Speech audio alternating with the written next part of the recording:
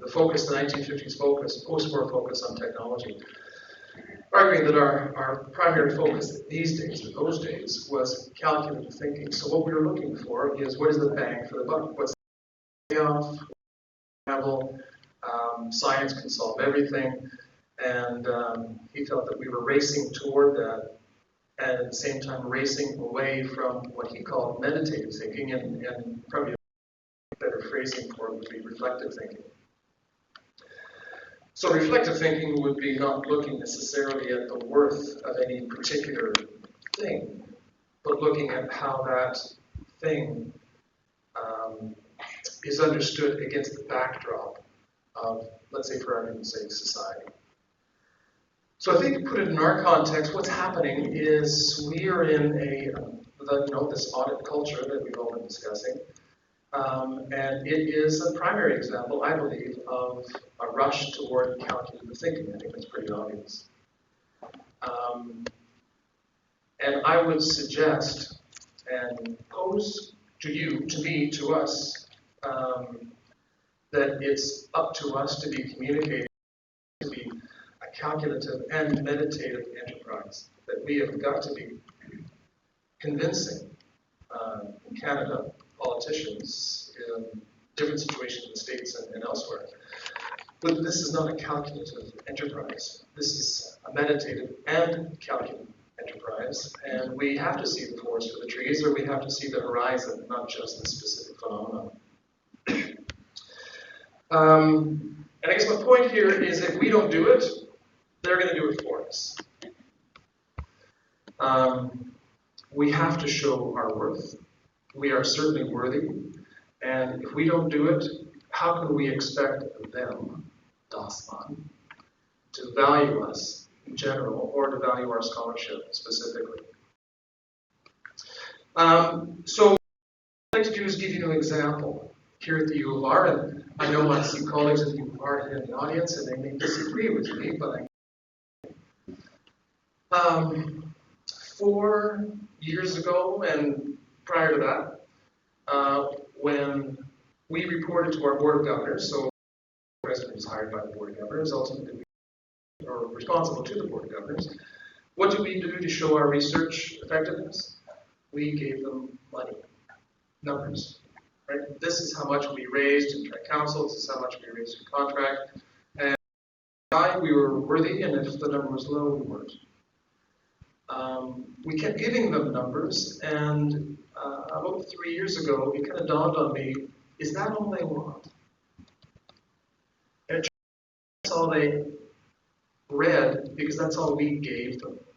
We did not try to educate our own Board of Governors, which, ultimately, again, is our masters in the university. I mean, they do eventually, run the place, I suppose, from a very high level.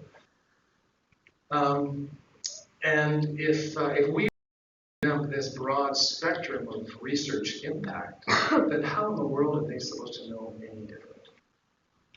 So we started on this journey about 3 years ago to open up, again, going back to Heidegger here, open up the possibility of giving them more information to see if they wanted it, or if they understood it, or if it made a difference. And I'm thrilled to report that they sure, they want the financial information, obviously, because they are, they have to have it. But they also want different measures of research impact. So we, and I think tonight Nick Carlton is in the stage left in the top corner. He's going to be giving you a closing remarks on research metrics, and I believe the good, the bad, and the ugly, I suppose. So we're giving them different measures of research metrics, not just the number of publications, not just the number of citations, but formulations within. But that's not all. We're also giving them what our scholars do in terms of policy change. We're giving them what our scholars do in terms of social media. We're talking about our fine arts performances. And what I'm really doing is begging, borrowing, and stealing from our own Federation of Social Sciences and Humanities, where they're looking at a very broad set of bins for what research impact is. For the first time in the university's history, there's a vice president research narrative to the Board of Governors, in which I'm able to talk to the Board of Governors about all of these things, not just the stats, but the wonderful things that are happening that don't really fit into a Thomson Reuters impact graph, or don't fit into a revenue balance sheet. The Board of Governors is consuming this voraciously. And it gives me hope. It gives me hope that this audit culture of tremendous accountability, it's true. But I think if we as scholars, I think we as administrators, the president has just walked in, so I've got to be very careful now. That we do a good job at communicating, not only to people like our Board of Governors, but we do a good job at communicating to the public. We do a good job at communicating to the government of what, and again I use this cautiously but with intent, because it is kind of a corporate phrase, what our value proposition is. They need to know that what we do does not have to be repeated. What we do may have impact 20 years from now. Garfield at a conference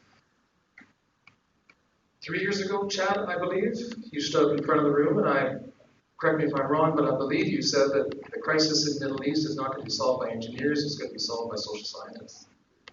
It's going to be solved by political scientists, by religious studies scholars. And those religious studies scholars that were studying the topic 20 years ago. Not just. It's true. We're in a challenging realm of research impact right now. We're in a challenging environment of accountability, but I do have hope that we can communicate our tremendous importance in society.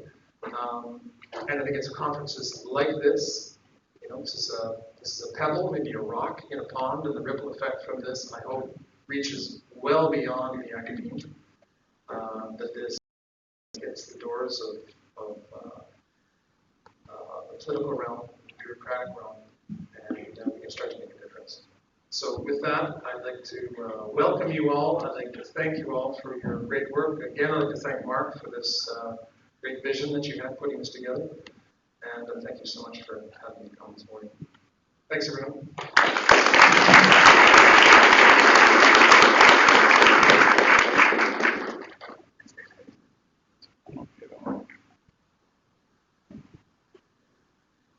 Good morning, everyone.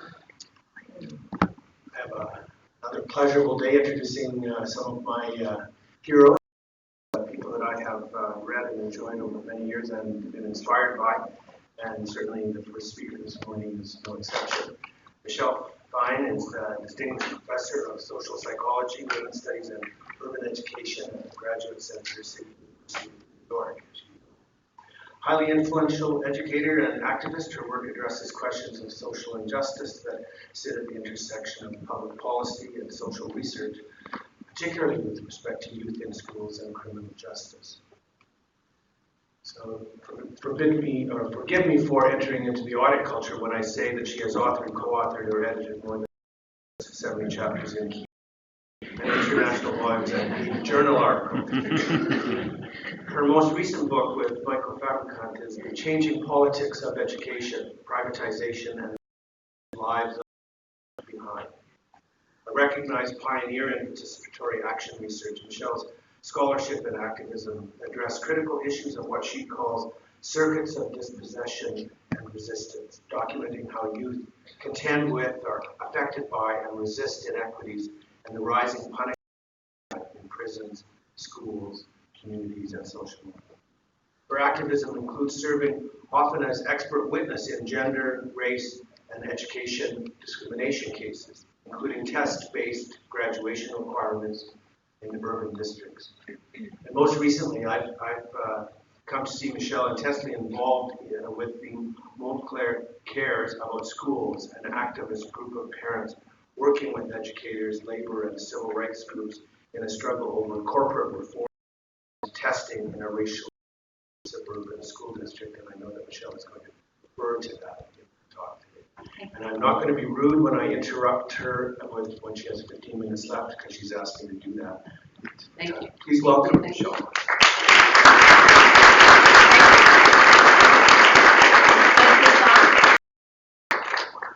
Is this on?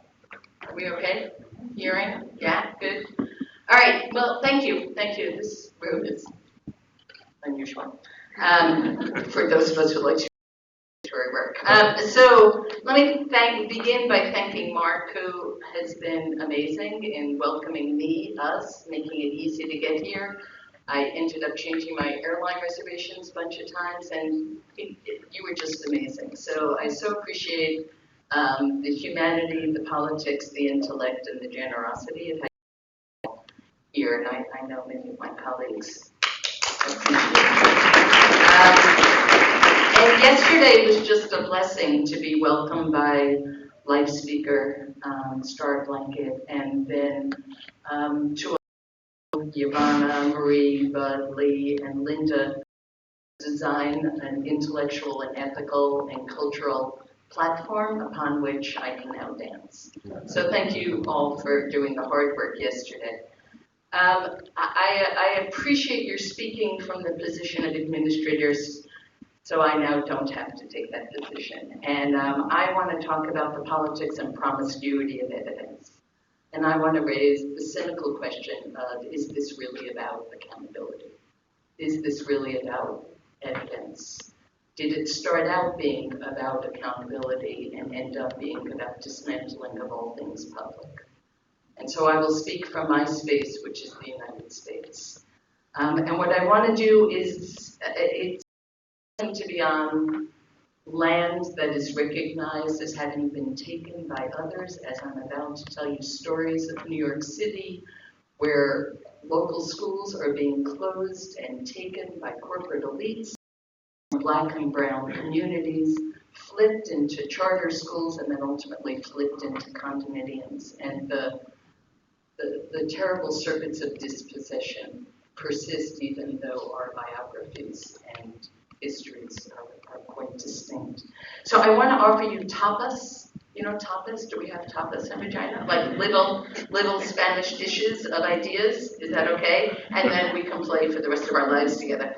So I've rewritten this talk 1,000 times, including last night. And what I thought might be helpful are kind of three ways of thinking about evidence, because the truth is I'm actually pretty nerdy, and I am a social psychologist, and I'm actually interested in evidence.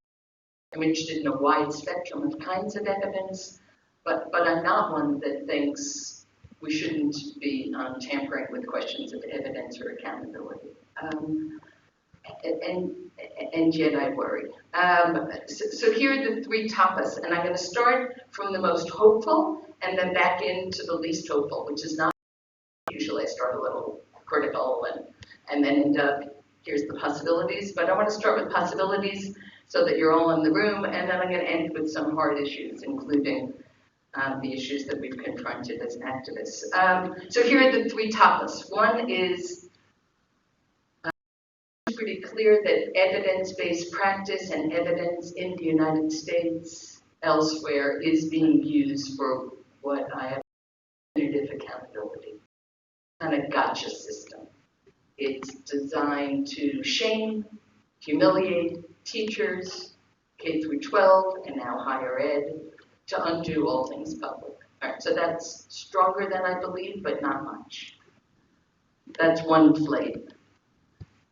The second that I really won't get to deliver, but I want to say aloud, particularly in the midst of your recent TRC report, and having just come from South Africa, is I worry a lot about evidence displayed and ignored. I worry about the aftershocks in South Africa 20 years later, after the TRC, when so much of that evidence was nudged. You're in a much fresher moment with your TRC report. I live in a country where we now have a pornography of watching Black men get shot by cops. You can watch it every night on the news. And we're fighting for cops to have cameras so that there's evidence. And there's evidence. And almost nobody's being held accountable.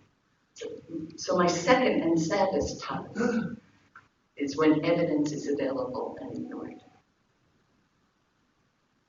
And my third, where I will begin, begins where Bud and Linda ended, which is what does it mean to engage participatory research with communities, with social movements, to gather evidence that is meaningful to the local, to the political, to the ethical, to the cultural in participatory action research. All right, so can you imagine those three different topics, all of which are called evidence?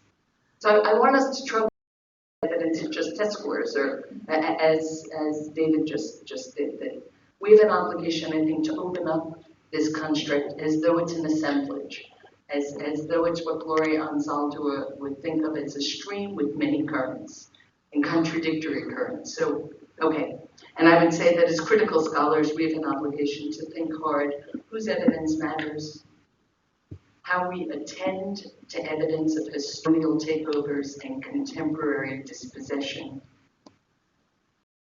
Our role, particularly public universities, which is a meaningful distinction in the States, maybe less so here, in public universities to speak the unspeakable about whose evidence counts and what we do once the evidence is apparent. All right, can you hang with me around those things? Okay. So my most obnoxious tweetable is the neoliberal dismantling of all things public is currently in drag as accountability.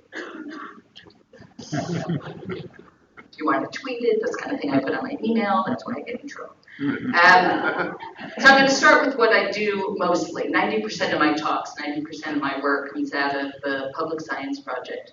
Public Science Project is a collective of researchers, activists, community people, formerly incarcerated folks, school pushouts, etc. At the Graduate Center and through the Graduate Center, we come together to engage participatory action research. We do critical theory, we engage with local practices, and at this point, we're mostly working with social movements that are interested in a broader conception of evidence if they are fighting aggressive policing in the South Bronx.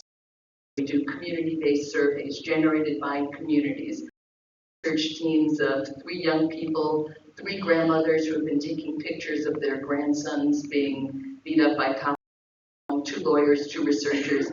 Together we're the team, we create the surveys, they distribute the surveys.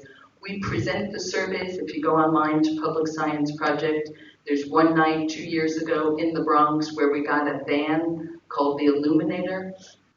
It's got like a bat signal that like can project, and data from 1,200 surveys in the community, as well as secondary analyses of the police data from the community, and we did a public letter to the New York Police Department. Dear NYPD, we are the Mars Justice Project, and it was at 7 o'clock, and we had Dominican drummers, and then the sun went down, and all of a sudden, and we only had 3 minutes because we knew the cops were coming.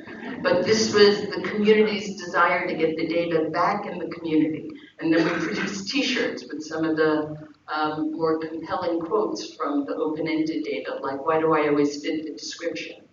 And it's very sobering. In my office, I have a child size of that t-shirt. And what we found there was, of 3,798 stops that year in the South Bronx, 60% of older folks, over 40, had been told to move or keep moving when they're just standing in front of their building. 72% of young people were called racial slurs that I won't detail for you, or sexual slurs that I won't detail for you. Very high rates of stop and frisk, throwing kids to the ground, and 92% of the stops were innocent, did not result in either drugs or a weapon. And on the Illuminator, one of the bat signals said, you stopped us 3,789 times and you only found 8 guns. And last week, the local church did a gun buy and they turned up 70 in an hour and nobody called us the N-word or the F-word. So that's the kind of work we do. We do it, and we've got a group working in Brazil, working in South Africa of colleagues. In the summer, we have incredible critical power institutes where teams of activists and researchers come together to the Graduate Center. We spend a week. Lee, Eve have participated in this. We've done work with Linda's folks in New Zealand. That's mostly the work we do. And what we're interested in is generating evidence of meaning on the ground to inform policy and social movements around criminal justice and human rights. Okay, so that's good. That's as good as it's going to get, guys. It's going to get. I want to actually say, before I get into the really creepy stories, rivaling Yvonne's capacity to remind us of what's happening in the States, I want to say that those of us who care about evidence in a deep and critical way, I know these are really hard times, but I actually think it's winnable. I think we're actually very good at getting they, whoever they are, and your they is my they, sent 5 white guys or whatever. They've got very deep pockets. They own the media for the most part, the mainstream media. But I have to say, for being involved in so many of these movements, hearts and minds are available. Mostly people want to do good things. They want to live in more just cities. I know cities and prairies. They want to go to schools that are organized around creativity and imagination, not test scores. They want to live in neighborhoods that are safe but not abusive. They don't want no cops. They just want to be policed in dignity. Right? So I actually, if there's a takeaway, it's that those of us who are committed to evidence, we're going to win. I don't know if I'll still be alive, but we're going to win. And because I think the folks who are interested in short term, they actually have no sustainability plan, and they're not very good at what they do. So here's all the evidence of how they're not good at what they do.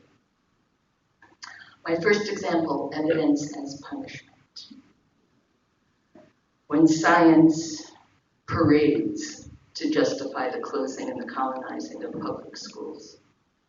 I wrote the book Framing Dropouts in 1991. It was a critical ethnographic tale of a school building serving Black and Latino young people, most pushed out and disposable well before graduation. In 2009, almost 20 years later, I learned that Brandeis High School, I had never used the name before, was going to be closed. The powers that be decided it was a failing school. No coincidence, the gentrifying Upper West Side, where Brandeis High School was located, was suddenly filled with young, white, and wealthy families, and they wanted their own high school. When I heard they were closing the building because of evidence-based failure, I was outraged. Right? For years, parents, teachers, community, we have been saying this is a failing school. It's miseducating. Invest in the school. They didn't invest in the school. They created alternatives that creamed out very motivated young people, and they created a deeply disinvested school. And when they were white enough, they decided to close it and reopen it for the new families. When I heard that they were closing it, I went back and I looked at the book, and I read the preface. It was 1988 when I sat in the back of what I then called Comprehensive High School Auditorium, and I cried. Salty tears of joy and rage. 250 young people walked across the stage with flowers and corsages, cheers, and the rapid lights of cameras flickering for the school. This was a school of 3,000. 250 were crossing the graduation line. Mothers, aunts, fathers, siblings, grandparents gathered from the Bronx and Harlem, Puerto Rico, and the Dominican Republic to celebrate their babies graduating high school. Let's read, I just want a moment of silence for the 500 missing bodies. In the school of 3,000, barely 12 graduated. Where were the disappeared? I wrote then, if this were a school with middle-class white students, everybody would be outraged. It would have been closed. What we tolerate for the poor is unthinkable for elites. At Brandeis in the 19th, certainly since, I learned that it was normative for Black and brown bodies to drain out of public institutions without diplomas. Few were alarmed by the disposability of a substantial majority of students of color. Progressives and conservatives explained the leakage differently. Progressives talked about structural racism and capitalism. Conservatives blamed the kids or their moms or inadequate intelligence. But they both agreed that it was inevitable that only a small group would graduate. Little did I know, but no, Yvonne, limits of ethnography. Little did I know in the late 1980s that mass incarceration was being drip-fed into the darkest neighborhoods of New York State. State coffers were quietly realigning budgets, migrating monies and bodies of color from schools to prisons. In 1973, the New York State prison population was 10,000. By 1980, it was 20,000. By 1992, it was 62,000. So as I sat that day in that gymnasium, I didn't realize that the state had other bids on these bodies. Only later would I learn that since 1989, there had been more Blacks entering the prison system for drug offenses each year than there were graduating from the State University of New York with undergraduate masters and doctoral degrees combined. Almost 25 years later, after generations of disinvestment and disproportionate placement of difficult-to-teach, overage, undercredited students into the building, in the midst of a swelling inequality gap, Manhattan has the largest inequality of all the boroughs. New York City is one of the highest in the country. In the state, New York State, one of the highest in the country. The United States is one of the highest inequality gaps in the world. At that moment, when income and real estate and human security were being declared the main, at that moment, the New York Times declared a crisis was finally being declared at Brandeis High School.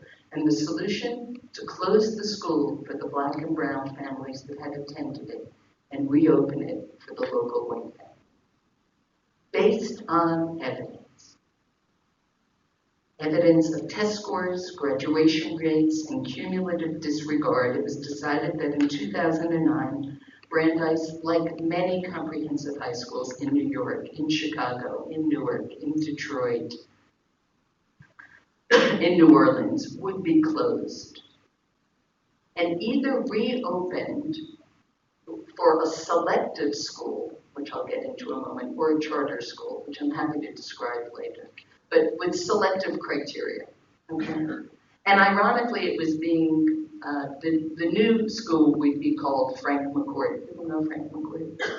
No. Anyway, I'll tell you later. Anyway, the idea that like Louis Brandeis and Frank McCourt, two of the coolest white guys, right, who understood class politics, were being kind of traded for this race-class deception. So what I wrote is Frank and Louis would shit if they knew names. That's why I get foiled. Community activists and educators were deeply engaged in challenging Brandeis's makeover. Most of the community meetings were cordial and seasoned with discussions about diversity, meaning bringing white people back into the building, which is what diversity means at that transitional moment. But then there was a slippery discourse of white deservingness leaking through the doors. I guess this school, one parent said, I guess this school will be for 3s and 4s, reference stakes or signifiers that are burned into the souls of children in New York City. Children say, I'm a 2, I'm a 3, I'm a 1. 3s and 4s are gooder. Another parent said, you know, if we're serious about getting these kinds of students back into Brandeis, we're going to have to remove the metal detectors and the police. New York City has 5,000 NYPD in the high schools. They work for the NYPD, not for the education. And a woman facilitating the discussion said, you know what, if the other schools want to keep the metal detectors, maybe our students, the Frank McCourt students, should use the back door. And soon the discursive architecture of separate and unequal, what I used to call the discursive architecture of apartheid, and then my South African friend said, please don't use apartheid as the metaphor, call it Upper West Side. right? So the discursive architecture of separate unequal was flooding the room, being spoken by white and African American and Latino prospective parents. A number of community members said, wait, this school has already betrayed Central and East Harlem for 30 years, and now you're up and open a group of young people, and the community will lose access to the last public institution it has, except for cops and military recruiters. Somebody said, how about a preference, at least for the siblings of the children who went to the building? And the administrator said, no, the building will be open to children citywide based on choice and using criteria that are demographically neutral. I'm so glad you just laughed. I have to explain what's wrong with that. Students who satisfy the published criteria, a 3 or a 4 on standardized tests, submitting a written sample in English, good attendance, grade point average of a 3.0 in middle school, are eligible if their parents know to submit their names into a lottery. And then the lottery is actually fair.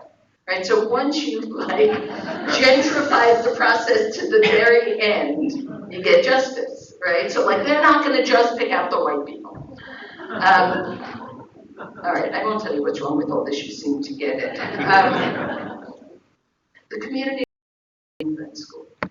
That school was basketball. It was English language classes. It was sewing and embroidery and parenting classes and programs run by and for the community. The building belongs to these separate charters.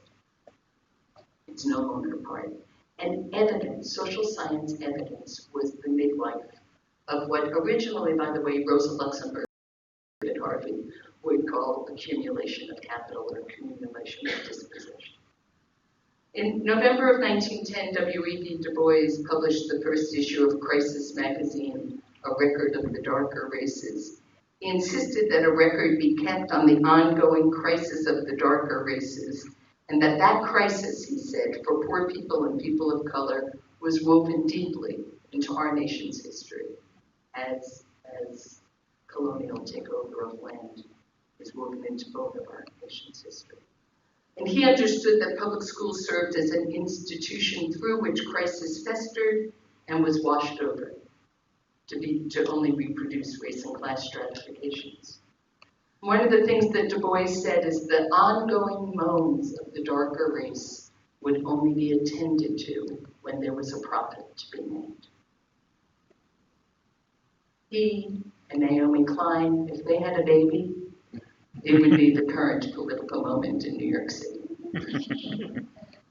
The consolidation of white supremacy and economic privilege masquerade as innocence, doing good for the community, saving bad schools, civil rights, educational progress, as long as we don't pay attention to those bodies that have been tossed out the window. That was scene 1. Scene 2, maybe called The Empire Strikes Back, or the voracious, aggressive appetite of elites to get their way. And the only thing I would disagree with yesterday is when, I think, Giovanna, you might have said that, elites promote an idea of individualism or individualism. But they do as long as you say yes to them.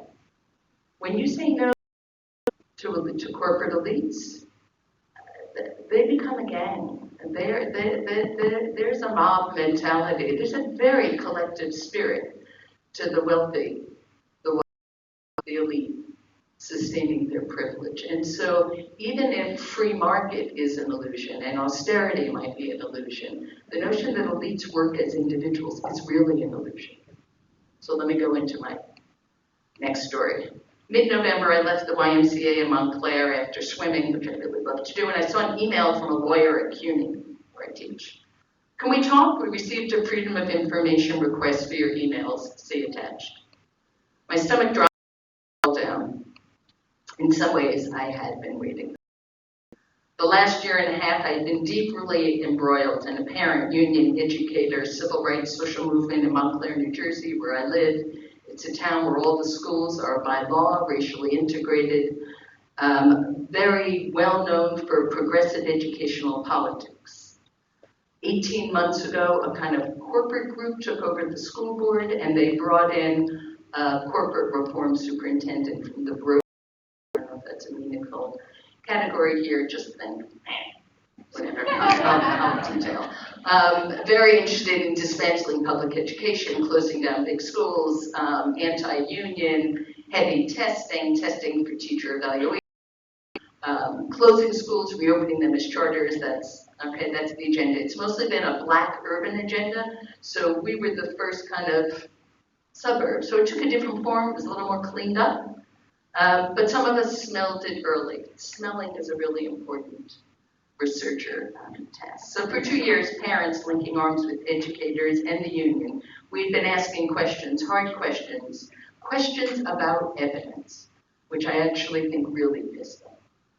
Right? Like we were questioning, where are you getting your data from? And why are you saying there's a gap? And then why are you saying you've narrowed the gap, right? Number one community for racially integrated families, and we delight in the number of queer families in town. All right, so these corporate reformers were doing what they do in the States, maybe they do here. They were dangling the tragedy of the illiterate Black and white as the reason that they had to evaluate teachers, fire teachers, close schools. So it's a kind of syrupy tragedy of the achievement gap. I don't know if you've got that yet. Or you should be. Really should. Sorry. I know they want to do it with Mexico. You should do it. So while they were dangling the tragedy of the illiterate African American child, which is the poster face in our town, they were also cutting supports for the most struggling students.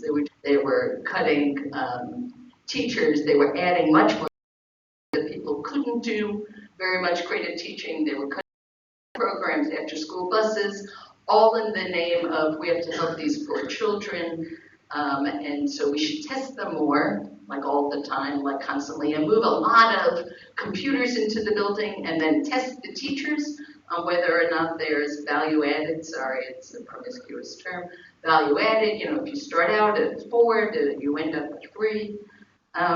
So a lot of us started asking questions, and I have to say that there was a strong chill through the schools. The experience of surveillance, punishment, shaming, and potential negative consequences for teachers was vast. And this is in a town that had been lots of the schools, they're all magnets, they were teacher generated. It's an unfinished project. There's lots wrong with the schools, but there were places where teachers were supported, educated, etc., educating each other. Professional development. In October, after the superintendent had been there about 2 years, all of a sudden they announced the miracle of the closing gap. Again, I know we do this in the United States. We had one in Texas.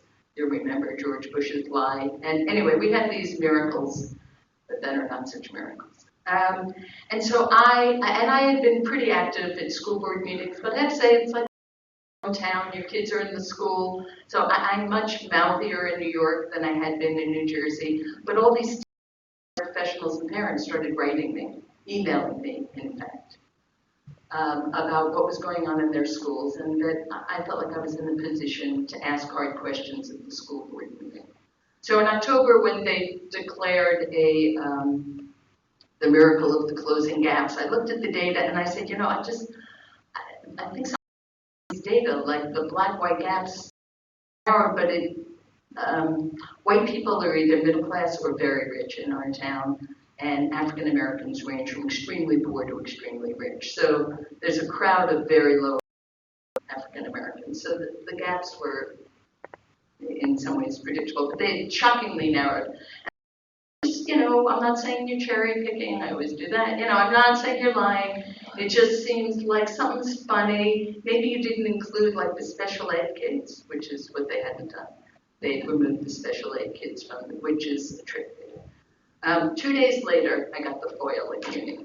And the FOIL read, anonymous, would like access to all of my emails between myself and 38 named people. They were the black mayor, the progressive black town councilman, the progressive black guy on the Board of Ed, unbelievable friend of mine, black president of the teachers union, then a bunch of racially diverse parents, teachers, civil rights leaders, and journalists. It was straight out of McCarthy. You know, go for the educator, the journalists, go for the trade unionists, and go for the civil rights folks. 15 minutes, that's ridiculous. Okay, so it was really bad. It was really creepy. You know, I know I'm on TV. So when I first got this, I thought, well, CUNY is not going to cave. So CUNY took the position that because there was a freedom of information request, and we are a public institution, that they actually had to do this search and hand over what ended up being 1,000 of my emails.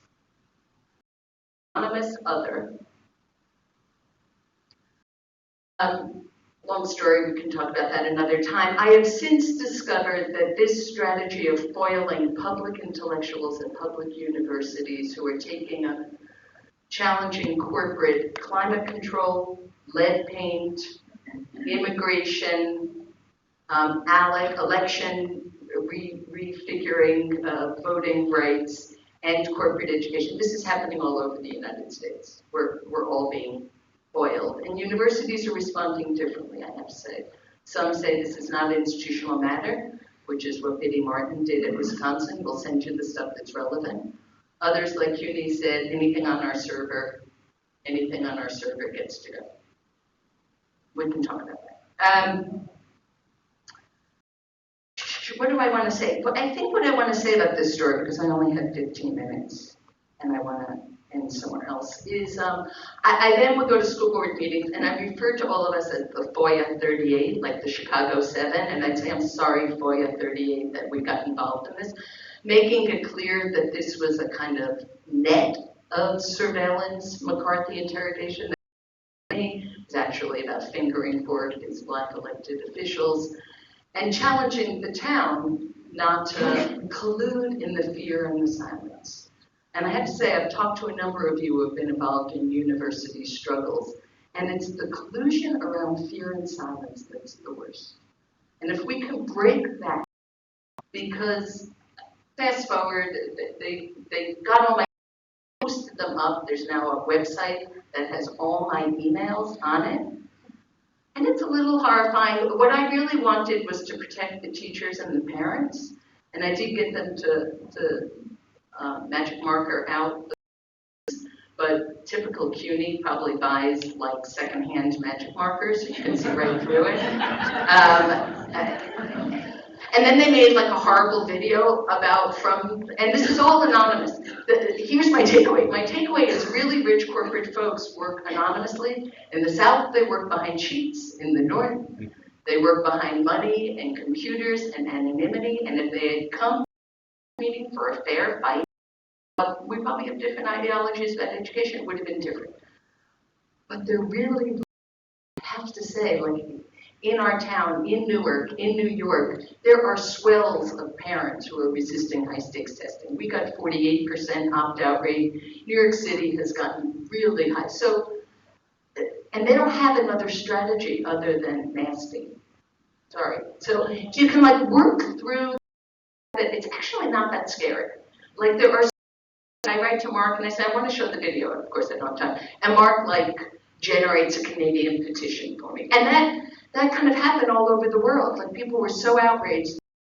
Privatization of K-12 around evidence, academic chilling and intimidation of higher ed comes together in this case. And to end with thoughts about higher ed. There's good reason for us all to be suspect and cynical. It's an enclosure. It has decided who can do knowledge and who can't, who has access and who doesn't. At the moment, I prefer to see higher ed as an assemblage, as a set of very corporate for sure, colonial for sure, transformative maybe, potential, idealistic. I reread the Edward Said essay, Lost Causes, a lot. And he's got this beautiful essay where he says, you know, if we concede that it's a lost cause, It's over. And actually every revolution has resisted the pull, the existential pull toward the lost cause. And I think of the notion of survivance, of survival and resistance, an indigenous notion, as those of us who are in the academy, if we're going to stay there, we need to consider it an assemblage where there are these possibilities. And then fortunately we have administrators like David and your president and Linda who are working on the inside to create space. So I think we have 4 strategies. From the tiny to the large.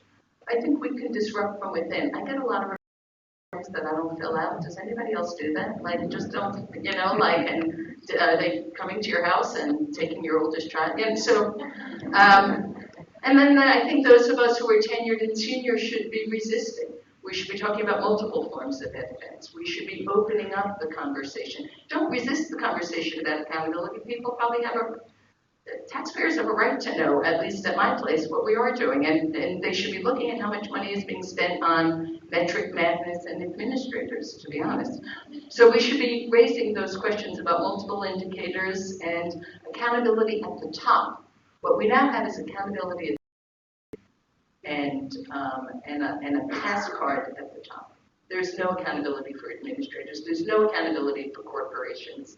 There's no accountability for the corporate reform education movement. Everybody knows high-stakes testing hasn't worked, and yet they keep challenging the evidence that challenges them. All right, so we need to resist. The second is that we need to organize within our institutions across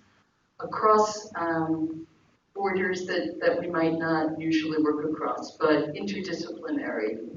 We've been working on both Dreamers, access to higher ed, but also the incarcerated people have been excluded from higher ed. And Muslim students are under surveillance and how police are present in schools. And so we're creating kind of networks within that bring together the ed school, but with other movements on campus to understand there is a movement to reclaim the illusory notion of the public in public education.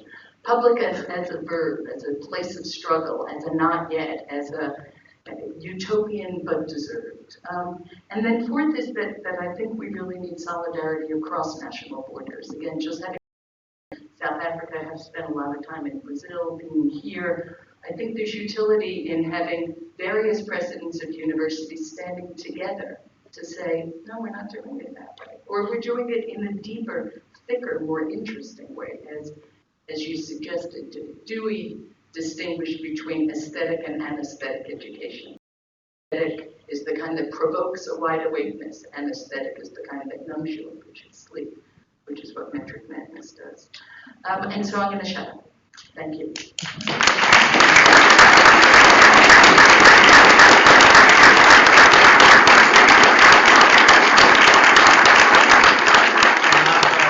have at least 5 minutes for the discussion. Good. Go ahead. Just wanted to start by thanking you for that talk. That was really wonderful. And I spent 4 years teaching in Baltimore City, and so a lot of that was quite familiar to me. But and I don't know if this is a question so much as a comment, but I know that we often have this of the United States as this, with failing schools and the segregation and all of that. But I think that there is a great danger in us as Canadians thinking that we are any better. There is just as much of a huge gap in terms of First Nations, Métis, Inuit learners here, and that I think the myth of Canada as the land of equity is incredibly dangerous. Yeah, no, I have a colleague, Martin Ruck, who's from Nova Scotia, he's Black Canadian, and he said, boy, we Canadians really lucked out being next to the United States because it's easy to look good. I want to get to your point about the gaps, and I was talking to Linda earlier about this, and Laura and Eve, because there's so much of the accountability equity stuff, the good parts of it started with a concern for those gaps. And what we have watched is an industry of gap gazing and then gotcha. right? So it's really easy to go to any school in the United States and compare low-income African American to high-income white kids, and we're going to have a gap. And we should be paying really interesting attention to detracking and class size and rethinking the curriculum, educators, and getting rid of people who are terrible. I have no problem. But instead, it becomes an industry of gotcha, fear, anxiety. People are scared. The good ones are leaving in a lot of those schools. Mediocre ones are becoming less good, and everybody learns just to teach to the test. And so the shrinkage of the curriculum is unbelievable. I was so interested yesterday to hear about reimagining curriculum and Lee's talk about learning, in professional development in many of these schools is now looking at Excel spreadsheets saying, oh my God, we're Black, we're Latino, immigrants, special ed, compared to high-end what? Well, that story was written at the birth of our country, at the original genocide, at the original slave. We did that story. And now the question is, are there transformative possibilities? And another talk, another day when you come to New York, is about all the wonderful things going on in schools that have a little bit of freedom, where teachers are doing amazing work, thinking about gaps, not as gaps, but as communities of learners who bring different gifts, different strengths. Yes, and yes, why don't you both say them and then I'll done? Is that good? Okay, Dawn Basie from York University in Toronto, probably one of the only Faculty of Science and Engineering professors here. So my question to you is, I'd love to hear later on in the chat with you how you think different universities are handling the FOI requests, and I would challenge everyone in this room to do an FOI with the federal government if you have been speaking out against to find out what they're saying about you, because I've certainly got that in motion on me, because I was one of the only scientists at the American Association for Advancement of Science 2012 Symposium pointing out the muzzling of federal government scientists who was prepared to go on the record. They couldn't actually find anybody, and I am a full professor, so you're quite right. One of the few people who can actually, at this point, speak out with impunity. But I can tell you, I am being watched, including by my own administration. Yeah. Well, what's cool about that, though, is that might be an action item that comes out of this conference that we all FOIA, because FOIA is a good law. It's our law, right? We shouldn't trust our law. It's just being exploited by folks who want to privatize public universities or using a public law to undo public. So, and then we could have T-shirts that say "botch bitches," right? It's another possibility. Go ahead, Len. Thank you for that wonderful talk. I think you've given us a stark contrast between exposure and explanation. Yeah. Exposure is a punitive practice. Explanation is at the heart of the educational enterprise. One could say that evidence is the outcome of engagement, and evidence is the invitation to further engagement. Put it inside that frame, which the theme of the conference invites us to do, then that's not the end of the work, but the beginning of the work of the critical interrogation of the provenance, impetus, and objectives of evidence as a product of engagement, and then where do you transform that into the kind of progressive agenda that you so compellingly incarnate, if I can put it that way.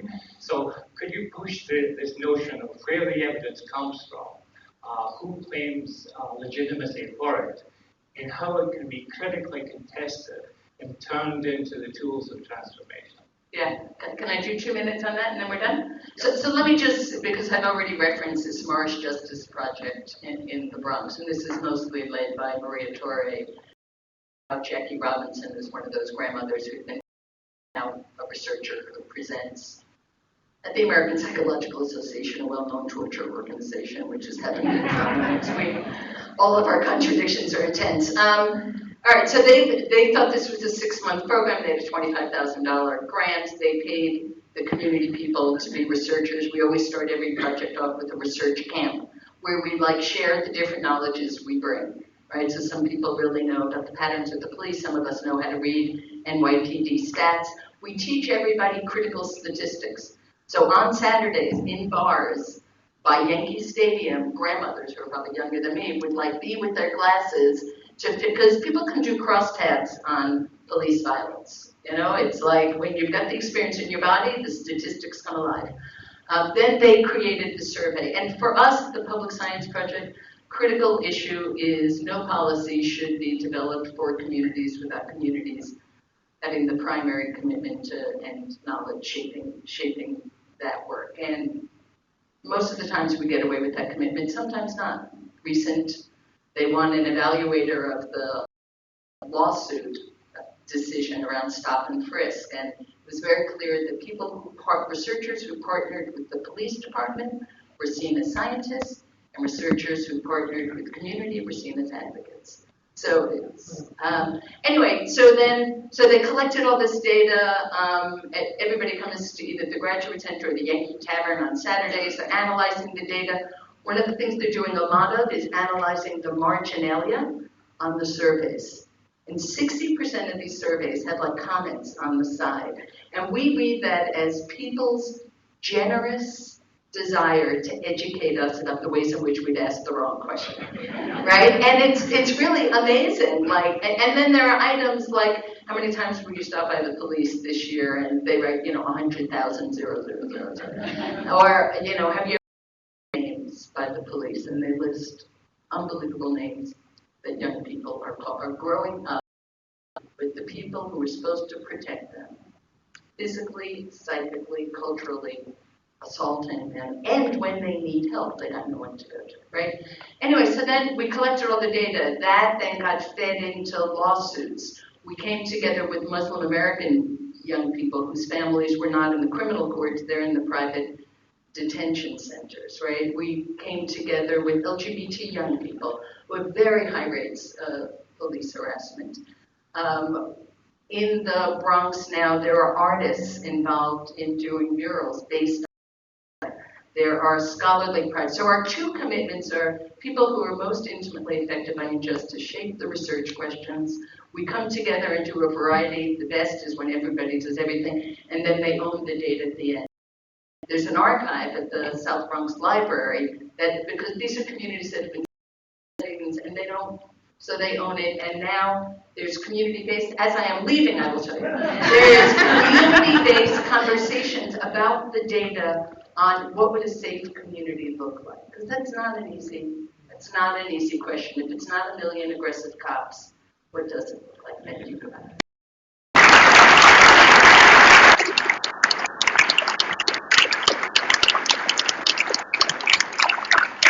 This is a tough job, We have 10 minutes and we'll reconvene at 20 after for our next.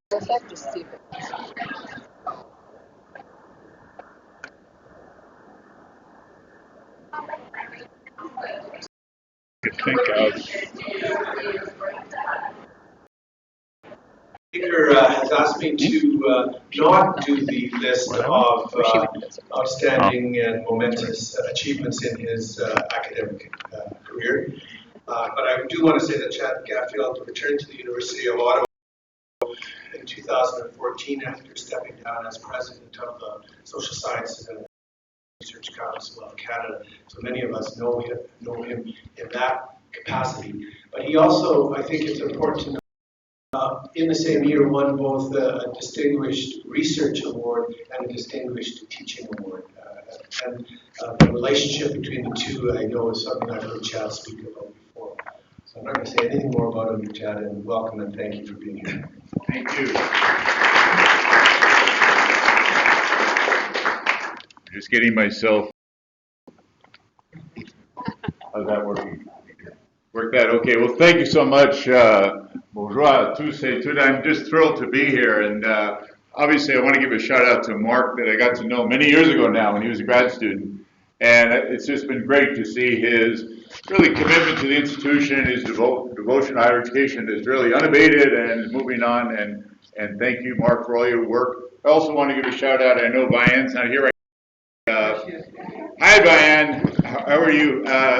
Bayan, you think about her as the university president, but I think about her as someone who was just absolutely at the heart of my efforts when I arrived at SSHRC to recognize and deal with a whole variety of challenges, but also to see some opportunities. So I'll be forever indebted to Vian Timmons, who's a great champion across Canada and internationally for the importance of studying people and possibilities of using better understandings of human thought and behavior in the past and present to build a better future, and that's terrific.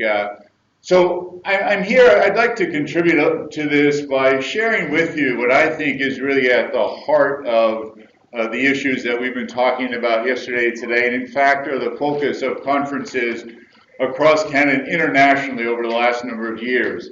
And that is, I think for me, this title presupposes two things. One is that having a narrative, the story we tell ourselves institutions, is absolutely key, really important. I'm not going to unpack that, but it's a presupposition of what we're, I think, going to deal with today. The second one is this notion that we can do better as universities, that we've been losing it at some level. Now, I'm an historian, and I want to point out that there is no golden age of universities. My first introduction to this was a master's student at McGill back in the day, in medieval history class, and I remember I did a term paper on town and gown relations in medieval universities. So I think we're going to think about that a bit. On the other hand, I do think there are opportunities to do better. The other possibility, and I'll have 5 suggestions at the end, is how we can do better and how we can perhaps get it back. But to start, I was thinking about, and I was thinking, well, you know, it would be good for us to think about what are some really good examples of institutions across society right now that are succeeding in terms of articulating the value proposition, what they're doing, why they're doing it, and that really have a compelling narrative out there. So I thought we'd just take 60 seconds, very quickly, what jumps to mind in terms of when you think about across society out there, I think is really meeting the challenge of presenting a comparative, what they do, why they do it. Okay, so can we do that? 60 seconds, let's go, just call it out and try to get there. Who's doing well? Apple's doing well, company's doing well, okay? Certain community-based organizations. Certain community-based organizations are doing well? Pardon me? Yes, voilà, merci beaucoup. Okay. I don't know more. I don't know more? Okay, so the suggestion then is, I mean, there were some thousands that came to our minds. There's some examples, but the suggestion is, at least potentially, that there's possible to present a compelling narrative. So we're going to think about that a bit. My first, as a researcher, my first real dive into this was when I got invited to contribute to the Historical Atlas of Canada project and be responsible for the plates in that atlas that dealt with higher education.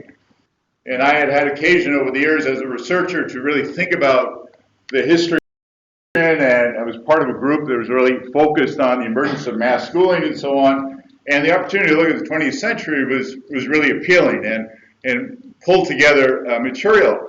And one of the first questions that really jumped to mind is when we think about the 20th century, do we think about the kind of rise of higher education in ways that we would think about perhaps the rise of mass schooling? Can we think about that? And is this sort of another version of all this? And we began to think about, okay, well, what do we know about universities in the 20th century? What can we say about them? And it turned out that there was very little research. And one of the things that was really interesting was that it was very with studies that looked at what difference it made in the lives of people who went to university. And part of that, we embarked on a project where we looked at Queen's University that really interestingly attempted to get an understanding of incoming students by getting them to fill out a survey. All kind of interesting questions, what they thought was going to happen to them, what do they want to study, and so on. Then we knew about their actual university experience, and then we could look them up in the alumni records and find out what happened. So we did a really interesting longitudinal analysis of a particular cohort. What I learned out of that the kind of common pictures we had of universities didn't really seem to resonate with the biographies of the individuals who actually went through, men and women. So that was really interesting. It got me really interested in what do we really know about the meaning of higher education and what that's done. When I was at the University of Victoria, I got involved in an effort. University of Victoria was going to celebrate its 21st anniversary as a university, and they said, well, how about we kind of have a conference that would deal with higher education. This was in the earlier mid-1980s when British Columbia government had, some of you may remember Bill Vander Zalm, who had decided that universities were not really the solution to all his problems. There was a lot of concern about everything from tuition through curriculum and so on. So we got together a conference, 21 countries, and what was so interesting in that process was because I became really deeply convinced that universities were living through, and in fact the larger society, a period of fundamental change.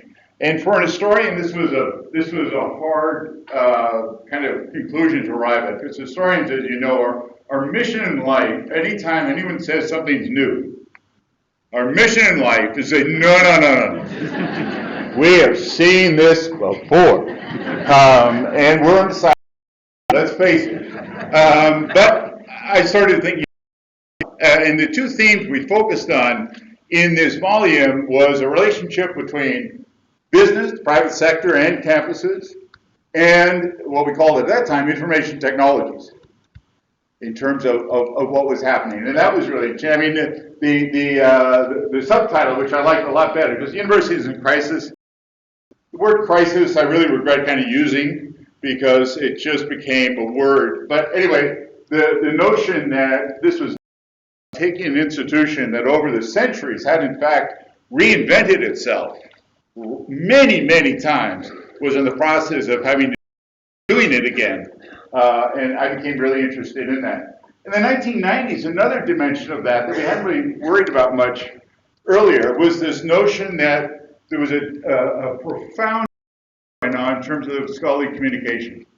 And some of you may remember, you may have been involved in debates in the mid-1990s that initially focused on and were spurred by the whole notion that those journal prices were going up crazily. Those commercial publishers were killing us. And there were questions around, wow, how did it come that we developed a world in which we would do a lot of research, come up with great insights and findings and so on, give them freely to the private sector, and then buy them back. Like, how did that happen to us? And there was, and what was that meaning to us, and so on. And the financial side of it was loomed large. But when the actual, when the actual task force got going, and this crisis that was really initially seen in frankly financial terms, came out, and the report that was eventually done, it's fascinating, of course, none of this stuff's on the web. Anyway, one of the big conclusions was the notion of, first and foremost, among these changes, phenomenal body of published knowledge. And what I found so interesting about that was the notion that, and I, even as an historian, I hadn't really embraced this idea, that it really was in the later 20th century, probably from the 1960s on, that we really started to take seriously the challenge of understanding the world, people around us, and so on. I mean, it's fascinating, across fields. When you think about, even in the natural science, engineering, physics, the early 20th century is largely, Einstein, piece of paper, having some thought experiments. But it was during the 20th century that people got really serious about that, build synchrotrons and so on. And when we think about human beings, how recent we really started to get a lot of research. The other aspect of those, it got into this notion of, this time it talked about in kind of interesting ways, the fact that researchers and students in the 90s rely extensively on the internet. And this was already in the mid-1990s. And what does that all mean in terms of the information, and how does that change things? Well, there was a recent couple of years ago now, and AUCC got together a workshop. Some of you may have been at, and the reality of the matter is that it came to grips with the fact that, well, hey, if you look at the evidence, we can interpret it, as Michelle was suggesting, we can interpret this evidence and make up a pretty good story.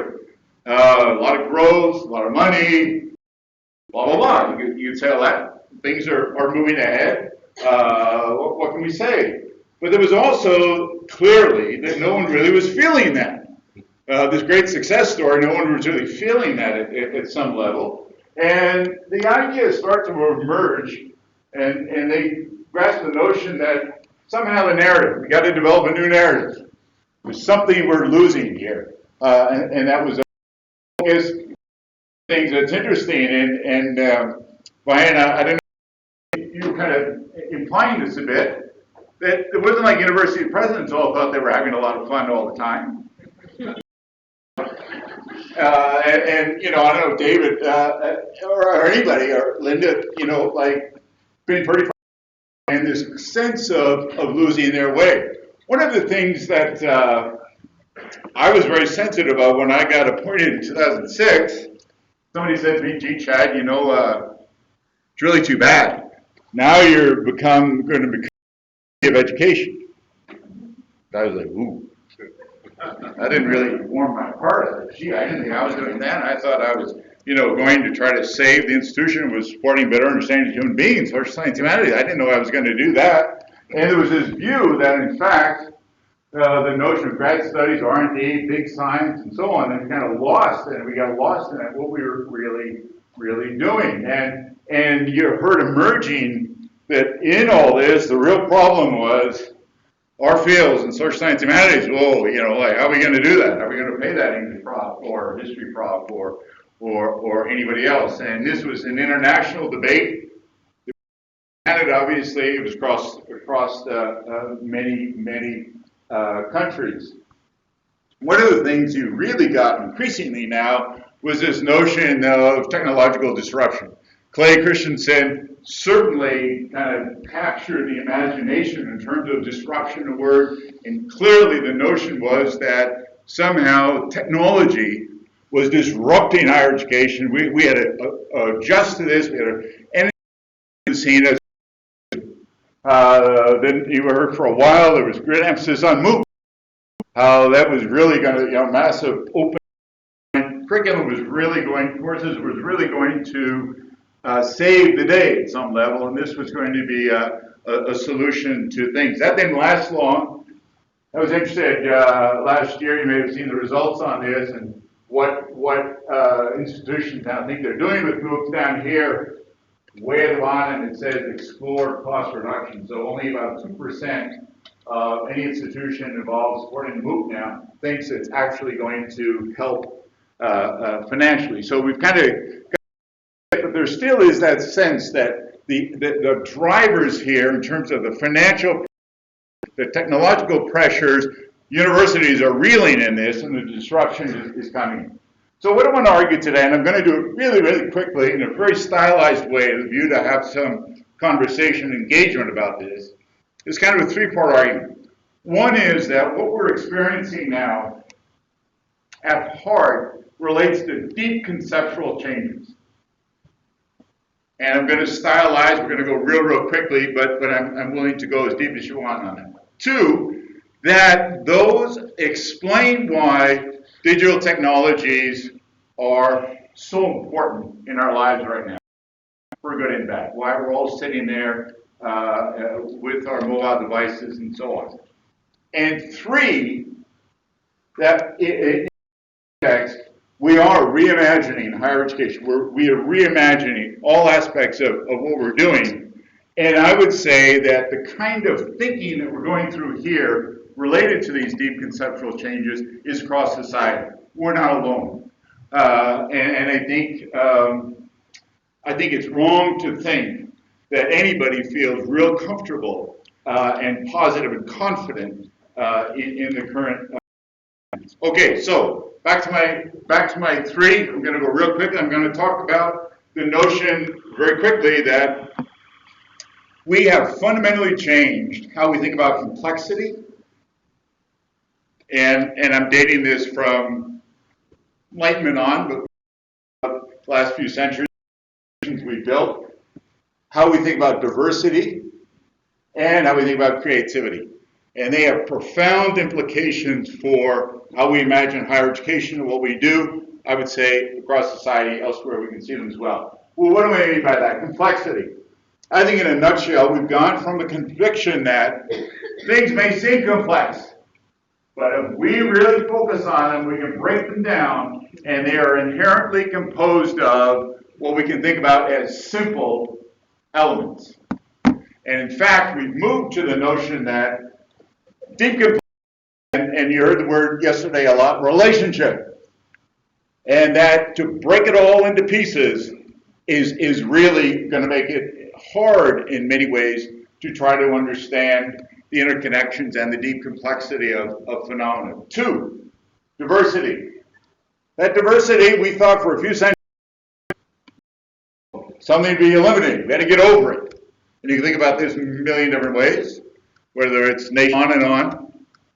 And now we realize that, and whether it's genetic diversity, economic diversity, on and on, there's an emerging sense that diversity is the absolute heart of resilience and strength. And 3, creativity. For many centuries, we developed the notion that there are a few people in society that are going to be really creative, and the rest of us, we're going to apply that. And now we know, in fact, that creativity is not elite, but rather can be tapped anywhere. Part of this, I would argue, and I argued it for a while, and I'm convinced about this, is that we finally started to take seriously the challenge of understanding human beings. We don't really appreciate that yet. When I think about in my field in history, when we think about all the historical interpretations, and you can go back to whoever you want over the hundreds and hundreds of thousands of years, you think about what that were based on, what evidence was being interpreted. And generally, it was amazingly modest. Amazingly modest. And it's really only, I would argue, in the 1960s, really, that we started to get serious about the challenge of understanding human beings and the extent to which that is really of what we're doing. The obvious example is mass schooling. For 2 centuries, we built school systems, and many of you have studied it, 6 ways from Sunday. How recently did we actually think about the way we did that? And, everyone's looked out and seen that. I mean, hopefully we haven't looked out and seen that. But believe me, we all thought that. And we're still here. So I think, so the first part, what does that mean? When we think about this in very, very different ways, we start to understand learning how to go on. That is why we're all struggling now to reimagine education in terms of the notion of transmission of knowledge. I'm real smart, here it comes. To the notion that we're not teaching content, right? That's not what we're trying to do here. And you will not learn passively sitting there. Already you're starting to think about what's for dinner. And when you leave this room, it's going to be really hard unless you focus in terms of those competencies. What the educators started talking about active learning is a special type of learning, and now we know it's the only one. And I use a lot of sports metaphors. He said to me, I hear you played some sports. Well, I like to learn tennis. I said, okay, you sit there for 4 years, and I'll talk to you about tennis. This is not going to go well. This is just not going to go well. So you hear this all over. Huge struggle for us. How do we get away from this? And how do we accept that, in fact, any kind of real engagement, learning, and so on can happen the way we've been doing it. And I think we've got to admit, why don't we get up and say, gee, we built school systems for 200 years at least, and we didn't really do it very well. So we're going to start thinking, and I know many of you are trying to this undergrad, and I know in history now, we've moved away from thing, sit there and try to learn the 6 reasons for World War I and regurgitate them and so on. We're trying to get students now. There's a great website at the University of Victoria. It's got students who are actually engaging with issues around race, justice, and land and so on by having students engage with that evidence and debate and discuss and so on. Terrific, terrific example. What's really cool about this is that this whole debate about citizenship, employability, and you got to make all these choices and so on. You only study history if you're really rich and not worried about your future. You know, it seems to me at least that one of the things that's great is that in terms of having ethical judgment, integrity, intercultural skills, capacity to continue new learning, and so on, all those aspects, I think what we're really should be up about, in fact, is going to be compatible with trying to contribute economic research. For a few centuries, we got increasingly focused on the notion that, back to my complexity in diversity and creativity, that whole notion was, okay, we just break it up in little parts. You study that little part, I'll study this little part, and then we'll add it all up and we'll understand much better the whole thing. Doesn't work. It's like a jigsaw puzzle. You put it in a piece, it changes the whole puzzle. And we're just now starting to get that into this whole notion. We talk about the curriculum pyramid, and to word contextualization, to contextualize all the time what we're trying to understand. This is the one thing from Shark I'll show you that I did, and it just knocks me out. Okay, so here's the question. We did a survey. Many of you probably participated of this. We asked a few different questions because we really felt it was good to listen, to learn. My favorite question was about how you think about, how do you characterize your research? So this is anonymous, really rich data. Okay, we're going to give you 4 possibilities here. We group them. One is exclusively disciplinary. On the left, we're extremely interdisciplinary. And then 2 in the middle. Okay, got your bar graph in your head? This is 2008. I have yet to come anyway, it wasn't tested today, anybody who has accepted the fact that anonymously now, we are unable to say that we are exclusively disciplinary. It has become uncool in the extreme. And what's so that is that humanities and social science is pretty similar. There's some differences, but in history, of course, I always use history just to, why not? But the similarities, cross-pattern is fascinating, and that raises other kinds of issues. I've been really interested in these new fields, medical humanities, using poetry in terms of therapy, and all kinds of really interesting this whole notion of humanities scholarship, these debates going on in terms of epistemology and how we think about things are just fascinating.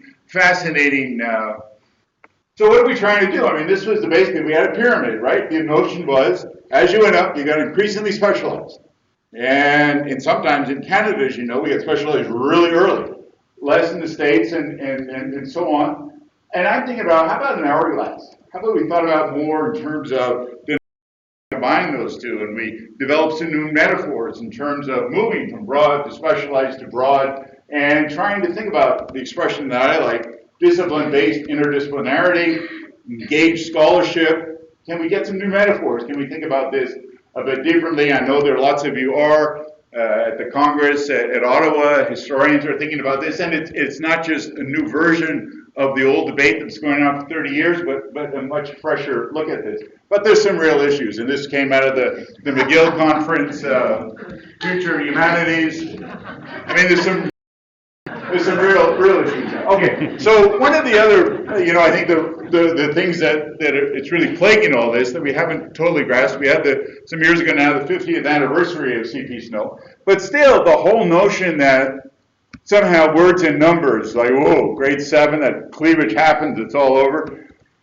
Our research in our field shows that, semiotically speaking, words and numbers are both representations of perceived reality. It's crazy to think about. I can't be comfortable expressing it with one and the other, and so on. Like, what is up with that? So we're having to learn a lot about this. There's a lot of evidence now that's trying to get rid of these horrible dichotomies. I think all those dichotomies, teaching, research, numbers, words, qualitative, quantitative, they don't hold up under our research that we've been doing. And you look at this whole STEM thing and so on, and this was a report that just came out last spring, and it compared, right, in terms of all the things you hear about in the news, the skills mismatch, salary, unemployment, global rank, in terms of our graduates, very hard to tell apart what the undergrads have studied. So how did we let that narrative get away from us? How did it come that somehow we kind of gave up? Oh yes, if you study those fields, you want a job. If you study history, you're virtuous. Well, hold on. The data certainly doesn't suggest that that's the big choice that we have to make. And we let that get away from us. And it's interesting now that we're just trying to get serious about this. And it goes to university at the turn of the century. I think it's surprising. To know ourselves is a good start in terms of thinking about all this. The last thing I want to is the whole campus community. Universities, basically from the 70s on, developed. They're going to help make a better society by giving them a better widget. And everything got into this tech transfer kind of connection. But we've abandoned that. We know now that, in fact, trying to make a better world, whether it's better schools or better health or better anything, businesses, anything, it's all about a much bigger engagement. It's a much bigger kind of engagement. It's across all disciplines. And I think it's a way of thinking about innovation, trying to make a better world that is an integrated way. And it's all about, at the end of the day, people. And there's lots of efforts. Bud Hall, who's one of my heroes in terms of how his efforts to cheer Canada and show intellectually as well as practically. Think about this, the whole notion of computer-based research. But that's not coming out of, I think what's interesting, that's not coming out of charity. That's not coming out of we've decided we've got to give back. No, this is a new way of thinking about how we advance understanding and make a better world. That is to say, it's simply better. It's moving us quicker. It's going to get us to better understandings, whether it's of the past or present or how to go forward. It seems to me we have to kind of embrace that as a way of thinking about, I think, all of this. Historical now to realize that historical perspectives on all the big issues of the day, whether it's environment or you name it, is absolutely key, and we've got to get engaged in that, become part of that, and collaborate, partner with the larger society. At the Congress I mentioned, Justice Sinclair made a wonderful presentation, but to some extent, it might have been a bit surprising, because what does he come out and say? Given the residential schools and on, he comes out and says, education is the answer. Universities have a huge role to play in this. And that the ball is now in our court. And I think respond. We're rethinking that whole scholarly response to trying to help make a better world is not going to happen in terms of a journal article for our 6 colleagues that it's not going to work. And I was really pleased. I got back to university. On their website now, the library is kind of trying to rethink that in terms of a much more robust notion of scholarly communication. We're trying to get away from the medium, and I like to think about this in terms of what we're doing. It's not about the article or the book. It's about the key work that is actually going on here is the generating, the filtering, and the curation of knowledge, ideas, insights, and sharing them. That's what it's about. And the means to that is not the thing we either should be counting or so on. It's a very different kind of thing. We're trying to get there. I know yesterday there were good discussions in the round table about how we've got a lot of work to do on that score. And it's been alluded to many, many times. All metric is part of it, but there are many others as well. One little hiccup here, though, which kind of, well, the University of Ottawa said, okay, fine, open access, we're going to help, we're going to give a bit of money in terms of helping people publish in open access journals. Something that I don't agree with, but anyway, we're going to do that, okay, fine, that's going to really help, and then we get oh, by the way, there's no more money in the fund. Sorry about that. So that wasn't very cool. But anyway, so the business model of this, shall we say, has some work to do. But the whole notion that we're going to produce work for the public and then give it to a commercial publisher to buy it back, like, we did that, folks. We did that. So let's stop it soon. Okay, so what do we do? 5 things, and I'm going to go really, really quickly. First one, let's get over those kind of false distinctions, those crazy things that worked maybe in the 20th century. I don't think they did, but anyway, and focus on advanced learning. And the notion that when students learn something that's teaching, and when profs learn something that's research, it's crazy. So let's embrace this notion. We heard that a lot yesterday, and it's not just by society. Society wants to learn. Let's help engage, let's participate, let's all move forward together. So what are some of the implications about all this? One, we've got to do much better. The old explanation we had about why the link between teaching and research, that doesn't work anymore. It doesn't. We're all in, I think, enterprise. We've got to reframe that. Similarly, this campus community connection. There's no knowledge transfer. There's no like, here it comes, folks. It's a collaboration. It's an integrated. It's a collective pursuit, particularly in a world of complexity, diversity, creativity, in which and crowdsourcing on and on. Smithsonian institutions realizing this, and many institutions now that are realizing that it's not the experts and a bunch of appliers and so on. Second, universities are realizing the undergrad and grad programs, getting away from the pyramid. I mean, these are. Hourglass in a minute, I don't know. Nobody else seems to like it so far, but I think it's a better way to think about it. It's a better kind of metaphor. I like specialization, contextualization. I like this notion of, I would say it doesn't matter, shouldn't matter. Whether at the end of the day your focus is history or chemistry or whatever, at the end of the day, come out of this with an integrated kind of learning and focus on what to think, the ways of thinking, critically, analytically, creatively, competencies, how to form meaningful questions, multiple ways to address them, how to partner, collaborate, listen, contribute. Okay, implications, prof-student ratio. It's a much better notion of thinking about that, and I think we've let that get away from us in bad ways. Experiential learning. All the success of that in various ways. Let's unpack that. Let's document that. Let's say why it works and how it fits in terms of this learning and obviously student engagement, and we can't just talk about that. Okay, so let's go.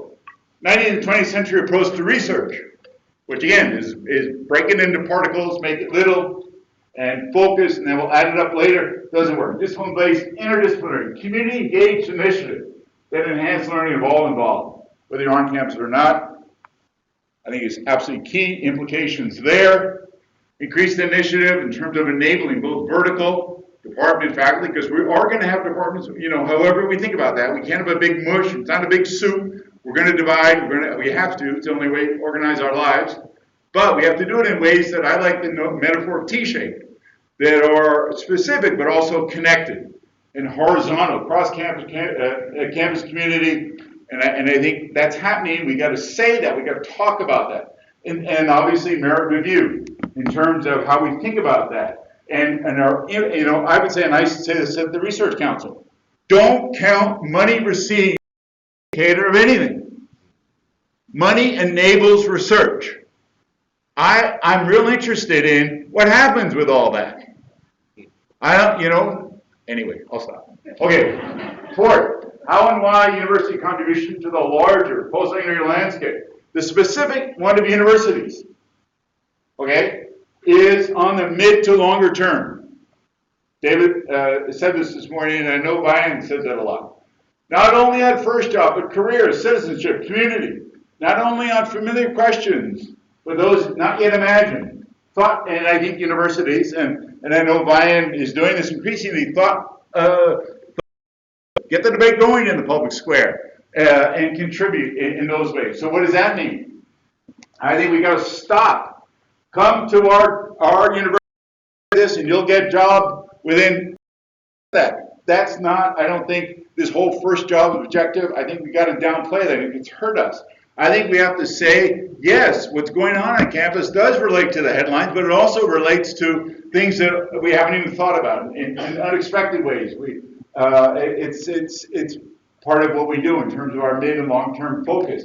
The insights and evidence that speak to current, we have to contribute that. We have to share that. We have to engage on that. And I think the other thing is this knowledge filtering and curation. I think it's absolutely responsible. Universities now have a key role in this. Filtering is going to happen, but it can't just happen with a Google algorithm. It has to happen, and it's going to happen in ways that reflect our devotion to this. And obviously, we have to tell our story. We have to show what happened, and I think the forensic approach is really good on this. To look back and see this, and I don't oversell. And boy, this is a danger, and we'll come back to this. Trying to claim that we're going to solve way too much. 5. The distinctive feature of universities' primary focus on advancing knowledge and understanding in Canada, we're public institutions, and I would argue even in the States we're public institutions in many, even considerable extent, given lots of studies showing how much public money goes into even the so-called private institutions. Universities prepare students for enhanced contributions to the larger society, cultural, social, and economic, expected and unexpected ways. Universities contribute knowledge and understanding to efforts to make a better future. So what are the implications? We really have to focus on the diffuse and pervasive public contribution to, I would say, I don't like counting patents, spin-offs. It's like, don't do that. Transform our tech transfer offices into knowledge mobilization and engagement centers. And I know many of you have been involved in that, and that welcome community partners that see that in an integrated way. Alan Shepard, like Vianne, is I think one of the really effective university presidents these days, and there are many in the room. I saw Ralph, where's Ralph? Ralph Nielsen, Vancouver Island University is doing some great things. Gerben was here yesterday, I don't see him today. But look at the list here, folks. They students will need financial assistance, appreciate culture, I think my one concern here is let's not think we can do it all. Let's get reasonable. We're contributing too. We're trying to help, but let's not guarantee, because I'm real worried the universities could end up with the same suspicion and whatever of elementary schools that claim too much, high schools that can claim too much. Let's not oversell, but this is a great way of thinking of what's really needed in terms of global citizens as we go forward. I'm going to end with Northrop Frye. I always love Northrop Frye because I think it's really important for us to embrace the notion that, yes, where we are now, we have to deal with that. We have to think that through. We have to analyze the past, present, how we got here, and so on. But the really important work is to imagine the future we want, and then to begin to identify some of the steps forward we can take to get there. Thank you so much. We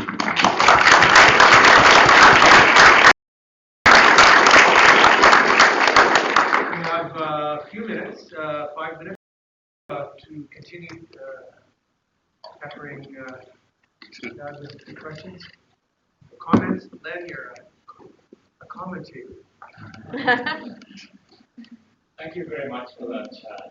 I have 2 questions just to press you a little harder and a couple of the broad and very stimulating characterizations you made. There seems to be a contradiction, or at least an alarming explosion of the desire to understand human beings. That the category of the human begins to fill the screen and elicit all sorts of activity from various corpus. That moment of the explosion of interest could be seen as also the moment of the imminent diminishment and demise of the humanities. I would like you to look at the between the human and humanities. You also figured among, you also recognize a shift in the understanding of diversity as contamination or impurity to diversity as a value connected to resilience. Why is it that you mark that as a shift to revaluing of diversity when we are all captive to the ultimate monoculture of market fundamentalism? That is, that the economic domain seems to be so powerful, so ubiquitous, in the very place which is so virulently intolerant to the notions of diverse economic activity? Okay, so great question. Thank you very much, Len. I think that in fact all of this could go horribly wrong. I love Michelle's optimism about this. We're going to win and so on. And when I put my head on my pillow at night, I like to believe that. But as my historian side also kicks in and says, you know what? I'm not sure at all. And so I think this could go horribly wrong in the 21st century. And I think it links, in fact, to your second point.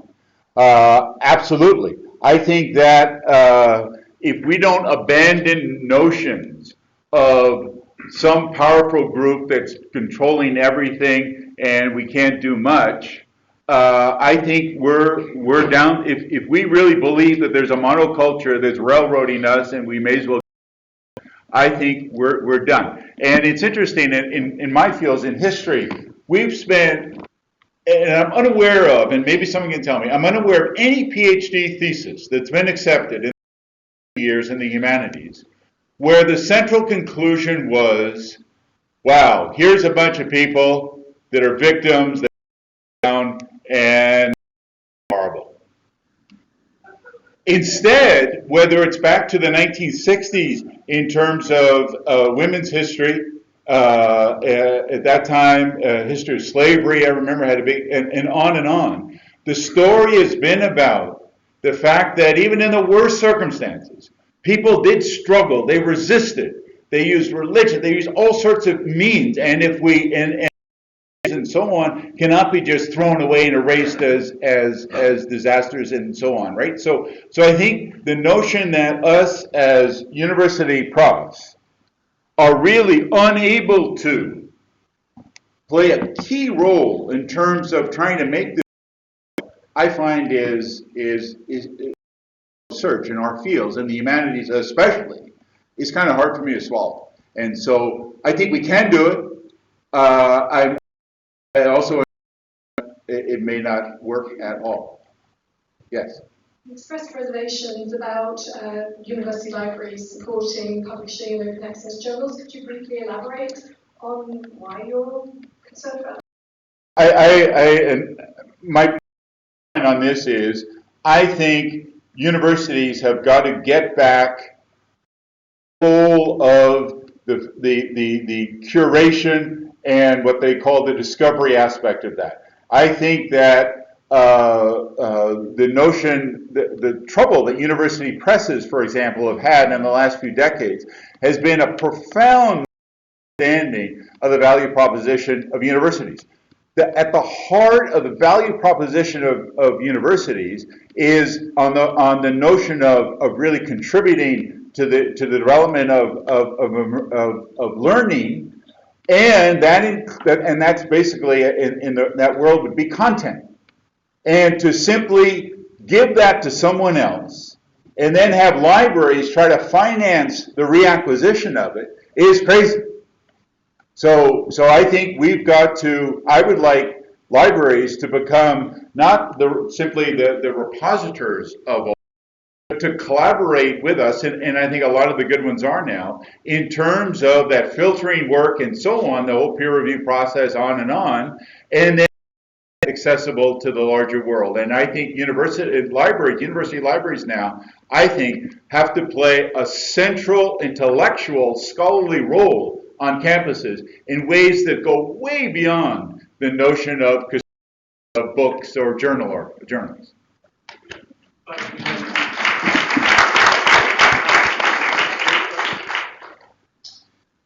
Thanks very much, Chad. I've had the opportunity to hear many times in the last He didn't say too many. number of years. He was thinking. In your shirt roll, and all I have to say is welcome home. I think your the liberation, I've even tweeted in trouble, but I've tweeted that I think me and Chad can't feel it.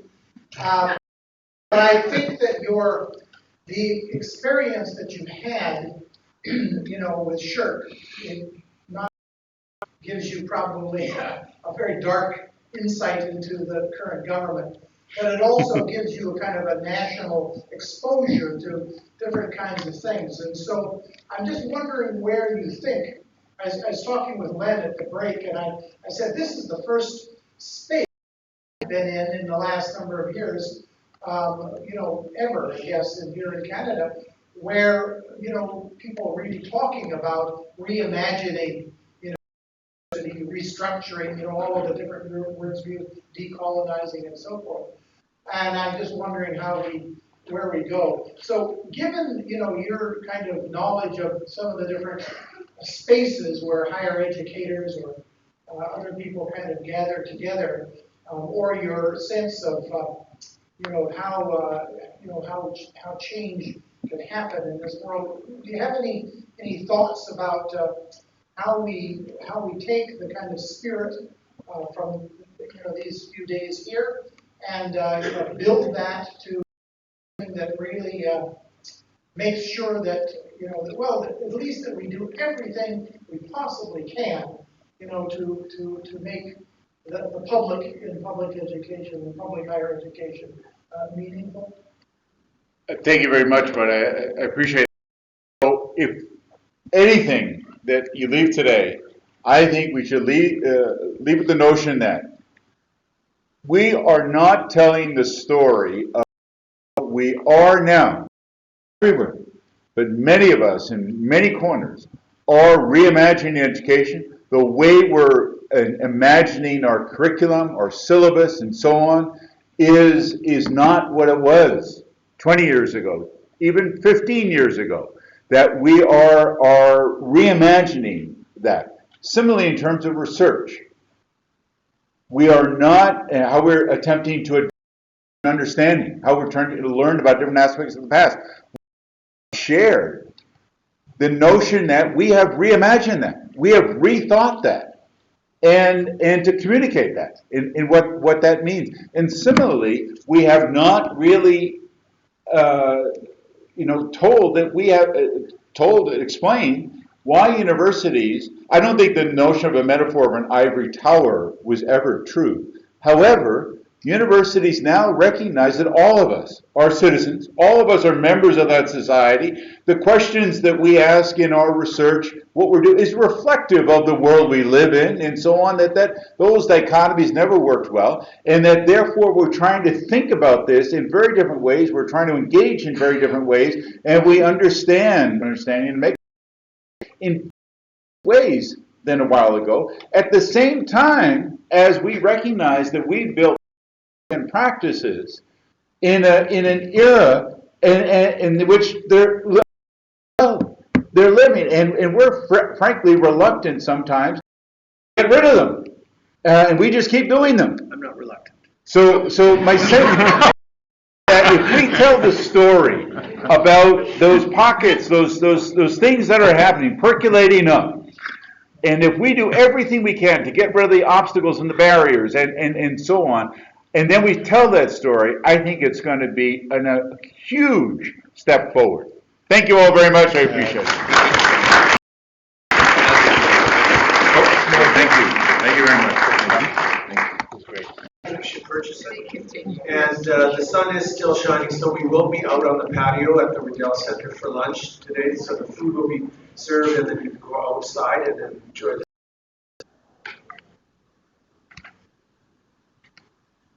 So I'm looking forward to hearing from our next speaker, who I know of but have never met until this morning.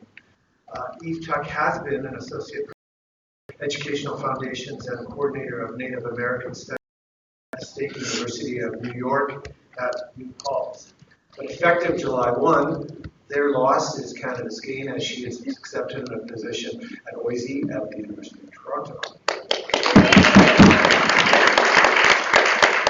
Eve earned her PhD in urban education at the Graduate Center of the City University of New York in 2008.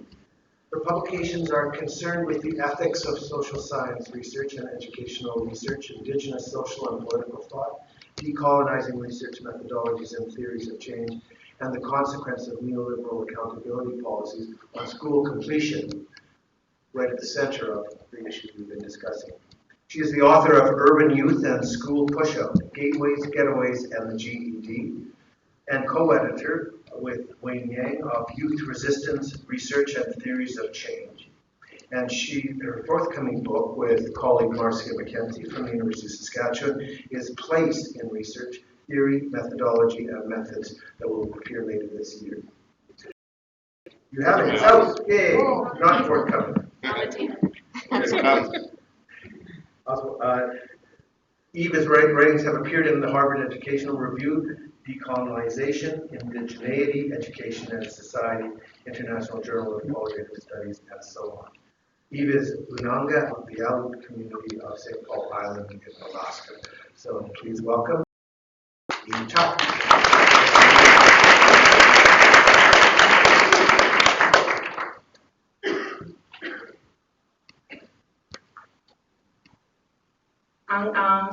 Kagasakan, Kazuchi, to be with you today. I'm grateful to be on Treaty 4 and Treaty 6 land. I'm so grateful for our welcome that we received yesterday from the lay speaker, Noel Starboy. And as a Nanga person, I hope that my words and actions are responsible to this land and to the Indigenous peoples who have been caretakers of this land for millennia. I'm a new faculty member at Boise, and I have to say that as working here for 10 minutes, I have a viscerally resistant reaction to the word indigenizing. And on my way back from the bathroom, I likely of how the university will account or tabulate its indigenizing. And you'll have to check in with me next year, and we'll see how deeply I've incorporated the word indigenizing into my own self-branding. But they may have brought me here to indigenize, but I'm talking about decolonization. I share this paper in a layered room. This room is layered in significant, long-standing relationships and strangers who might mean something soon. Mentor Michelle Fine is in this room. Michelle taught me to be a scholar, and many of the best parts of my work are because of her. Once, when I was still a graduate student, I tried to quit. Talked me out of quitting. It still respected me it respected me enough to talk me into staying. Other mentors are here too, and I wouldn't be here if it wasn't for Linda Duhey Smith and for Sandy Grande. Their pages and presence in my life have been, I might have to come back to this part, they have been an ongoing guidance. I have read them at exactly the right times in my life, which has meant that I have read them again and again. So I also unfailingly work. Some ideas can only be said as they have said them. Close friends are here too, those who know intimately my doubts and the millions of tiny wounds that we accumulate on our way to what looks like, on the outside, like success. Marcia and I have done the vulnerable and deliberate work of writing together. Lee and I call each other sister in our text messages, and well what that word means. Other connections and layers fill this room. Several of us have been at meetings and retreats before, tasked only with thinking together. And sometimes this worked, and sometimes this didn't. I am an elite anyway. I have leapt away from my first job, one that I held for 7 years, and am leaping to another job, away from New York, where I've lived since I was 18 years old, to Toronto, from one settler colonial nation state to another, away from teacher education to doctoral supervision. So this meeting catches me mid-leap, having packed my old office campus, but before I have keys. I speak into the many layers of settler societies, looking past the like Dr. Linda talked to us about yesterday, to Indigenous land and life and futurities.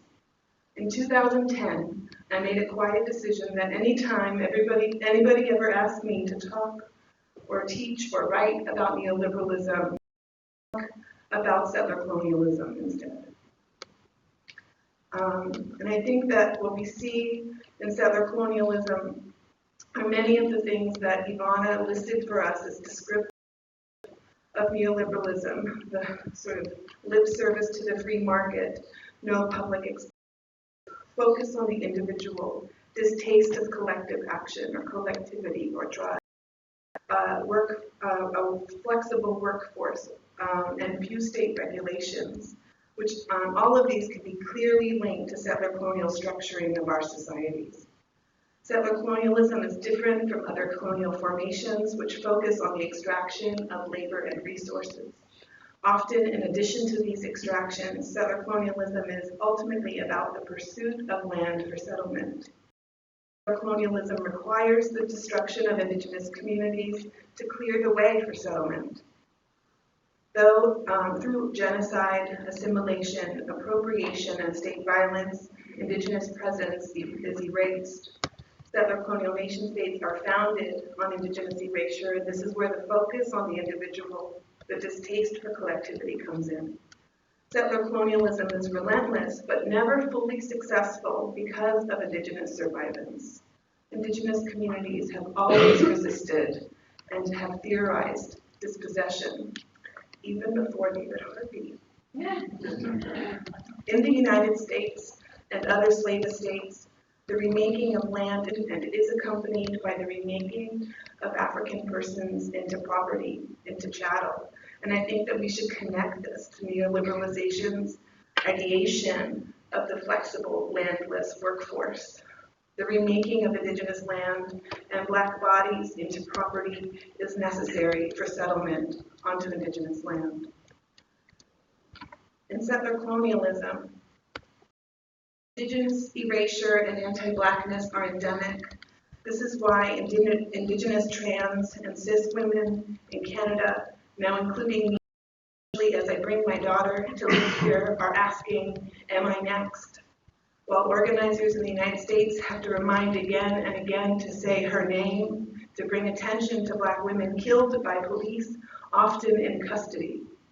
Black and brown trans women have been murdered at increasing rates, 10 already in the United States this year. That tops the list of total last year. And of course, that's anybody who has been properly gendered. This violence is all connected, and indigenous theorizations of settler colonialism and Black theorizations of anti-Blackness play open those networks of connections. Scholars have traced the histories of academic disciplines such as anthropology, psychology, bioethics, and education, and their false logics of emergent nation states. Early anthropology sought to study the native to confirm societal notions of the depravity of indigenous cultures and justify the theft of indigenous land. Early psychology was concerned with proving that the intellects of white people were superior to the intellects of Black people, indigenous peoples, and immigrants, some from groups now considered to be white. When we look at the origin stories of many of the academic disciplines, we see that they are entangled with the projects of settler colonialism, justifying the theft of indigenous land and the demolition of indigenous life, and establishing racial hierarchies to justify the enslavement of Africans.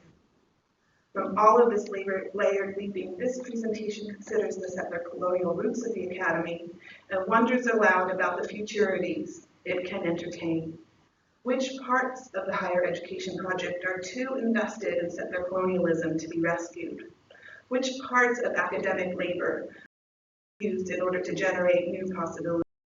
And what might it mean to bite the university that feeds us? So I want to start by showing you a few slides quickly, and we can come back if it's useful.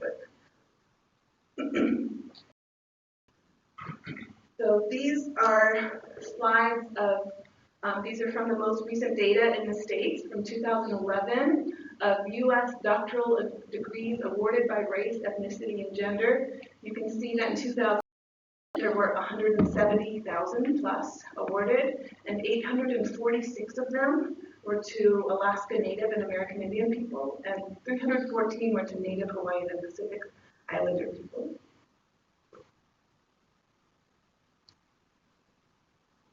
And then these are the full two lists of full-time faculty. The top is the real numbers, and then the second are the percentages of full-time faculty working in degree granting institutions. So you can say that it's 0.5% of Indigenous peoples who are full-time faculty. And other ways.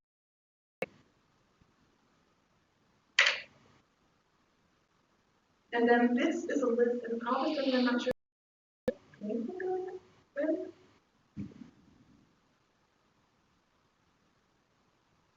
Okay, so that is a list of all the Native people that have ever gotten a PhD. And the list starts, the first one was awarded in 1970. On the list, there are 70 in total. More than 40 of them have been since 2011.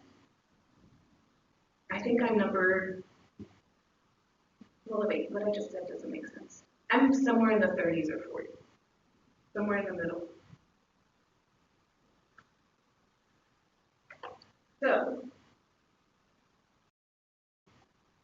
so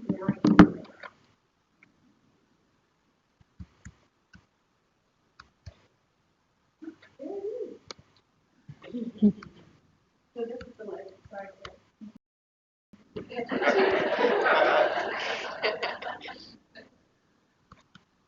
the list. The 46. So more than half have been, since 2007. A lot of, we know a lot of people.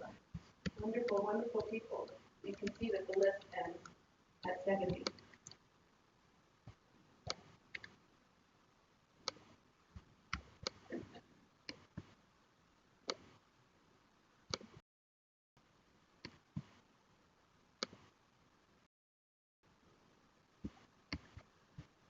So I say all this in order to dramatize the small numbers of Indigenous peoples and peoples of color and the pressure on Indigenous people and people of color to get into and then stay in the academy is immense, even when it doesn't seem that great once we're here.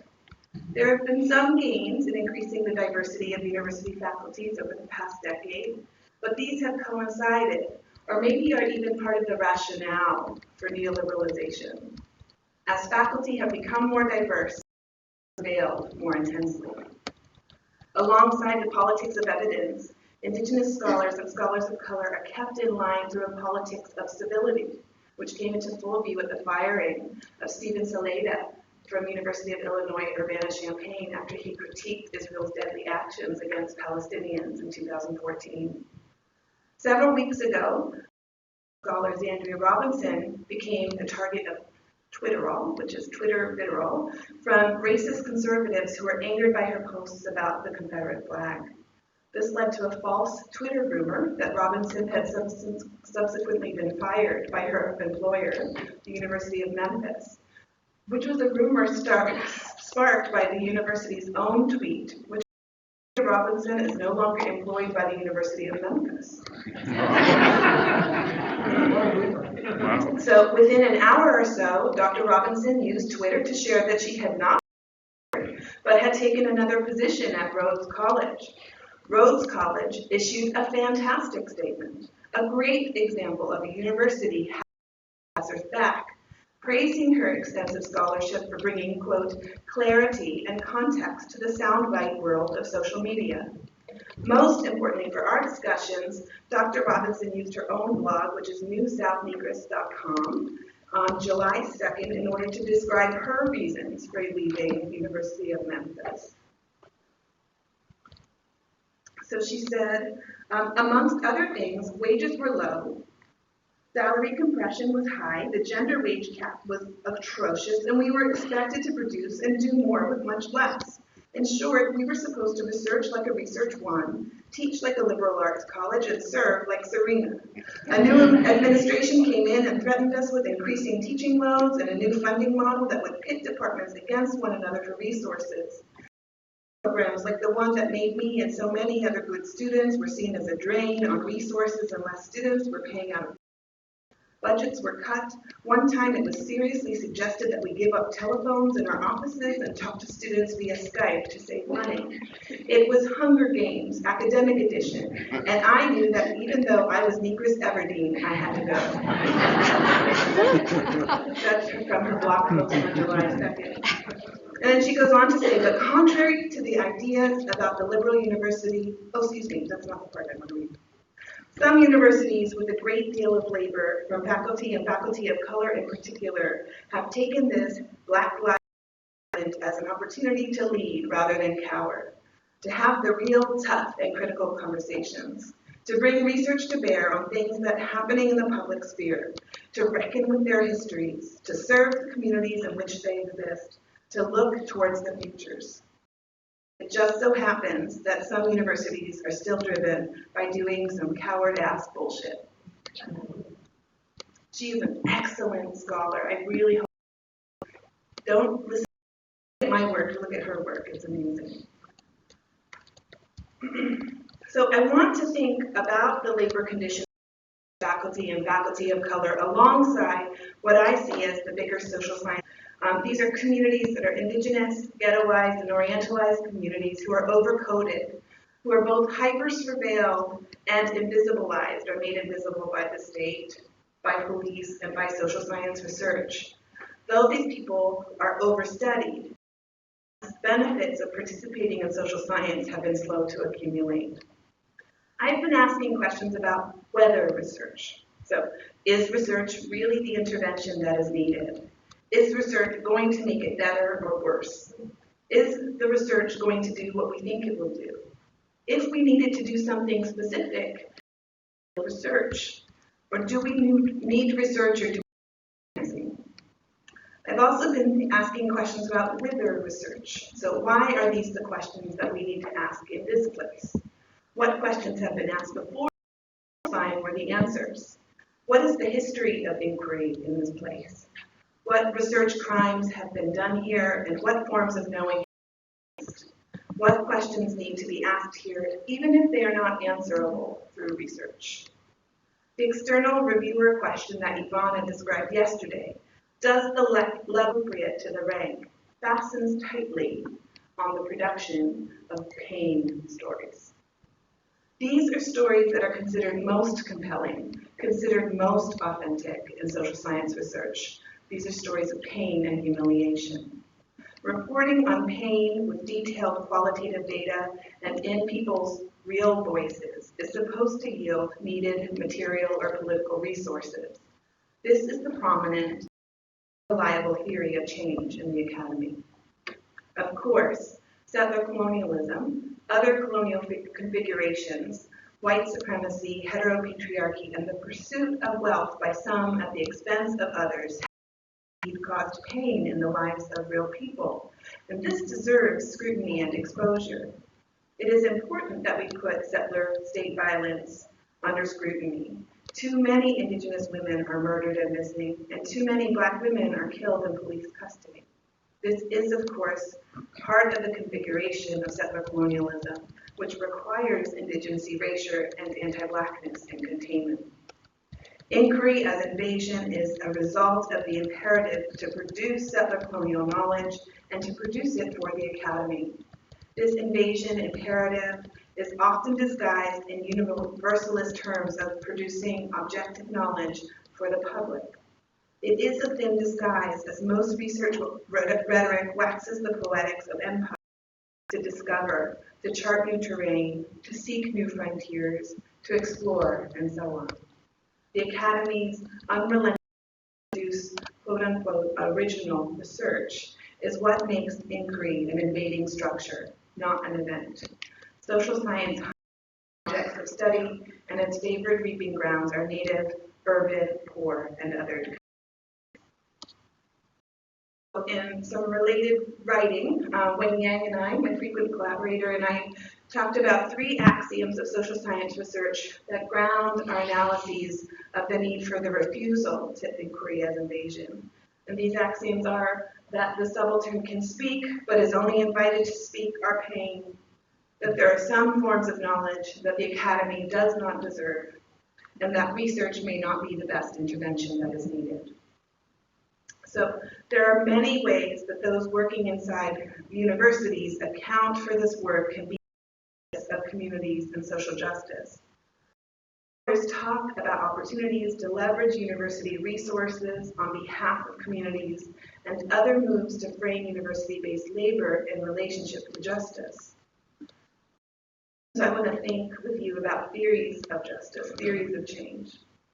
Over the past 10 years, my work has tried to draw attention to the often overlooked significance of theories of change in social science research. Theories of change are implicit in all science and maybe all research. The theory of change will have implications for the project that unfolds, what we see as the start or the end of our project, who is our audience, who is our us, and who we think things are known, and how others can or need to be convinced. A theory of change helps to operationalize the ethical stance of a project, what is considered data and what constitutes evidence, how a finding is identified and what is made public or kept private or sacred. Muskogee scholar Daniel White writes that in his collaborative writings with Vine Deloria Jr. on power and place, this work was concerned with the question, how shall we live? How shall we live is the driving question of my concerns with theories of change. The need for justice may outlast my years, and I have children in this world. I am a mother, and I need time to bathe my children, to care for them, and to help them grow.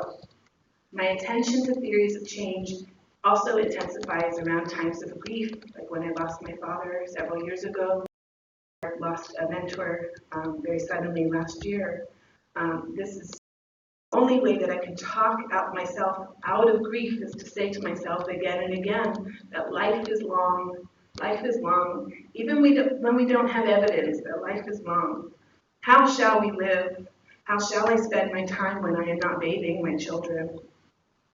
The question of how shall I live becomes even more striking in the face of almost certain climate change-driven collapse of some environments in the world, first always indigenous peoples.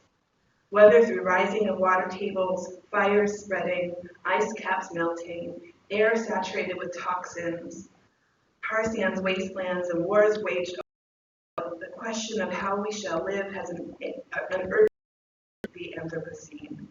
This too should be linked to the drive for productivity.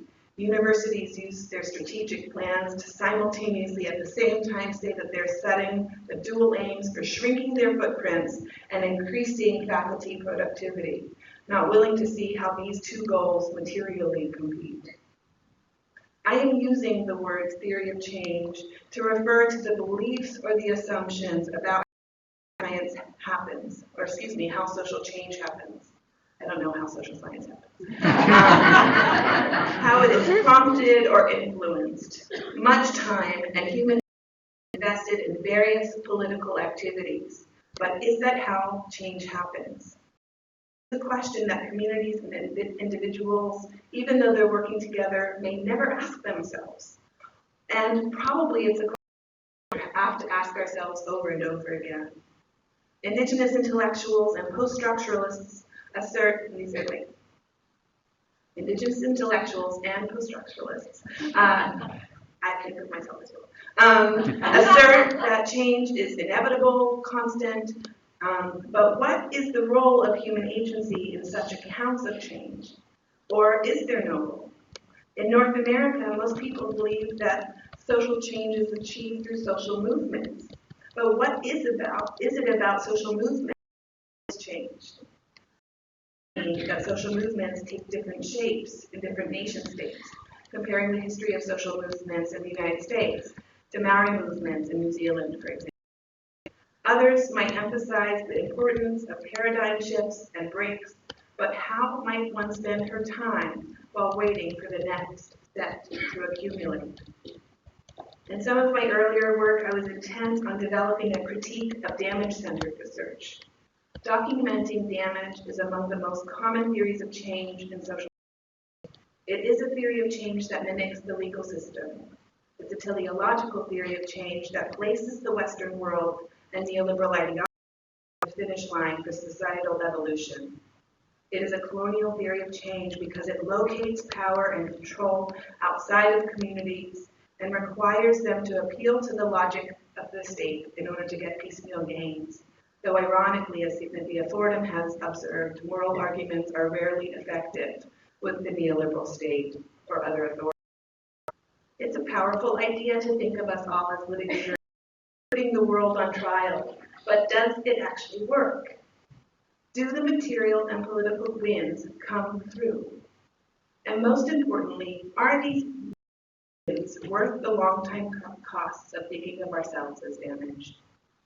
When the wins don't come through, researchers focus more intently on the effectiveness of the demonstration, the legitimation, or the validity, but not on the flawed theory of change. The theory of change is flawed, again, because it's a colonial theory of change that assumes that it's outsiders and not communities who have the power to make change. It assumes that those outsider power people behave as a judge or a jury behaves, and by strong arguments and evidence to give up power or resources. Documenting damage as a theory of change pivots on humanizing the oppressed or providing evidence of humanity in the face or force of oppression. In Toward a Global Idea of Race, Denise De Silva turns the proposition of humanizing upside down. Silva explains that the Western subject is entirely conferred through the exercising of power over affectable others. The Western subject exercises power over others, and others cannot exercise power over it. Others are affected by the power of the Western subject, but cannot exercise power. This produces a dilemma for the Western subject, an anxiety by which stability is a contagion. The Western subject must make itself separate from others and their affectability, separate in both time and space. This othering and separating is a global project of racialization, the co-production of the West and the subject as located in the West. The Western subject is separated from the other temporally through the teleology of modernity. For Silva, the conferring of human and humanity is always already a racial project, is always already a compromised project. To be human is to exercise power over those things. The human is made universal, and the other always teeming, always yearning. Silva observes that this generates two important problems with regard to humanization as the project of liberation. First, the project of liberation is tied to becoming human, which is constructed as exercising power over others and over the environment.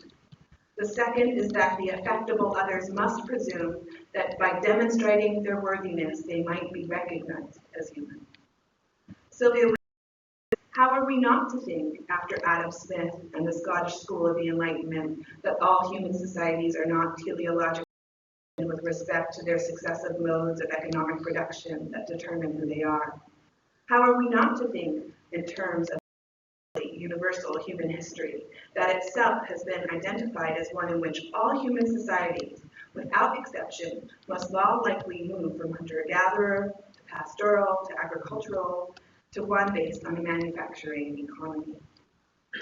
Documenting damage is about demonstrating worthiness to be recognized as human within a framing of humanity that requires the oppression of others.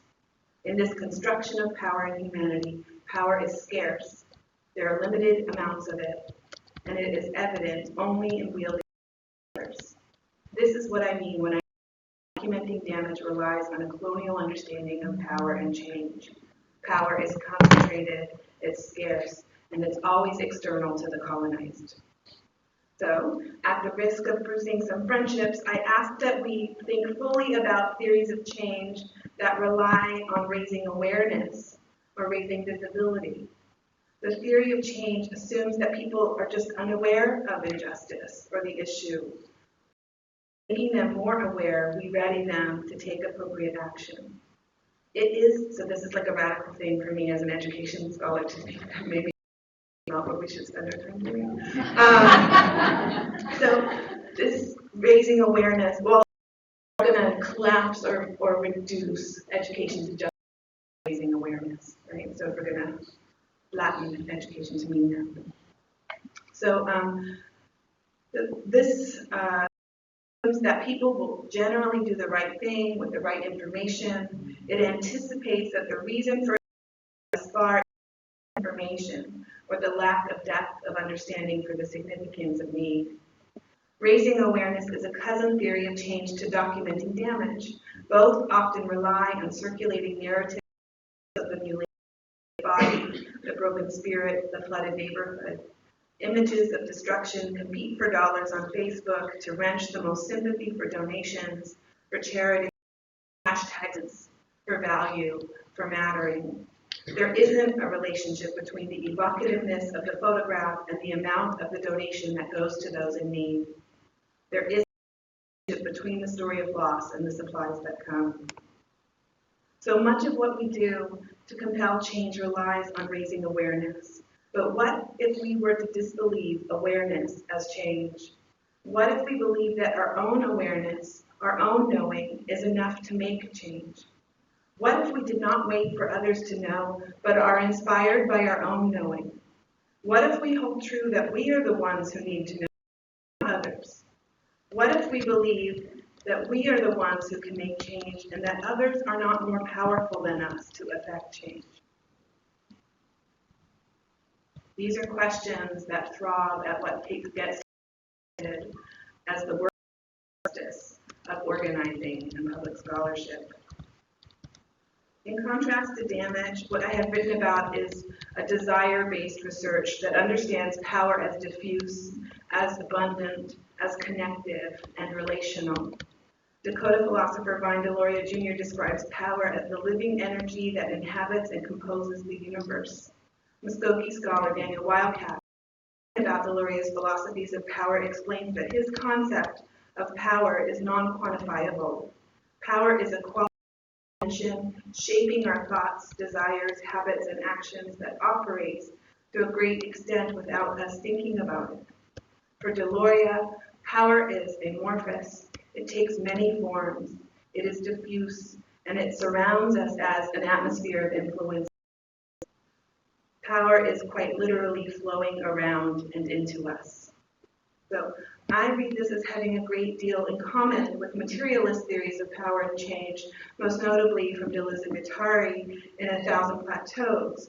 And the big departure between Deleuze and Deloria, and this is why I had to break up with Deleuze, is that for Deloria contends that if we are attentive, power can be used by us.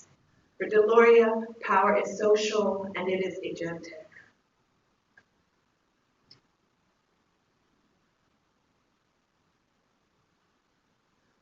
I'm making some decisions.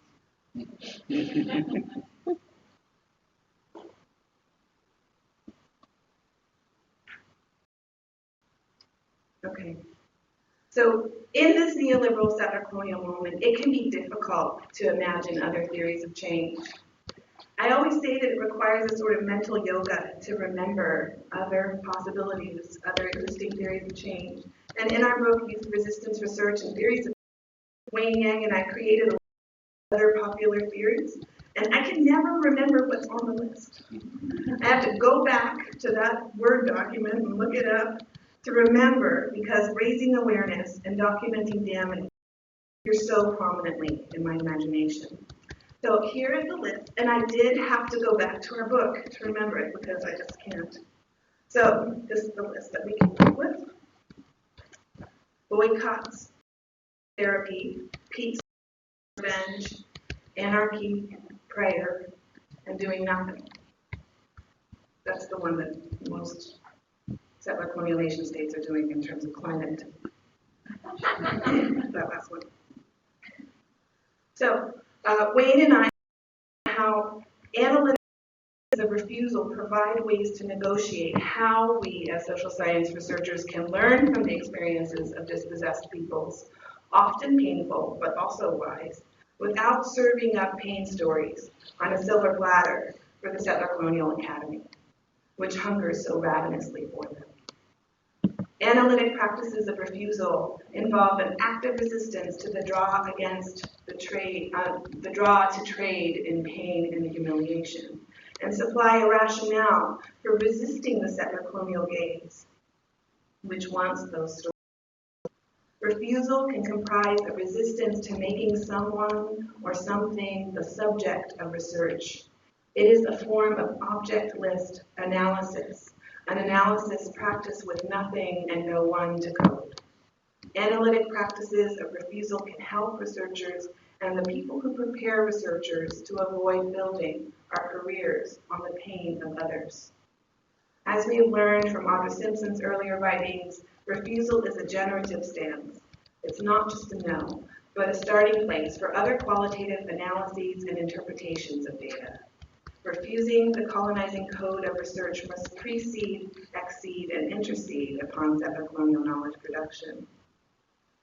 Several years ago, I read a lot with Wayne. Several years ago, we wrote about the growing prominence of decolonizing discourses in education and social science research. And we've argued that the too easy incorporation of decolonization alongside other civil and human rights-based social justice projects is yet another form of enclosure, of appropriation and invasion. Decolonization, we argue, wants something different than how those projects are usually conceived. When metaphor invades decolonization, it kills the very possibility of decolonization.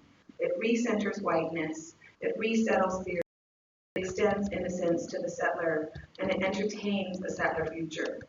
Decolonization is not a stand-in term for the other things that we want to accomplish in order to improve schools and societies. It does not have a synonym.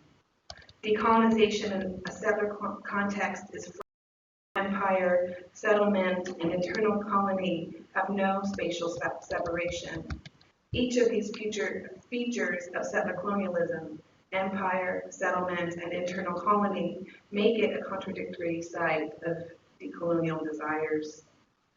So in the full-length version of this paper, I turn to 3 examples of theories of change in which place and land are engaged meaningfully. And I see these as compelling theories of compelling change. All 3 are authored by Indigenous women, and all 3 consider change and land materially. And all 3 move within Indigenous understandings of power and place.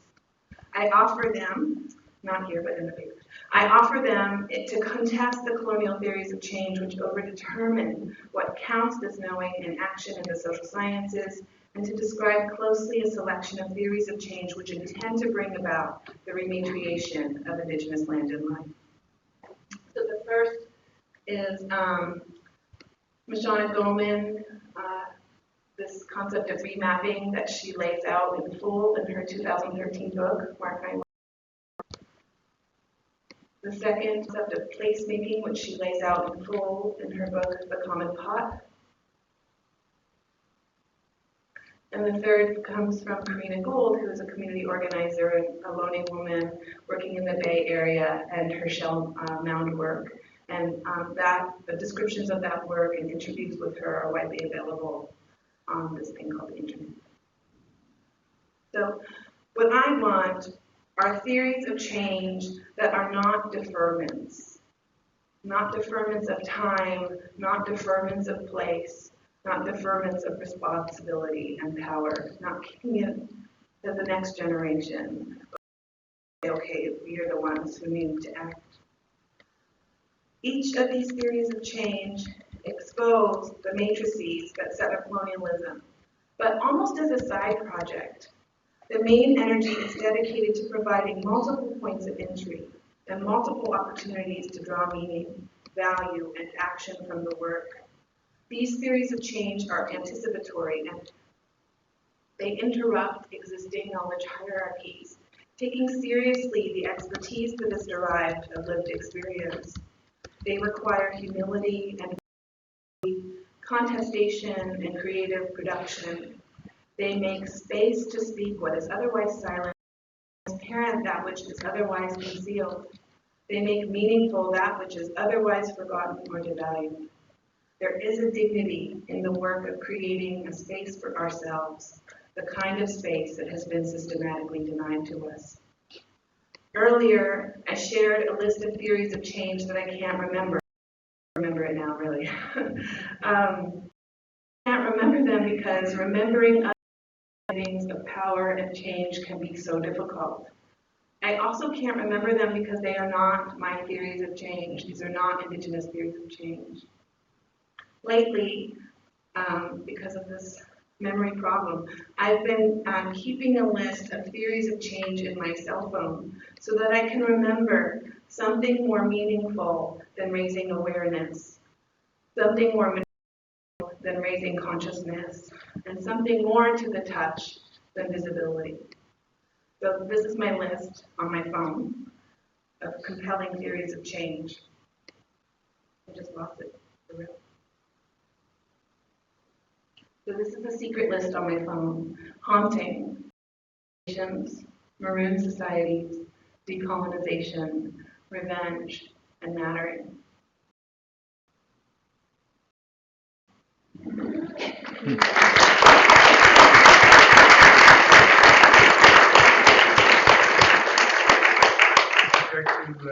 Sure, how much time do we have? 5 minutes or so. Okay, so I'm going to go back to a slide that I didn't talk about, but maybe will generate some conversation.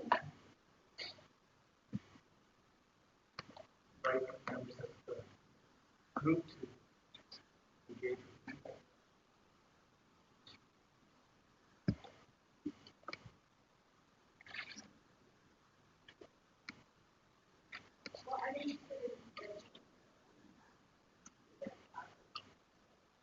Sure. So, a couple of different conversations have made me aware of the short-lastedness of having a really great conversation and learning from each other, and how that translates, or learning that you've been thinking about something in a way that's pretty whitewashed or pretty invested in framings of the universe. And then how hard that is to translate into our citation practices, because usually the list of citations is something we do in a hurry at the end, and we've inherited a lot of them from books that were on our mentors' bookshelves, or we're just never got around to redoing the ones, and so we always use certain so-and-sos to talk about certain so-and-sos, I think. So this is a challenge that I have crafted with Wayne Yang and with Rubed Gastonville-Fernandez. It's a Google link that I can tweet out, or it's pretty Googleable. And it's a year-long challenge. It started in April, and people are signing up in order to say, these are the citation practices that are things that need to change. I need to be more intentional about citing these authors rather than these authors. And this is from Sylvia Winter, that when you change your history, you change your future. So when I change the history of the ideas that I'm talking about, or I change the genealogy of the ideas that I'm talking about, then that changes what becomes possible, what ideas become available to us. So that's something that people have been signing up for since April, and in September, when classes begin again, we'll start rolling out some DIY, do-it-yourself assignments and different things to think about and self-challenges in order to change the way that we're even framing our work. And that's also very informed by Sarah Ahmed's work in citation. Just briefly, if I can ask one question, which is going to be a long answer, but the word mapping and how may that play into those citation practices and the storytelling if we were to use word maps in multilingual manners. That's a good idea. I don't know that I have a thing that I could say right before lunch about them, but I had over lunch. And I think that what has been elegant has been the way that Indigenous women scholars in particular have been theorizing mapping, theorizing. And Dr. Linda is one of the people that's done that really elegantly too. So, I mean, I think Dr. Linda's listing of the 25 Indigenous projects, that is the world map from which I am operating. And I think of myself constantly as in relationship to those different projects that she has mapped out. So I think mapping is, as problematic as the maps have been, settler mapping has been, Indigenous mapping is quite futuristic. I'm so hungry.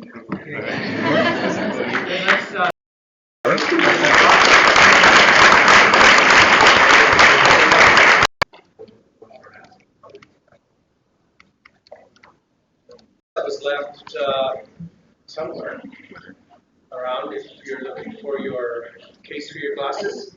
It's gray and it says Future Vision, so that's a local shop, I think. It's all over the country. Oh, is it? Yeah. Should change. Okay. Good.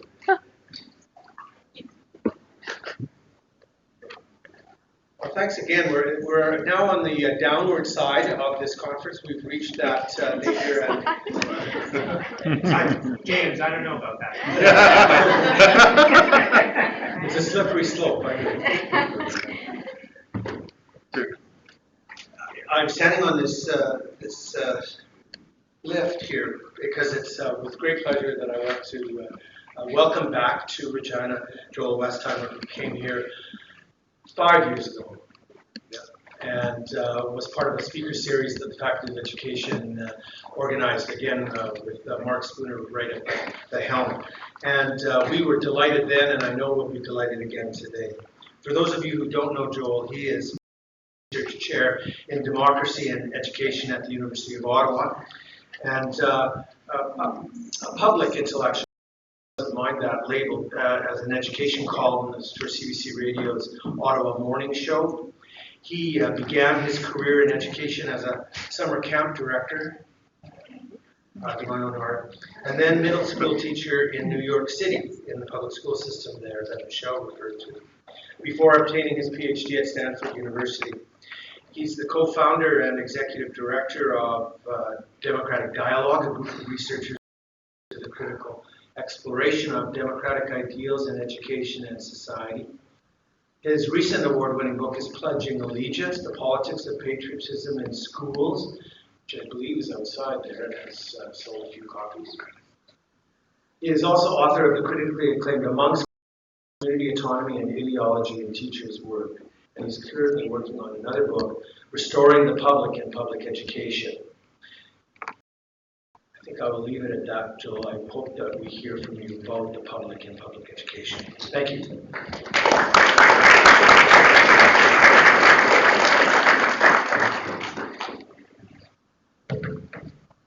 Hold on, I'm supposed to change this to on. Okay, there we go. Okay. Okay. So actually, the book that's out there is called What Kind of Citizen? Educating Our Children for the Common Good. Allegiance was from a few years ago, but is not out there, but you can still get it. Some of you, I really want to thank Mark and Jennifer and James for inviting me here. Some of you may not know that, I know that you know that Mark was a graduate student at the University of Ottawa. While he was there, in addition to completing his thesis, a very well-written, beautiful thesis, he also spent his time running the only place to get decent food on campus, which was the graduate student cafe called Nostalgica. And I remember that Mark wrote this great piece that I loved. It was taught, he was, way back then he was thinking about the commercialization of universities because University of Ottawa had an exclusive contract with Coca-Cola that allowed them only to sell Coca-Cola products and not Pepsi products or anything else on campus. And so Mark wrote this great article in the student newspaper called Why the University Has Forced Me to Be a Coke Pusher. And it got a lot of attention. It was really, it was great. So that was a golden time in the graduate student organization at University of Ottawa because Mark and his colleagues were super amazing. And then it then entered a kind of regressive time, but it's now back to a little bit better. I had a brief phone conversation yesterday with my friend Gordon Lafer, who's works at the University of Oregon's Labor and Education Research Center, and he's also a colleague. It reminded me of this time I asked him for advice. Some of you may know that 15 years ago, I was fired from New York University when the graduate students who were not unionized were seeking to form a union. I was asked to, I was a supporter. They asked me if I would testify before the National Labor Relations Board of the United States on their behalf. And, I thought about it, and I consulted with a few people. To be sure, at the end, I picked up the phone and called my friend Gordon, and I said, should I testify? And Gordon said, a stellar record of publication, won teaching awards, I was well liked by colleagues, and had years of positive reviews on my way to tenure. He thought it would be no problem at all, and so, trusting Gordon, I testified. You can read about the federal court case that ensued, if you want, by doing a web search and tenure denied. The New York Times, under the headline, New York University Denied Tenure to Union Backer, reported that the US government's National Labor Relations Board charged New York University with illegally denying tenure to a professor who had testified in favor of allowing graduate students to unionize. That's a quote from the New York Times. The Chronicle of Higher Education headline read, "A promising professor backs a union drive and is rejected for tenure," and smaller papers and magazines made similar. Now, of course, as you can imagine, I was more concerned at the time with wanting my job back than with thinking about the broader implications. The cacophony of negative publicity heaped on NYU was a kind of just desserts, to be sure. But thrust into the public position as I was did raise one particular concern for my scholarly interests at the time, then and now, in democratic education. Nearly every news story cast my lot as an isolated incident of vengeful retribution by a few university administrators, rather than as a case of something much larger than one professor, me, or one university, NYU. Now, for the past 13 years, I've been happily employed at Ottawa, and I'm pleased to report that my children have not gone hungry. But whether others view my earlier dismissal as scandalous or justified, I find the following irrefutable. The forces that set the process in motion and enabled it to continue are an inevitable byproduct of dramatic changes that the Academy has been facing in the past several decades. These changes have little to do with individual university employees and much to do with changes in the structures and workings of the Academy itself. Not only NYU, but also private across the United States and Canada. That in part we are all here to discuss today, as Ivana Lincoln made so horrifyingly clear yesterday, and other speakers have followed up, in particular Michelle Fine just this morning, is this. Universities, whether because of a cultural shift or out of a perverse question, now increasingly model themselves after corporations seeking to maximize profit, growth, and marketability. And as a result, the democratic mission as a public good has all but vanished. And many of the ideals of academic life, academic freedom in my case, but also intellectual freedom, intellectual independence, projects and pursuit of the common good, have been circumscribed or taken off the table altogether on a growing number of colleges and university campuses across North America. I want to title my comments today, Fictive Austerity. Not because I think universities do not have financial problems, and I've had the pleasure of talking with Robert and many other, a few other university presidents here, but because I feel strongly about the need for academics and administrators alike to challenge the inevitability of those problems, those financial problems. So I'm hoping you don't mind if I begin with a few recollections from the Occupy Wall Street movement and its relationship to so-called austerity measures. After that, I'll offer a few reflections on what's been happening in K-12 education and why we in higher education should be worried. And I'll conclude with two related issues in higher education reform. You know, on this link, and Michelle did this as well, this link between K-12 education and higher education, I sometimes feel like, is this weird? I get short. I sometimes feel like I'm one of those a dystopic sci-fi novel where I come back from the future and warn everyone, because what's happening in K-12 education is just coming on its way to higher ed, and what's happening in the United States, where I'm from, is on its way to Canada. So I feel like one of those characters saying, don't go there, I've seen the future, and it's awful, it's horrible, don't go. And so that's, I'm going to be making those links. Now, so first, Occupy. You may remember that back to the summer of 2011, when the Vancouver-based magazine Adbusters proposed a peaceful occupation of Wall Street to protest the ever-increasing corporate influence on the world's democratic institutions and processes. On September 17, 2011, that occupation began with a few hundred people gathering first in Battery Park in New York City, and then moving to the now infamous Zuccotti Park, where they formed an encampment. By October 15, global demonstrations had been in 50 cities in 82 countries. In Madrid, the Occupy protests attracted more than 500,000 protesters. 500,000. But the claims of insignificance immediately.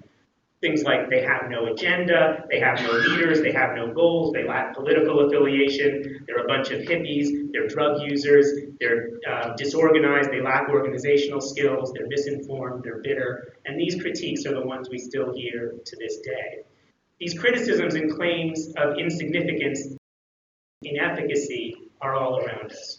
But Politico reporter Dylan Byers showed a remarkable transformation that few understood, but that everyone experienced.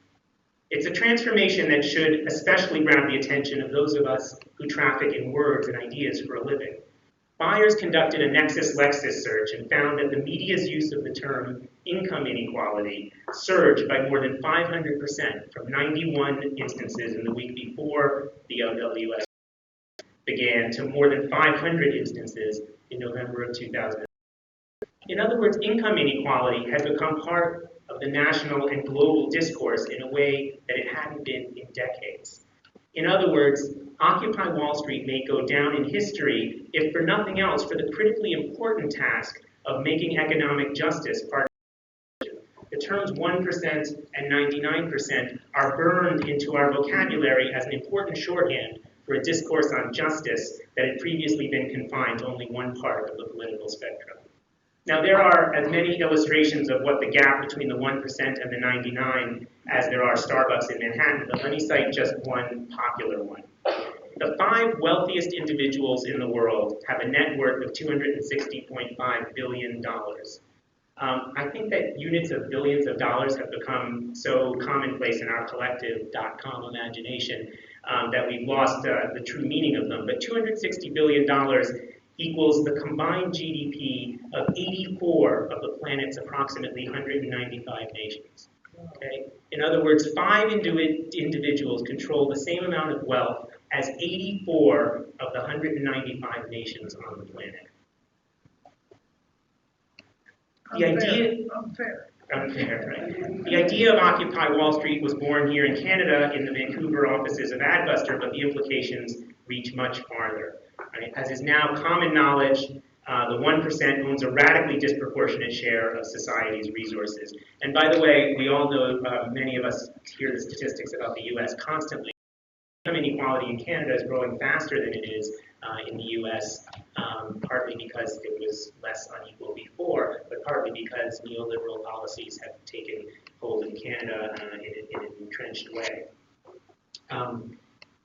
Just to give you, there's so many statistics, of course, but Canada's richest 10% now owns 58% of national wealth, while the bottom 50% owns 3%. In the US, 1% of income earners now controls approximately 40% of the nation's wealth and almost half of all investment capital. 43% of Americans are liquid assets poor, meaning they lack the money to live for 3 months if their main source of income were lost. So what does so-called austerity mean against this backdrop? Who should be austere exactly? Since we're in Canada, I'll use Canada as an example, and I'll even zero in on Ontario, where I live. But of course, these lessons apply to the United States for sure and elsewhere.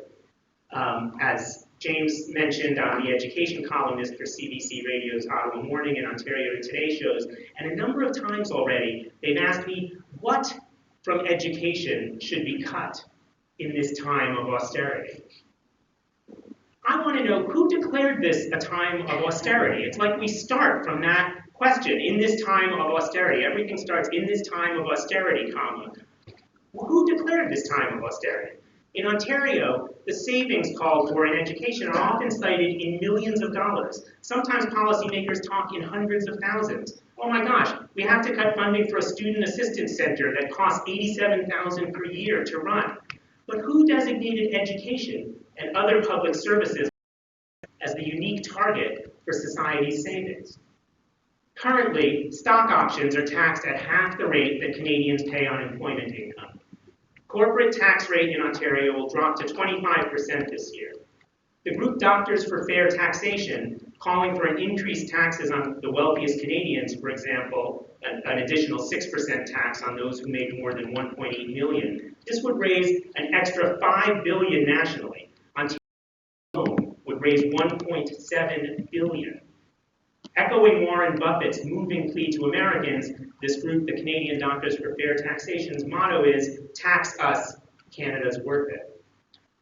Here's one more statistic, and then I promise I'll almost.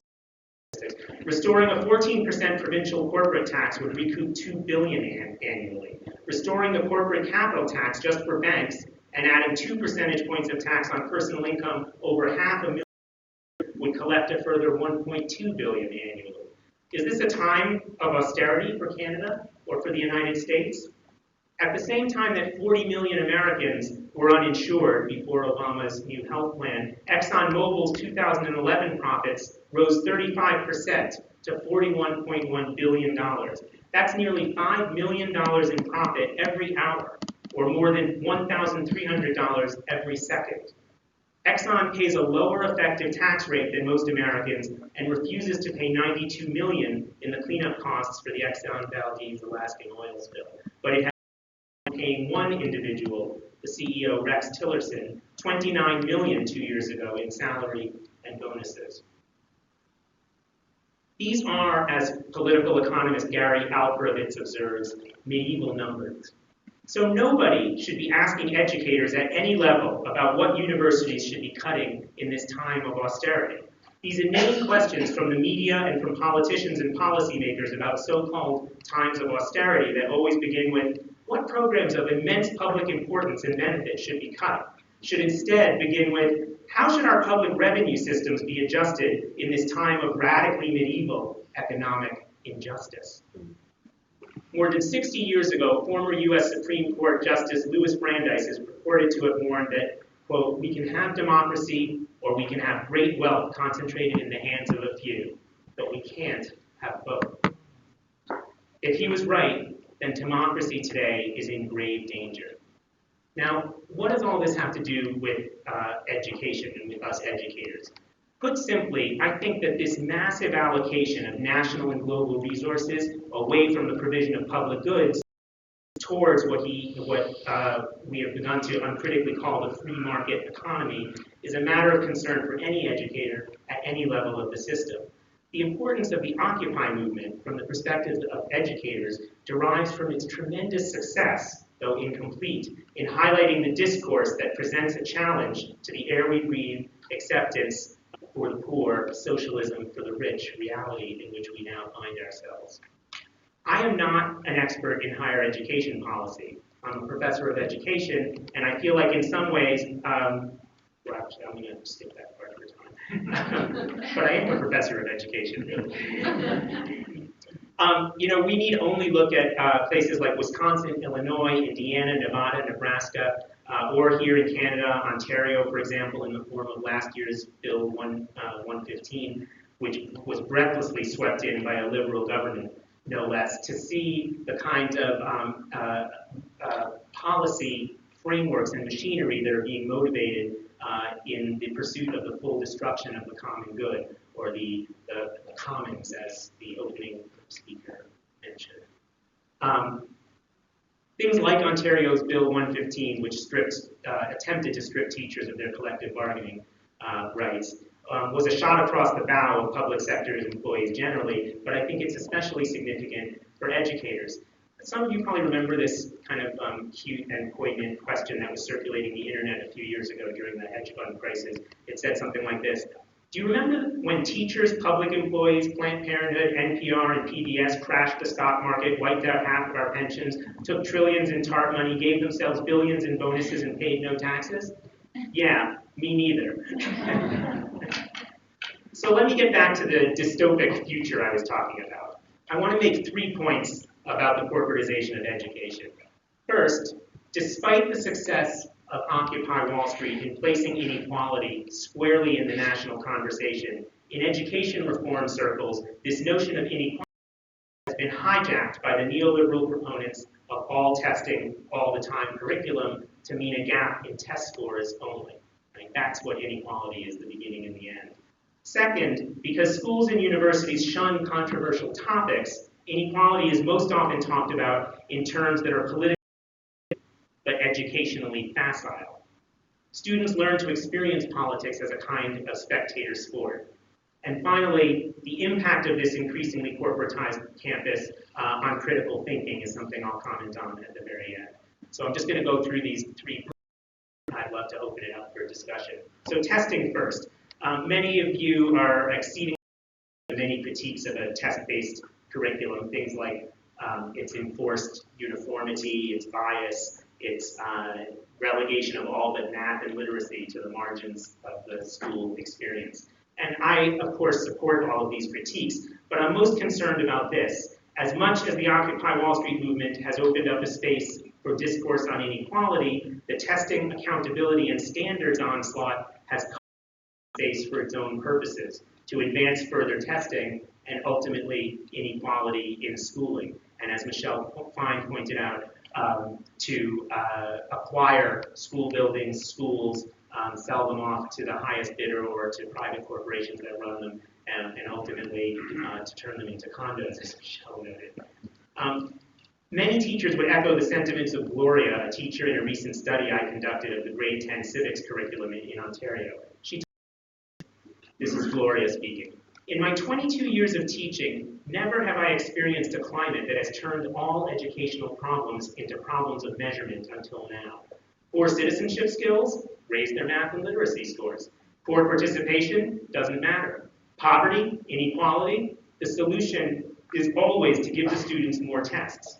These days, pedagogically, I feel like I can't. Right? And we have quote after quote from teachers like that who just feel that pedagogy and their teaching is being constrained by this on testing in only math and literacy. Some of you may have heard me use this example before, certainly Jen in our School and Society class, but it just so captures the current moment that we're in that I love it. I was looking a couple years ago at the website of the Ottawa School Breakfast Program. Is there a Regina School Breakfast Program? There probably is. Many of you have school breakfast programs in your cities. So I was looking at the Ottawa one here. I'm going to get shorter again. On the website, there was a Q&A. And the Q&A, the first question on it was, why is the Ottawa School Breakfast Program important? Now, mind you, school breakfast programs are fantastic. The Ottawa one feeds 8,000 kids breakfast every morning who would otherwise go through the day hungry. And there's wonderful people who work there. I know many of them, and I work with them. But the first question on the Q&A was, why is the school breakfast program important? And here's the answer. Children who arrive at school hungry do not perform well in the classroom. Numerous studies have shown that students who are fed are more alert, develop greater, have better attendance, discipline problems. A healthy, nutritious head start to the day show a marked improvement in academic achievement. God, it wouldn't be enough to feed them because they were hungry, right? I mean, these are hungry children coming to school. I mean, I can't think of any more basic moral imperative that we hold up than feeding hungry children. But we have to put it in terms of metrics, the metricization of everything, and we have to say that the reason we're feeding them is because it's going to raise scores on standardized tests in 2 subject areas, in math and literacy. And I also am concerned, because you might have heard that studies show, right? This is like the evidence thing. And I wonder, as a social scientist, I'm kind of wondering, who's the control group in these studies? Are they starving children? Of course they don't do as well on the tests. They're starving, for God's sake, right? But and so this example is so extreme, but it shows where we are as a society where everything needs to be metricized, everything needs to be tied to some kind of numerical value, abdicating our social responsibility to think of what's important without a number staring us in the face, right? Do we need numbers to tell us that feeding hungry children is an important thing? I don't know. And you know, it's not the Ottawa School Breakfast Program people. They're wonderful people. They know what they have to do to attract funding, and this is the terms they have to put in. So do arts teachers. Arts is now, you know, embraced once again in schools here and there where it can, because some studies have shown that participation in the arts raises kids' performance on standardized test scores. Or you remember way back some years the Mozart thing, the mothers strapping tape recorders to their. You remember that, right? Not because it's really nice to listen to Mozart, but because some studies show that if you play Mozart in a womb, 12 years later, they're going to do better on their math tests or something. And so everything, right, everything is metricized in that way. Ultimately, I think that,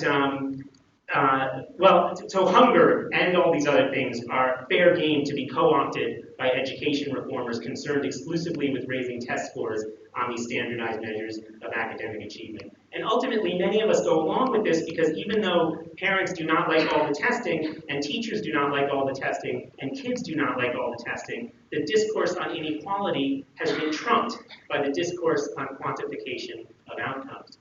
In other words, we're unable to measure the things we care about, so we start caring about the things that we can measure. So that's it on the testing part. My second point was that because schools shun controversial topics, inequality is most often talked about in terms that are politically safe, but educationally facile. Some of you may know the work of Diana Hess on controversial issues discussions and how they're often shunned in schools, but we all go by this phrase of keeping politics out of the school, right? We should keep politics out. I often argue that we need to bring politics back into the school. In Bernard Crick's famous classic work, In Defense of Politics, he argued that politics is a great and civilized. It's the way that people in democratic societies come together to work out their differences and move forward with social policy, right? And kids, of course, need practice working with those kinds of issues of politics and debate and controversy. But increasingly, that's been pushed out of the schools. In my studies as well on classroom behavior, before and after Occupy, teachers and even professors were afraid to raise questions about the fairness or injustice of free market ideology and its alternatives for fear of incurring objections from students, parents, peers, or legislators. A lot of teachers told us things like, we can only take it too far because the powers that be will object. And remarkably, we found this to be the case for some professors who felt that there were topics that they shouldn't talk about in their classrooms around inequality and other issues because it might be too controversial and scare away students or customers or get parents irate. One said, my department had told me that we could discuss economic inequality, but not whether taxes are fair because it would be too controversial and too political. Now, I want to be clear that the experiences of these teachers and professors do not represent the totality of what is taught to children and young adults. The reality is, there's lots of controversy left in classrooms, and there's certainly lots left in university classrooms. But this kind of myopic curricular focus that we see in K-12 education, and that may be coming soon to a university near you, comes from this increased emphasis on measurability and a kind of corporatized climate where the outcomes need to be able to be placed in the context of measurement and so forth.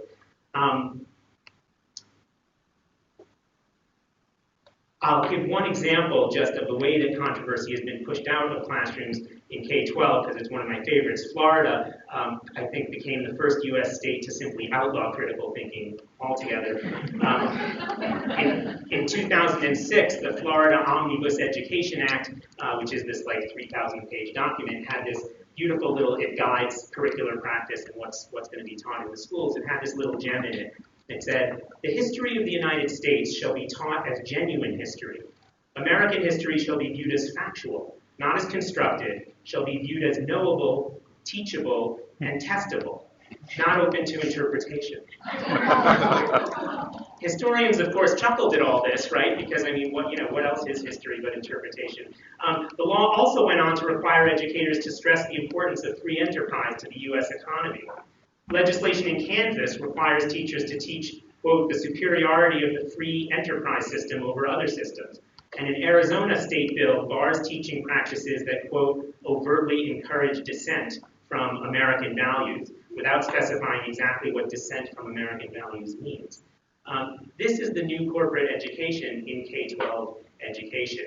And it's been coupled with massive efforts to deprofessionalize teaching, tying pay and evaluation to student test scores or reconstitute more schools, attack teachers' unions, and teaching as a profession. And standardized tests, value-added merit-based pay schemes, it's all coming to universities which have moved from a mission of public knowledge and citizenship to a mission of job training and profitable patents. I think this discourse is more aggressive in the US, but it's certainly, as we heard from other speakers, present here in Canada. Which brings me to my final point, which is the impact of the corporate campus on critical thinking. Let me read you a quotation from the mission statement. How's my time? Give me a time check. Lots of time. So here's my final point, and then we'll open it for discussion. It's the impact of the corporate campus on critical thinking. I'm going to read this quotation from the University of Toronto. Within the unique university context, the most crucial of all human rights are meaningless unless they entail the right to deeply disturbing questions and provocative challenges to the cherished beliefs of society at large and of the university itself. It is this human right to radical, critical teaching and research with which the university has a duty, above all, to be concerned. For there is no one else, no other institution, and no other office in our modern liberal democracy which is the custodian of this most precious and vulnerable right of the liberated human spirit. Isn't that beautiful? Yeah. It's very nice. It's part of the U of T mission statement. It might be hailed as a kind of shining example of the centrality of university campuses in promoting and preserving critical thinking as the engine of progress in any democratic society, except for one thing. Institutional leaders at the university who drafted those words do not believe them and do not abide by them. The University of Toronto is the site of two of the most notoriously blatant violations of these principles in the past decade. The well-publicized cases of Mary and David Healy involving the university's unwillingness to stand up to corporate funders and protect academic freedom and the integrity of critical inquiry. Unfortunately, the Olivieri and Healy cases do not stand alone. Scores of examples of scientific and social science research essential to public welfare are undermined by private influence. In fact, more than 52% of funding for clinical medical research is now from corporate sources. The trend is easiest to spot and most publicly alarming in the medical sciences since lives are at stake. But there is cause for concern as well in the humanities and social sciences, where publication of inconvenient truths can be discouraged by university higher-ups. The harm to the reputation of the university as a reliable source of especially scientific information untainted by private conflicts of interest has been documented extensively. But the ways these changes affect the campus life of faculty and students has been considered far less. As universities turn to business models, becoming certification factories rather than institutions of higher learning, democratic educational ideals are fast becoming obsolete. Courses not directly related to job training look more and more like useless dust to be eliminated. Meetings among faculty about which program of courses might yield the most robust understanding of a field of study and of the debates and struggles that field entails are rapidly brainstorming sessions about how to narrow the curriculum to fit into, for example, 2 weekends, incentivize matriculation, and increase student enrollment. Now, there's another aspect of this that I want to mention, which is the corporate benefits of what I call the meritocracy myth, and others have called it that too. One final characteristic of this newly corporate campus I want to address is the complicity of the professorial and graduate student culture. The pervasive culture of increasing individualism results in a story we tell ourselves that goes something like this. We work in a merit-based system. If I do my job correctly, if I'm a good graduate student or a good professor and I'm smart and I do my work well, I will be rewarded with a plum teaching assignment. And I will be part of the academic elite and get a job. This is an unfortunate state of affairs for two reasons. The first is economic, the entrenched system of academic labor. The simple reality is that for the majority of disciplines, the claim that the system is merit-based is just not true. There are vastly more qualified, hardworking individuals than there are tenure track and tenure positions for them to fill. At a certain level of proficiency comes the luck of the draw. But the second cost of an emphasis on individualism in the form of the meritocracy myth might be more insidious. Faculty focused only on individualized measures of professional success miss out on the collective action that has an extensive history in democratic societies and that has sustained and driven countless scholars, artists, scientists, and activists working together towards a common goal. Merit-based rewards encourages faculty to work behind office doors, estranged from colleagues. As my colleague points out in his book, How the University Works, believing in the fantasy of merit results in a great loss to everyone, including those dubbed meritorious. The corporate university, on the other hand, advances and benefits from the illusion that will attain rock star status in the academy. Some readers might recall the episode of the television show West Wing, when fictional President Jeb Bartlett explains why Americans seem to vote against their own interests by protecting a tax system that benefits only the super rich. He says, it doesn't matter if most voters don't benefit, he explains. They all believe that someday they will. That's the problem with the American dream. It makes everyone concerned for the day they're going to be rich. And in the university is that it makes everyone concerned for the day they are going to be dubbed meritorious and an academic superstar. And so it goes for this star system in the academy. The more graduate students and professors believe that their hopes for professional satisfaction lies in superstar recognition for their individual work, rather than in collective meaning-making and action, the easier it is for democratic life in the university to be compromised. If universities hope to strengthen democratic society and foster critical imagination, we must resist focusing curriculum and research on skills training, workforce preparation, and the commercialization of knowledge to the benefit of private industry. We must instead participate in the rebuilding of a public purpose for education. So in summary, I want to close by just revisiting what I said at the outset. The beauty of the Occupy movement is that it has made possible a kind of conversation that has the potential to open up the currently constricted and myopic focus in school reform on only the narrowest and most emaciated of educational goals, those subject areas that can be measured by test scores. We have Occupy Wall Street, but this has always been in part about inequality and in part about democratic principles more broadly.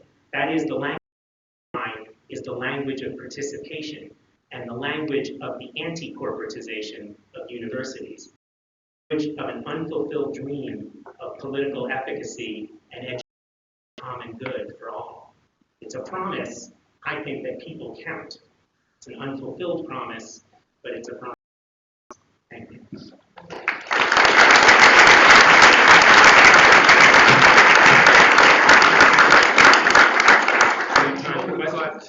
We've got great 8 minutes, look at that. Yeah. Oh, I don't know. Ask them. Okay, I'll speak to Mary about the West Weekend. Thank you, Joel. Learned a lot, as I always do.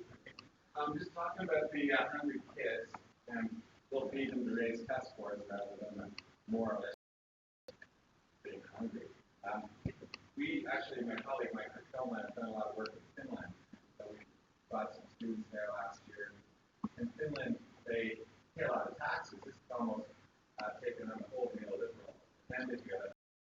That you have to be a little wary, of course. But they feed all their kids a healthy lunch. It doesn't matter their income of the parents at home. They don't have any private schools. They do no standardized testing. And you know this, I know, but some people may not. They also do the opposite of what we do here, which is regulate private and regulate. There they do it the other way around. They don't feel that ability. So it's quite interesting that teachers have. Don't you feel that? We're talking about it here. I'm not sure about higher ed, but I think it's the same thing. They don't have lectures. It's quite interesting. A country that can kind of withstand liberal forces or the corporate table of society have all these other benefits like feeding all their kids and having that aren't working in here but working in a better society. I don't know what the magic is in a part of the country. There's something going on, particularly. I don't know if you want to comment on that. Well, only on this, Paul, it was a nice summary, and it's amazing because Finland has been the little darling child of so many of the conservative education reformers who say, look at Finland, they're scoring #1 on PISA, so that's why our education system is failing. And then they go on to say, so that's why we need to have standardized testing, teacher testing, reduce teacher pay, and blah, blah, blah. Everything that is the exact opposite of what Finland does. So to me, it's a good example. I'm glad you brought it up, of the way that this course on corporatized education sort of runs roughshod, just flattens all the actual conversations. So when we talk about evidence-based decision-making, which that discourse loves so much, it's not right. It's not only that evidence-based decision-making is problematic, which it is, but it's also that it's not evidence-based decision-making, right? It's ideologically based decision-making, and there's no reverence for evidence whatsoever, and we know that here right now with Harper in power. So it's a very good example of that. And also, you said that Finland scored #1 on the PISA scores. They were also very careful to say that we don't care what we score on the PISA. Next year we might be #10, just like universities rise and fall in the Maclean's rankings or whatever it is. That's something different. Fortunately, in talking with Pasi summer, as you have too, I know, Paul, I've heard that Finland is also starting to dismantle some of this, the beauty that they built. It is starting to that time travel that we're talking about. Yeah, exactly. I mean, it wouldn't be a talk if Len didn't ask a question. Thank you, Joel. I have one suggestion, and the suggestion is that rather than say fictive austerity, in which it becomes very much a truth-falsehood kind of lens through which we think, that the notion should be fabricated austerity. Because fabrication puts emphasis on labor, on investment, on resources. It takes a lot of money to generate, impose, and police a lucrative lie. So the fabrication is really very important. And this was borne out spectacularly at the University of Saskatchewan, of course. The University of Saskatchewan, which went from feast to famine to feast again, invoking austerity in the movement to invoke Robert C. Dickinson, bring in the trial by templates, put the matricians to work, and put the fear of death into the whole and the support staff. And what was really interesting in the mobilization of a fabricated austerity was that when President McKinnon stepped down, everything was supposed to be in excellent shape. Almost the day his successor, Eileen Bush-Vishniak, came in, there was a projected $45 million deficit over 3 years. The moronic recommendations of Dickinson were used. Faculty were recruited to punish themselves, to establish hierarchies, to communities of the and those who deserved to disappear.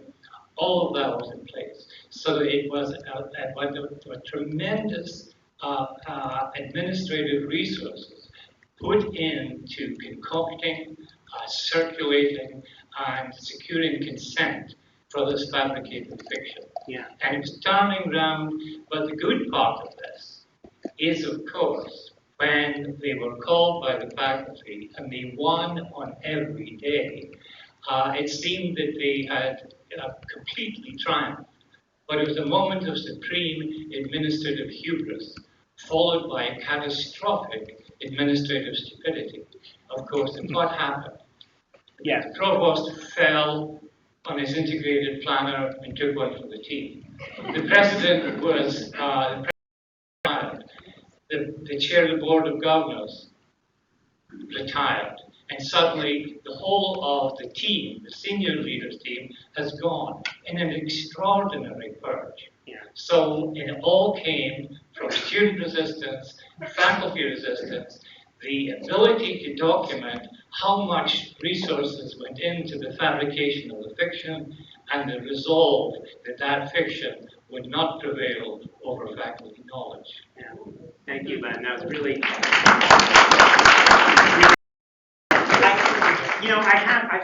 I've taught at 3 universities, Stanford, NYU, and University of Ottawa, and I was a visiting prof at University of Toronto. I sat in meetings where it does sometimes seem like administrators forget that faculty members are researchers, right? You can't just put data up that people aren't going to look into, and that. I appreciate your saying that, but I want to say a couple of things. One is that I think we sometimes make the mistake of pretending the war is between faculty and administration. Right? Both have different agendas. Some of those agendas are more legitimate than other agendas. But of course, the real war is taking place. That would be convenient for the powers that be. Laid out only between administrators and faculty. The truth is that administrators are put into this bizarre position where they have to be branding the university if they're going to get students to go there, and their provincial and national and federal funding is being cut, and blah blah blah and on, right? I think we have to redirect the war against the broader issue which Naomi Klein articulates so well in Shock Doctrine, which is just if you haven't read it, which is what enables administrators to say, oh, this is a time of austerity. Now, I don't mean that there aren't ill-meaning or let's say at best moronic people who, yes, one year we have a $30 million surplus and the next year we turned into a $50 million deficit. These numbers are just thrown around. But my main point, and I was really glad you brought that up in the way you did, Len, is that this isn't a it's about choices, right? It's about choices of where we put our resources as a society. And until we broaden the conversation into the broadest possible meaning of those choices, in other words, how are resources allocated? I hope that this came through in my talk, is that the reason I talk so much about inequality is because that's where I think this all lies, right? It's about the choices we make as a society to how we allocate our resources. And if we allocate our resources to education in a way that is substantive and meaningful, we wouldn't be in these embattled positions that we are. Last question or comment? Well, I was going to tweet this, but then I figured I'd use the old-fashioned Twitter.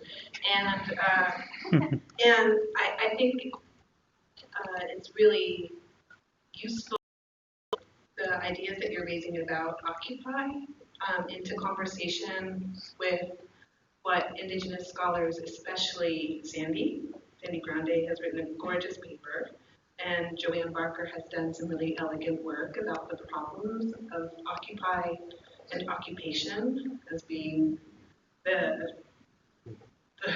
the action or the social justice format. So Sandy's paper is called Accumulation of the Primitive, something like Limits of Liberalism and Occupy Wall Street, that comes out in 2013. What does it mean to, as a form of justice, occupy stolen land, occupy land that others are already claiming? I just wanted to make that but also intervention on how we're. Yeah.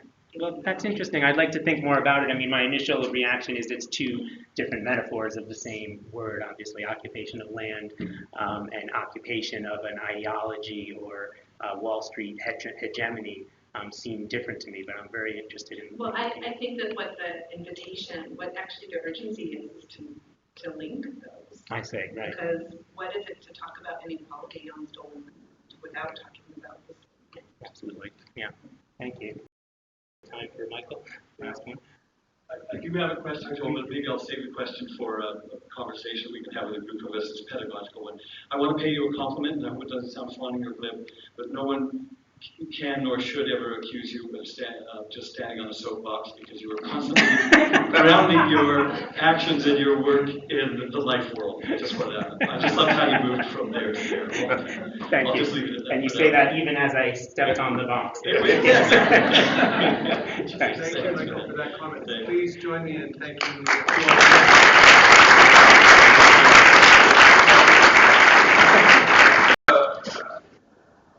I can describe this immersion in the topics with people are so carefully thoughtful about such important issues, and I feel really privileged to be part of this. I know that something that I talk about and share with colleagues over the coming academic year. Our next speaker, Rosalind Gill, comes from Britain. She completed her dissertation in social psychology at the Discourse and Rhetoric group at Loughborough University, and has an interdisciplinary background. She's worked across a number of disciplines, including sociology, gender studies, media, and communications. And about a project she's working on, which is very tantalizing to me, called Intimacy, but she's not going to talk about that today. She has worked at Goldsmiths and King's College London. She's worked for 10 years at London School of Economics Interdisciplinary Gender Institute. And she joined City University in London in 2013 as a professor of social and cultural analysis. She looks critically at media, digital culture, and labor with a particular interest in power, inequality, and the life of neoliberalism. She is author or editor of numerous books, including Secrecy and Silence in the Research Process, and New Femininities, Post-Feminism, Neoliberalism, and Subjectivity. And her newest book is Gender and Creative Labor, co-authored with two others. Please join me in welcoming Rosalind Gill.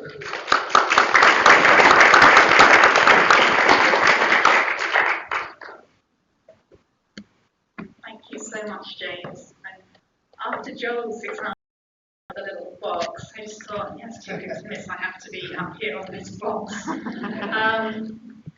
Thank you. Yeah, thank you so much. I want to say a huge thank you to Mark for all his work in organising this event, and his general good humour and his generosity, and the fact that he's just been absolutely amazing to kind of work with in planning the trip. And it's been such a wonderful event so far. I feel very, very privileged to be here.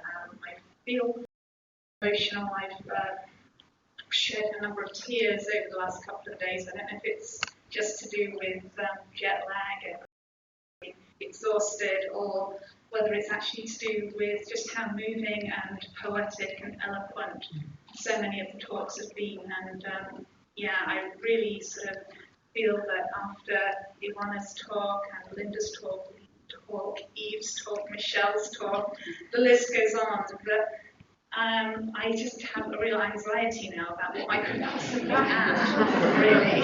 It just feels like so much has been said, and it's been really kind of very, very moving.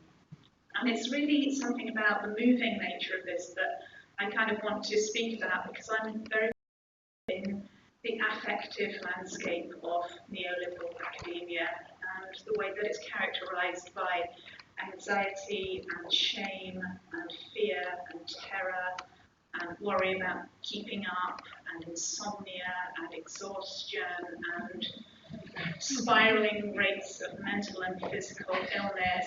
And see, I'm the upbeat, light relief speaker. But generally, by kinds of experiences, and most of us can see them all around us and feel them. Lee talked yesterday about sitting in these L-shaped chairs, and we can feel these things in our bodies, in our aching backs, in our difficulty in falling asleep at night because our minds are just buzzing. We're feeling very, very anxious about everything we have to do. And we can see it as we look around in the number of colleagues that we see who are getting sick. And yeah, these kinds of things. So I'm very, very interested in what we're talking about neoliberalism, but I'm particularly about the psychic life of neoliberalism there with a kind of nod to Judith Butler and her work on the psychic life of power, because I'm interested in how these things that are happening in our neoliberal corporatized institutions are kind of getting inside us and reshaping our societies, damaging and changing our relationships. So just briefly, some things that are probably a little bit relevant about me. First of all, that I'm a feminist scholar. Secondly, that I've kind of come from an activist background and come out of a tradition of many decades of activism. And thirdly, that I've been working over the last 10 years or so on media workers, on cultural and creative workers. They've been the people that I've been doing research with. And what happened for me, basically, was that I would be doing research with, say, web designers or people working in the film industry, and listening to their stories, listening to what their working lives were like, what were their experiences. And I was just struck time and time again by the resonance between the stories that they were telling me and what I was feeling myself about academic life and what my colleagues were telling me. So their stories about precariousness, their stories about long hours, intensification and extensification of work, their experiences of what it's like to live in a reputation economy where, you know, you're only as good as your last job, as your last paper, your last book. What it's like to live and work in a kind of working environment where networking is absolutely demanded. It's not an optional extra, even when you don't feel like it, even when you're not feeling that robust. And I'm struck by the way that the kind of what you love ethos, that kind of sense of having a passionate attachment to your work, that romantic idea of the creative, the artist, the filmmaker, but also the academic. The way that that kind of becomes a disciplinary technology within our neoliberal work situations, what Laurent Berlon calls cruel optimism, what Angela McRobbie has talked about in terms of self-exploitation, how that passionate binding to the work becomes a mechanism that actually causes you to work harder and harder. Andrew Ross has talked about it in terms of sacrificial labour. And I guess the last thing that I was really struck by in terms of a similarity was really picks up on what Joel was just talking about in terms of the myths of meritocracy that are circulating in the fields of creative media, the fields that I've been working in. These kind of myths of egalitarianism. So I would be kind of going into these supposedly sort of cool working environments full of creatives, and I'd be hearing this talk about it doesn't matter if you're black or white, gay or straight, male or female, as long as you're creative. And, you know, basically, the very, very short kind of message of my research is it absolutely does matter. It completely does. That's such a myth. So I guess I was just really struck by these resonances, and I thought, I can't put this off any longer. I actually have to do some work on and with academics, because it seems as if, despite our kind of self-proclaimed reflexivity, we haven't really turned the lens on ourselves. We haven't really kind of actually turned that lens back on us and looked critically at our own working experiences. And that seems all the more surprising, given the kind of transformations that we've been talking about here, the kind of what Ruth Barkan calls massification, marketization, internationalization.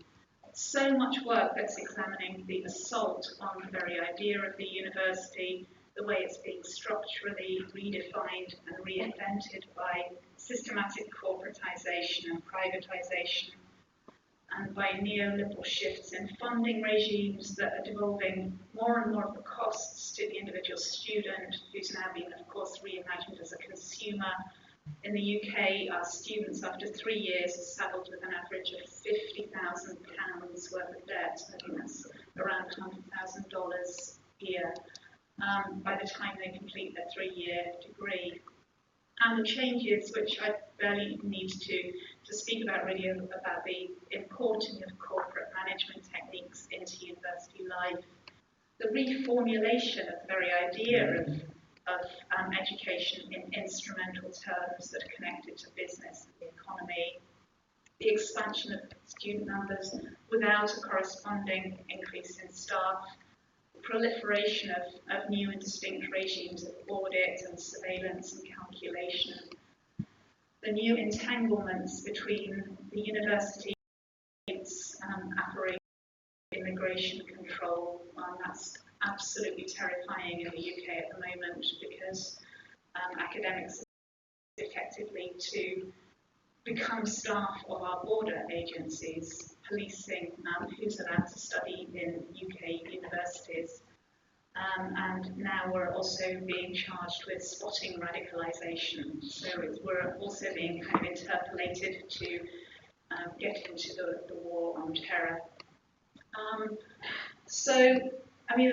I suppose what I'm trying to convey is that the changes that we've experienced it's been so speeded up, so precipitate, it's barely possible, even for those of us who work within the university, to keep up with and make sense of what's happening. It seems as if new things are happening all the time. Literally, you can't keep up with it. And inside, there's this sort of pervasive sense of crisis. And outside, I think there's just kind of disinterest and complete bewilderment. I don't think there's much of a sense of what's actually going on. And everybody's exhausted, of course, and just to speak of a few campaigns that I've been involved in the last couple of years, the anti-casualisation campaign, the fact that they've attacked our pensions and radically cut the value of our pensions. So our pension campaign, we've been on strike because of that. The Justice for campaign, the fact that they've privatised all of our facilities like cleaning and catering facilities have all been privatised and contracted out to these companies, and we've been campaigning for the workers within those companies to actually make the living wage, not the minimum wage, which is what we're earning, and not doing the work of the border agency. So many different things, but they're all kind of atomised individual campaigns. And I suppose what I really appreciate about this conference is the fact that it's not about those kind of individual isolated campaigns. It's actually about thinking together about challenging all of this and seeing the connections between it and envisioning something different. So I wanted to say something about what I see as the silence beyond those individual campaigns. And it's not a complete silence because actually, we talk about this stuff all the time. We all talk about, with our colleagues, with our friends, we talk about how stressed we're feeling, how many essays we still have to grade, how much work we still have to do, how we had to say no to that reviewing request because we were absolutely at breaking point. We talk about this all the time, but it doesn't have proper channels. It only gets talked about informally. It gets talked about in the coffee breaks at the conference. It gets talked about in the corridors. It never, ever, at least in the UK, makes it into an official zone. So it's really bizarre if you're thinking about kind of what it would be like for a historian who was at the archive in years to come and look back on, well, what's the texture of life like for people working in the universities? Because record of all that stuff, it's not, it's not being minuted, it's not actually appearing, but it's there for all of us, and we're talking about it informally. But there's something about the quality of the talk that is highly personalised and highly individualistic. And it's kind of racked by shame and racked by fear. So there's lots and lots of talk about, oh God, I'm just up, I'm really, really worried. I just haven't been able to get on top of my emails. I don't think I'm going to be able to meet the deadline. It's very much framed in that kind of slightly ashamed register, marked by fear and anxiety. It's by a kind of guilt. I think and that's another silencing mechanism when people feel privileged for being in the academy, wherever they've come from. When you're there, it's still kind of perceived as a position of privilege, and there's such a guilt around that we kind of feel, well, how can we talk about this when we're so fortunate? And I think overall, just a kind of lack of a politicized vocabulary for talking about it, so it's still framed very much in terms of personal experiences, but not in a politicized kind of register. And I was really struck by what Eve was talking about earlier, about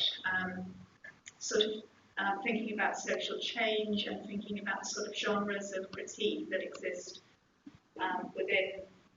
within the social sciences. And I was kind of reflecting on that and worrying, oh, am I falling into this kind of a raising awareness kind of talk? But I think it isn't quite that genre. It's more breaking the silence, but it's not an absolute silence, but it's making it things that we all know already, but making it in a new, hopefully more politicized language.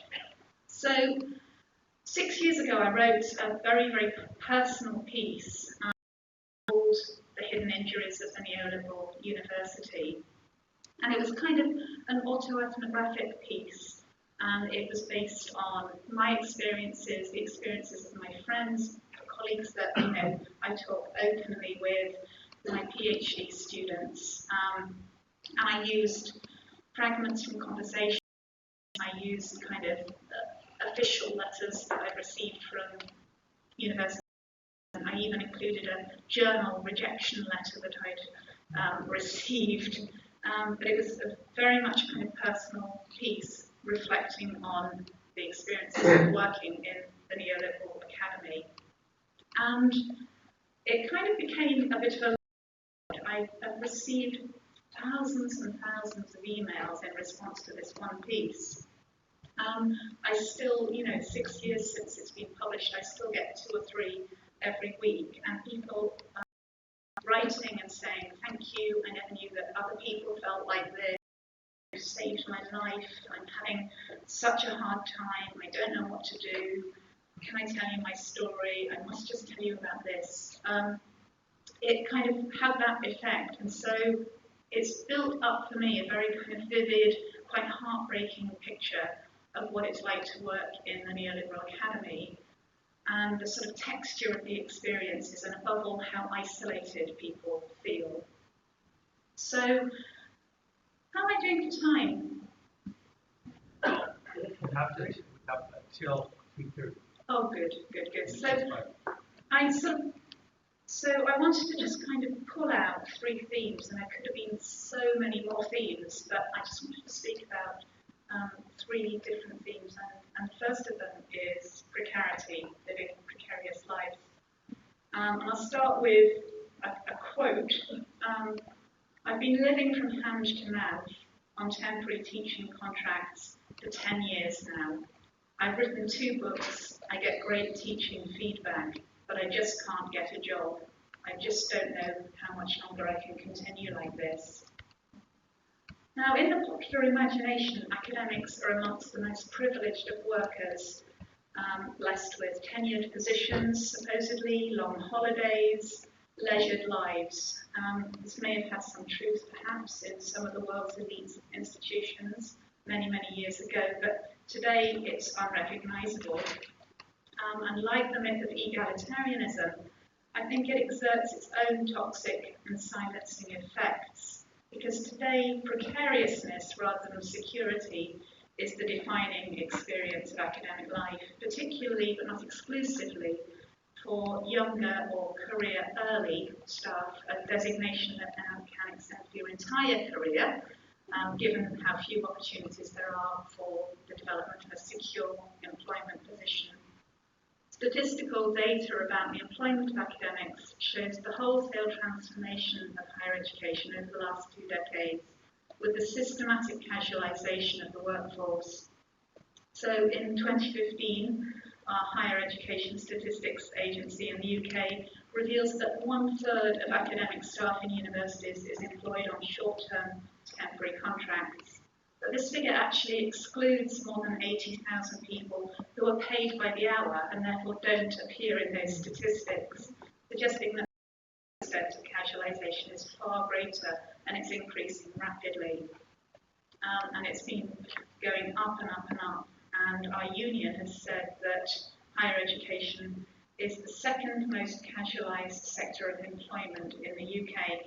Only the hospitality industry has a greater proportion of temporary workers and casuals. I think it's similar in the US. I know it's similar in Australia. May and colleagues argue that 60% of Australian academics are now on temporary contracts. And as Ruth Barkham comments, this is an intellectual and social catastrophe masking as flexibility. Short-term research positions, lectureships, teaching fellowships, in which, as a cost-cutting measure for universities, work that would once have been rewarded with a permanent position is repackaged for lower pay, stripped of benefits and any sense of obligation or responsibility to the person employed, leaving them without income over vacation periods. That nevertheless can seem like the aristocracy of labour compared with the hourly paid teaching positions. In these, PhD students and new postdocs are charged with delivering mass undergraduate programmes with no training and no support. Pay in these positions frequently only rewards contact hours, meaning that preparation, marking, pastoral care of students, all these things are not remunerated at all. So staff in these positions frequently comment that if they were making a rational economic decision, they would be much better off just working in a bar. But of course, that's not the only factor. And as we see in the cultural and creative fields, they're trying to gain experience, build their CV, of obtaining more secure employment. So this is hope labour par excellence. There are also predictable patterns relating to gender, race. Jill Blackmore argues that restructuring has led to the remasculinisation of the centre or core and a flexible peripheral labour market, feminised, casualised and deprofessionalised teachers. In the 27 countries of the European Union, women constitute 15% of full professorships, and that underrepresentation is even more stark if you look at other forums like editorial boards, the boards that give out grants, obviously vice chancellorships, etc. In 2013, the Times Higher produces its first ever Global Gender Index, which showed what it described as startling level of inequality among staff. And Diane Ray distinguishes between what she dubs academic capital and academic labour, positing women as the feminine lumpen proletariat of academia. So for most people on these kinds of short-term, poorly paid academic positions, the experience is marked by stress, anxiety, inability to make plans, either personal plans or occupational plans for the future. They frequently understand these periods of casualised employment are to be expected, but then are distressed that they go on for so long and frequently face agonising decisions about how long to chance it. As one woman put it, I feel I owe it to myself to try because I've invested so much in this, but I'm 30 now and I can't keep existing on a month-to-month basis. I have to put a time limit on how long I can hold out. And another told me, this is the first time in 10 years that I've headed into a summer knowing where I'm going to be living at the start of term.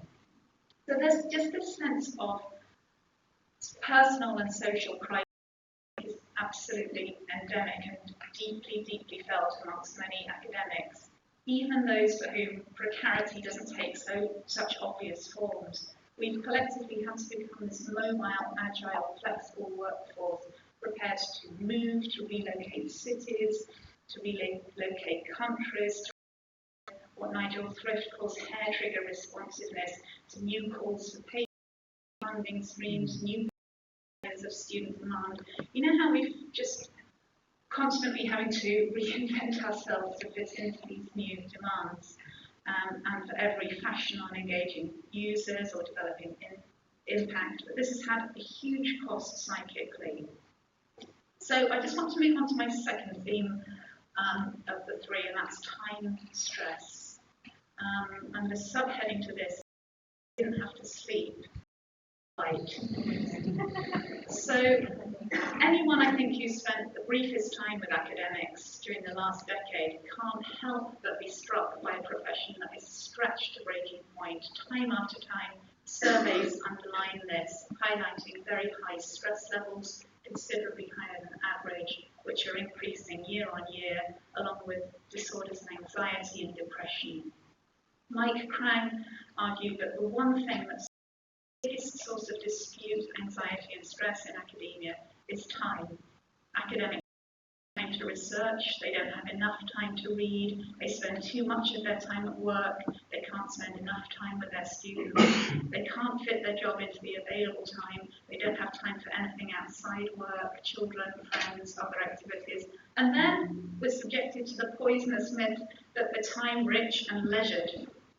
And there's a strong here, obviously, about aspiring to a job, and also the kind of requirements to do more with less, the transformations brought by ICTs. Have a Moodle or a WebCT course alongside your course. Tweet about seminars and events. Develop a Facebook page for your course that the students can engage with. And then alongside that, there's the whole proliferation of audits and monitoring services that we're required to be involved in that take up more and more of our time in the most soul-destroying way.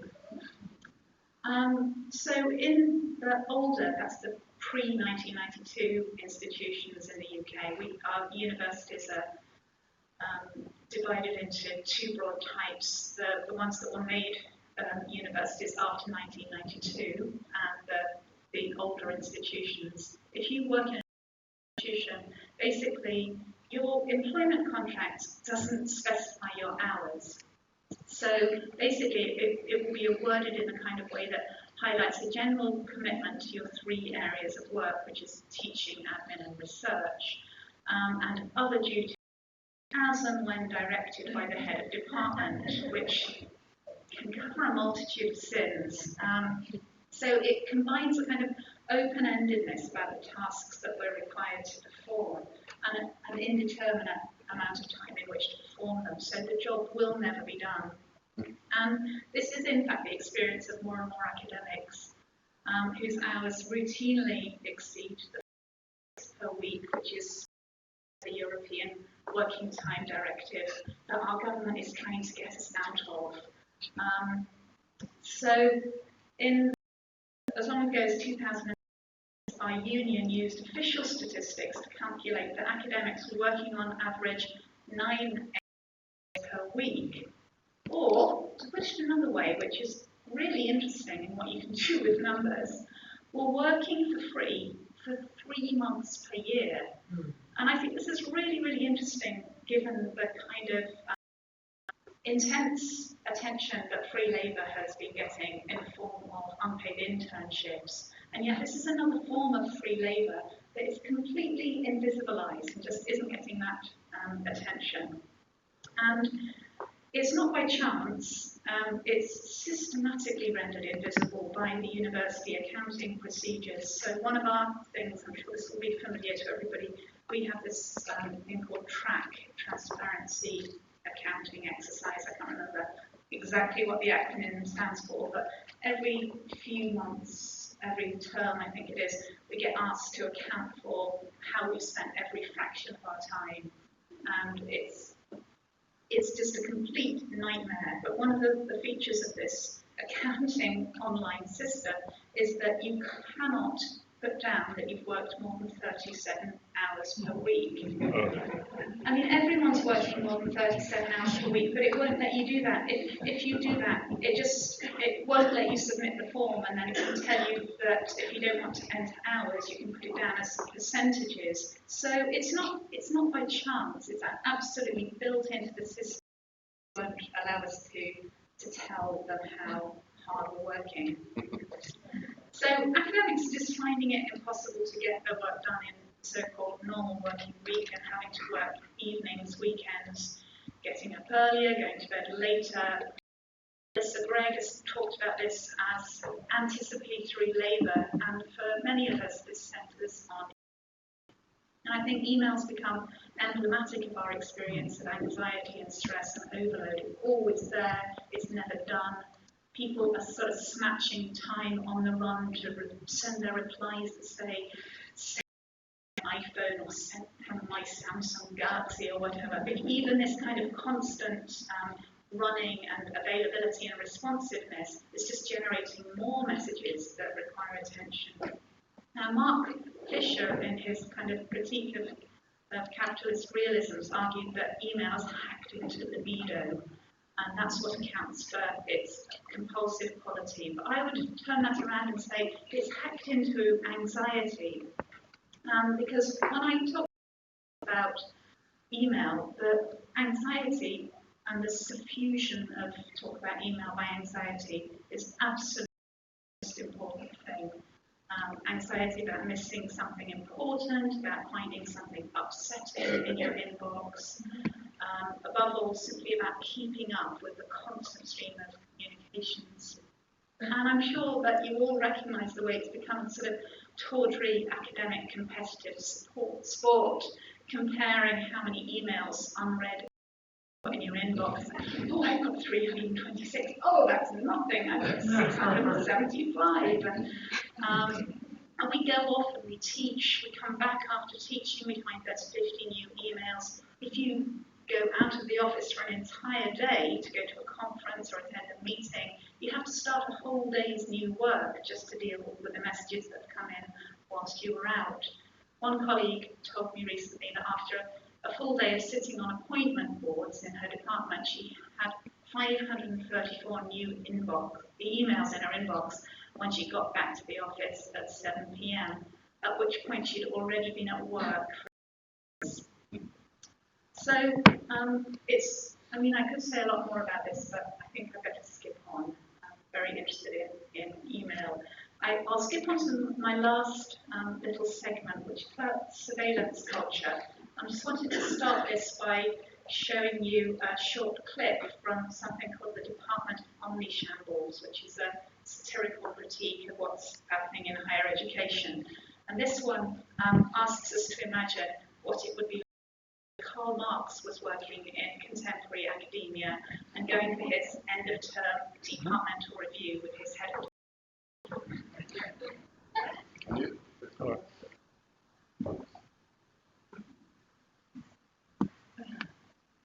Dr. Marx, good to see you.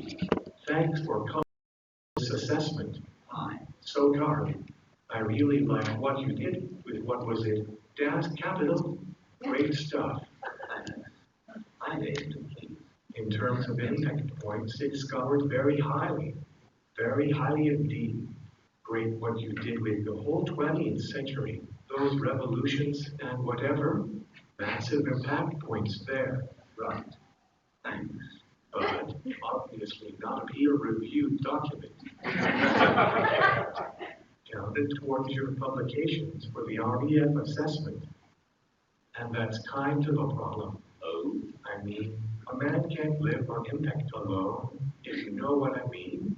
And departmentally, I'm sorry to say you're just not pulling your weight in terms of publications. Well, what about the Communist Manifesto that had a lot of citations? That falls into the same trap, I'm afraid, Carl. It doesn't help the REF at all. Where's the new work? Well, I got a little bogged down with some of the duties. Seriously? Yeah, I mean, what are you? A pussy or something? But don't you agree that the managerialization of education is the possibility of independent thought? We're in this together, Carl. We're all in the same boat with that. You think you're special? No, I just thought. Now what about the matter of your student evaluations? Not so hot, Carl. The module evaluation shows How shall I put this? Well, you're letting your customers down, Carl. Really letting them down. They're paying for a service and they want value. Value for money. But, that's exactly what I'm trying to show. I mean, look at this one at random. I quote, Professor, Marx didn't use PowerPoint and he didn't email us his notes. Typical, but it's completely tautologist that the student will know whether his own education was best served by the... Or here's another. Quote, Professor told us that bourgeois elite from which we come was expropriating the labor value of the wretched. It made me feel guilty.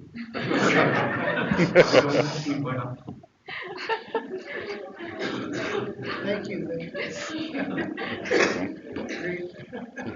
There's a fantastic site, the Department of Omni Shovels, student feedback on Immanuel Kant's essays and how Einstein would have fared in the research excellence framework and things like that. So I just thought it was a good example of our kind of surveillance culture, and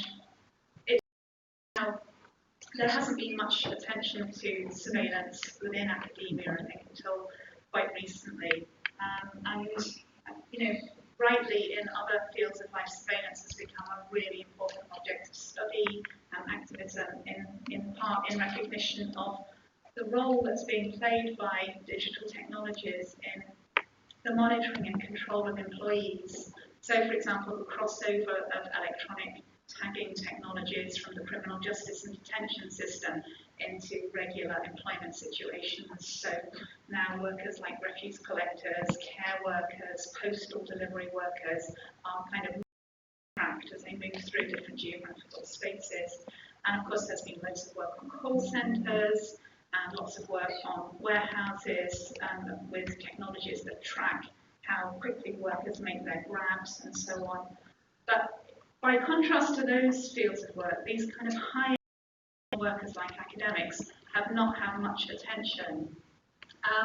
But we're becoming, I think, in a different way, one of the most, Roger Burrows has recently argued that in the UK, any individual academic is now ranked and measured on more than 100 different scales and indices at any one time that measure academics' value and try and monetize them. So we're ranked on how much grant income we bring in, what our research excellence score is, our citation scores, our student evaluations, our esteem indicators, our impact factor, the impact factor of the journals we publish in, our PhD completions. The list just goes on and on, literally over 100 of these metrics.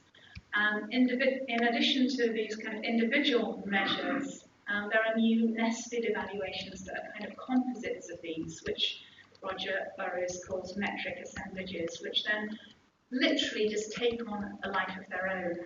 They become kind of semi-autonomous actors that do things in the world. They damage reputations, they single out people for redundancy, they close down courses. It's an example of power at a difference. But it's also producing new structures of feeling in the academy and contributes to our own self-surveillance and our own self-monitoring and commodification and the way that we're incited to view ourselves through these metrics. And it produces a new kind of precariousness, a new kind of precarity that Nelson's pointed out. It doesn't just go all the way down, it goes all the way down into our deepest psyche, but it also goes all the way up structurally and institutionally. It renders everybody insecure and precarious and at risk. And people are constantly worried about, because these surveillance things have no concept of history. It's like the clock stops and it restarts again at the next exercise. That if you just haven't produced in that period for whatever reason, then you're rendered insecure, your job's insecure, you could be put on a teaching-only contract. It creates quite profound sense of precariousness I think I'm running out of time, so I will just come to a conclusion really. I just wanted to say how we're exhorted to view ourselves through the optic of these metrics, which are now kind of permeating every sphere of our working lives and dictating the worth of everything that we do. And this was really kind of compellingly argued a couple of years ago when two feminist geographers asked the question, how many papers is a baby worth? Because we were having our last REF, our last research excellence framework, and basically people were saying, hey, if you've been on maternity leave, if you've been on other kinds of leave, then you shouldn't be expected to have produced as much. And Hefty eventually came up with a campaign, and the answer is one. It's worth one paper. So if you have a baby, you are entitled to submit one fewer in the REF. And that was a result, believe me. So I just wanted to conclude by saying something about our complicity in these processes, and even the time that I've been an academic, I think I can feel the shift when from early on in this kind of auditing regime, it was felt as something alien. It was felt as something that had been imposed from the outside on us. To the situation where it actually feels as if these things are being treated as if they're real and meaningful. Distress is palpable. Just very, very difficult, and it goes across all the different levels of academia. So I'll just read you a text message I received from a friend saying, hi Roz, I really wish I hadn't come into work today. The atmosphere is terrible. Emails have just been sent to inform people if they're going to be in the RAF. Very, very low. I saw X, who's my head of department, crying. This is so poisonous and so destructive. I hope you're having a better day than me. And I think what it captures is not just how miserable people are feeling, but how enmeshed and entangled we all are, whether we like it or not. So it's not just living with the H index, but it's actually living in it, through it, and being governed by it. And I think the challenge that we're all here today to discuss is how to resist and how to reclaim universities as different kinds of spaces of openness and freedom and generosity and collegiality. And thank you.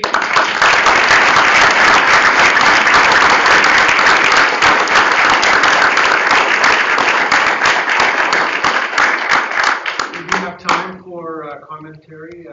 Len, we're expecting something. Questions?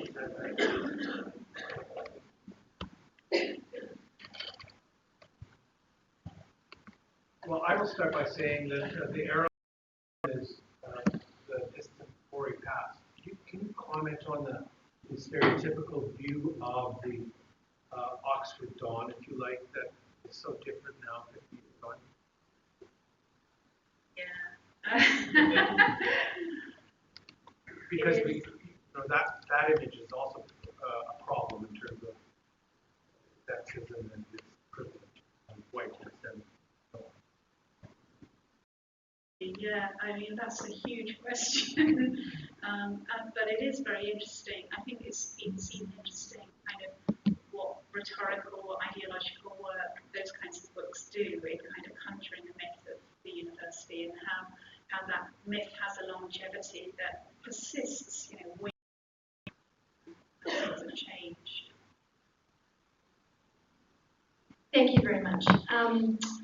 One comment I just want to make in response to what you said was, one of the concerns I have is about the sort of intergenerationality of these conversations. Newer faculty who have come on since, say, the mid-2000s. In my case, I've been in an academic position for 6 years. Pardon me. We don't necessarily know what it was like a couple of decades ago. And one of the concern about just talking to my colleagues is how few of them understand how much things have changed. And I wonder how we can better share that from through the mentorship, or through whatever means, older, maybe older, wiser, I don't know how to say it. Colleagues and those of us who've only been here since things have been, people are describing them. Yeah, thank you for that. I think that's a really, really comment, and it also really resonates with feminism, I guess, as well. I just think it's very, very important to have those intergenerational conversations, and I see kind of misunderstandings going in both directions, and it's really, really painful, I think, for everyone involved. I mean, there are lots of the main activism that has been in the UK around sort of academic labour has been around kind of newer, younger casualisation and kind of very, very precarious workers. But then at the other end of the spectrum, there's been pensions. And I've seen kind of standoffs between people where there's just a complete lack of solidarity. And it's as if kind of the older, approaching retirement academics, I don't know, they're very eager to get out and aren't kind of willing to stand up and fight necessarily. But equally, I've heard kind of newer faculty say, why should I defend their pensions? I don't even have a secure job. And to me, this is very, very distressing. Both of those kinds of responses are very distressing because what we know from all political movements is we have to have solidarity, and we're much, much stronger together than we are. We actually, have to create some sort of transversal politics that recognises the differences in how people are positioned, but nevertheless kind of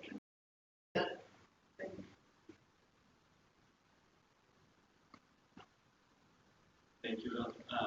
Absolutely wonderful to hear. I was hearing sort of resonance of what Joel had said with respect to an American communicating to Canadians. This is what the future looks like, beware. And then this is what I hear from you as well. And I've heard from other politics. Thank you for that. Thanks. Yeah, thanks is the right word. So my question is somewhat related. I had the great pleasure and honor of sitting with grad students last night. And so here are these younger scholars who were committed to the exploration of ideas and sharing of them, carrying these explorations further.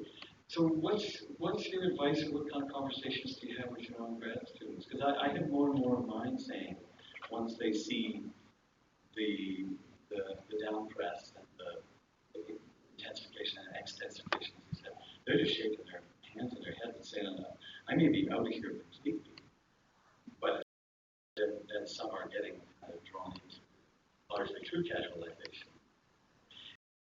And then you want to share what you say to these sort of conversations? Yeah, I mean, I just try to, tell it how I see it, basically, and not wanting. I think that very often the experience of the PhD student, it's really tough. You're working so hard. I think in the UK probably you're more isolated than you are here because you don't have the kind of grad student programs to the same extent. It's much more kind of individual work with your supervisor. And they're kind of looking forward to this time when they're going to be beyond that and going to be properly in the academy and kind of in this almost kind of mythologized academy of, maybe more like how we might hope it would be, working collectively and producing critical. And I try not to kind of like destroy people's hope, of course. And but I give this kind of talk to a lot, and increasingly what it seems to spark is kind of recognition that that's what it's like, but kind of going in with eyes open and struggling to make it different. I mean, I don't know what you say, if there's something that you say or other people in this room that would. I try to be as honest and truthful as I can to talk about I have my own graduate students keep a log of their own, what their own week looks like, and especially for those who are have partners, families, and are holding down several jobs on it. And just to look at that, and then I share what my week looks like, and how certain things fall off. And to be perfectly honest, I'm quite blunt, and I say, if you can think of another way of exploring ideas in a meaningful way with other collectives, seek those out. But know that you are in a place where you can be complicated. Is a rare impression.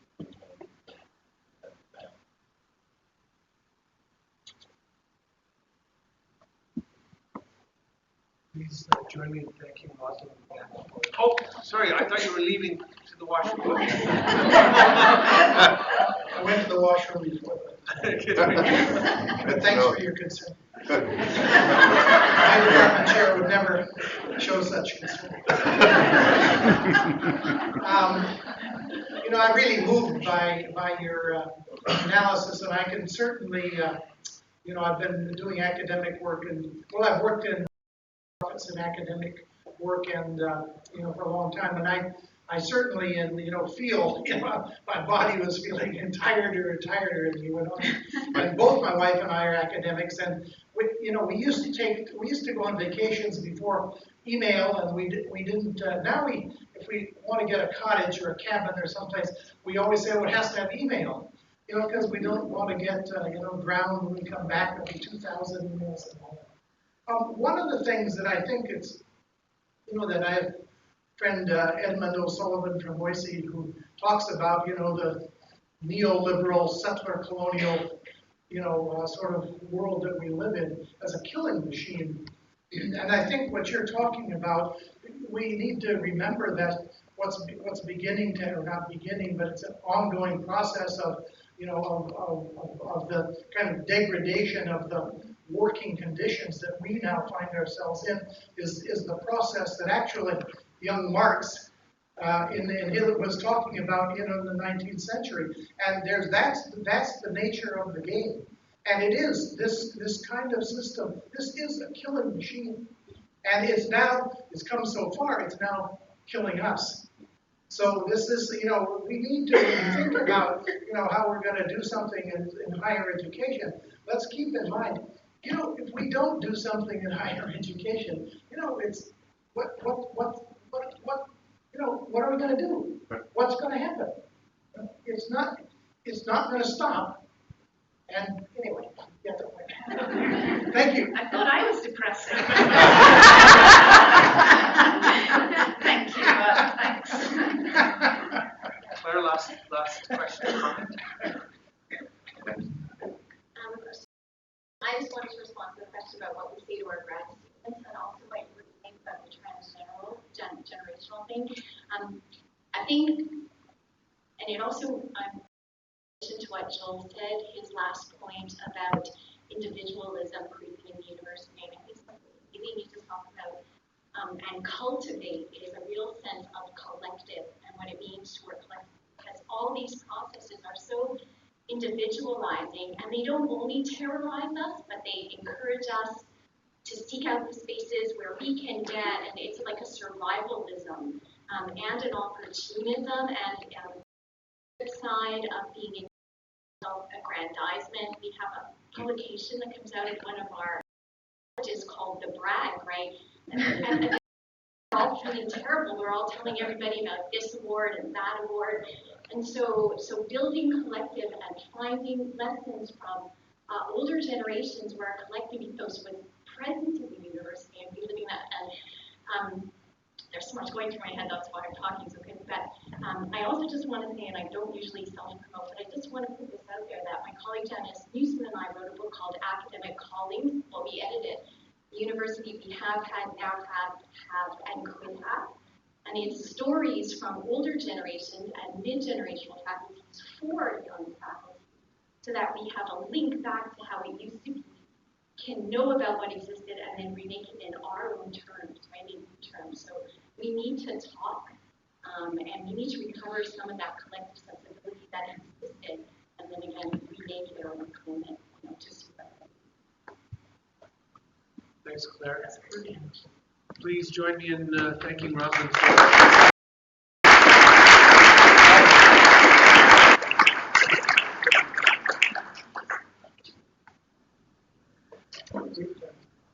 We're going to reconvene for our final session at 3:45, 3:45. That's really one of these people who doesn't really need much of an introduction, partly because his own personality is writ larger than whatever the average might be. And most of us in the field of education appreciate the fact that his life in schools, which is now, I think, in its 6th edition, has really helped to continue to expose how complicit we are as educators, maintaining the status quo, and to challenge us to think about how we might change the status quo.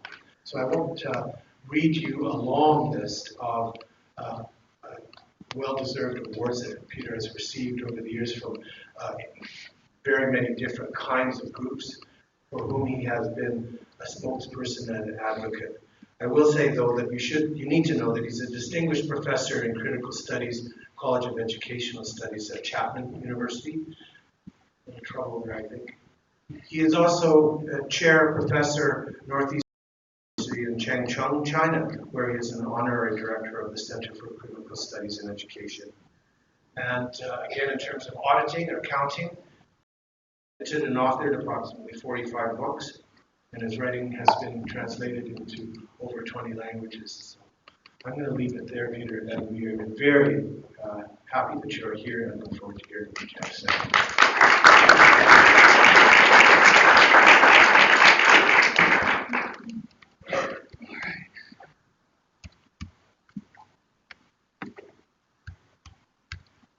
Well, my challenge would be to keep on time, marking things out here. Well, good afternoon, comrades. It's an honor to be in your company today, and I want to thank Mark, and I would like to thank the organizers of this conference for inviting me, and to thank the life speaker, Starblink, for blessing this momentous occasion, I think. It's good to be back in my native land, and especially gratifying to be in Regina for the first time in 30 years. The last time I was here was in 1980 on a coast-to-coast book tour. I think it was Halifax to Vancouver, for an elementary school teacher's journal that I published in 1980, and that became a book, Life in Schools, actually. I seem to recall, though, another appeared on the same show with me here in Regina. I'm pretty sure it was here. G. Gordon Liddy, the infamous Richard Nixon operative, who was convicted of conspiracy, burglary, and illegal wiretapping in the Watergate break-in. And as I seem to recall, this CIA agent liked to brag about toughening himself up by eating sewer rats and holding a fired-up blowtorch to his forearm without so much as flinching. That's what I remember about Liddy. He also went on, interestingly enough, to tour gullible university campuses, speaking with Timothy Leary. They took the show on the road. Timothy LSD fame. Dr. Leary actually gave me my first diploma on a piece of paper that he wrote for me at the Carousel Ballroom in San Francisco in 1968. And it read, "Diploma, Peter, you are now free." Well, speaking of Richard Nixon, it was interesting because In 1980, when I was first here in Regina, Richard Nixon published his book, The Real War, which was really a malefic mystification about the Vietnam War, and knocked me off of Maclean magazine's bestseller list. Tricky Dicky.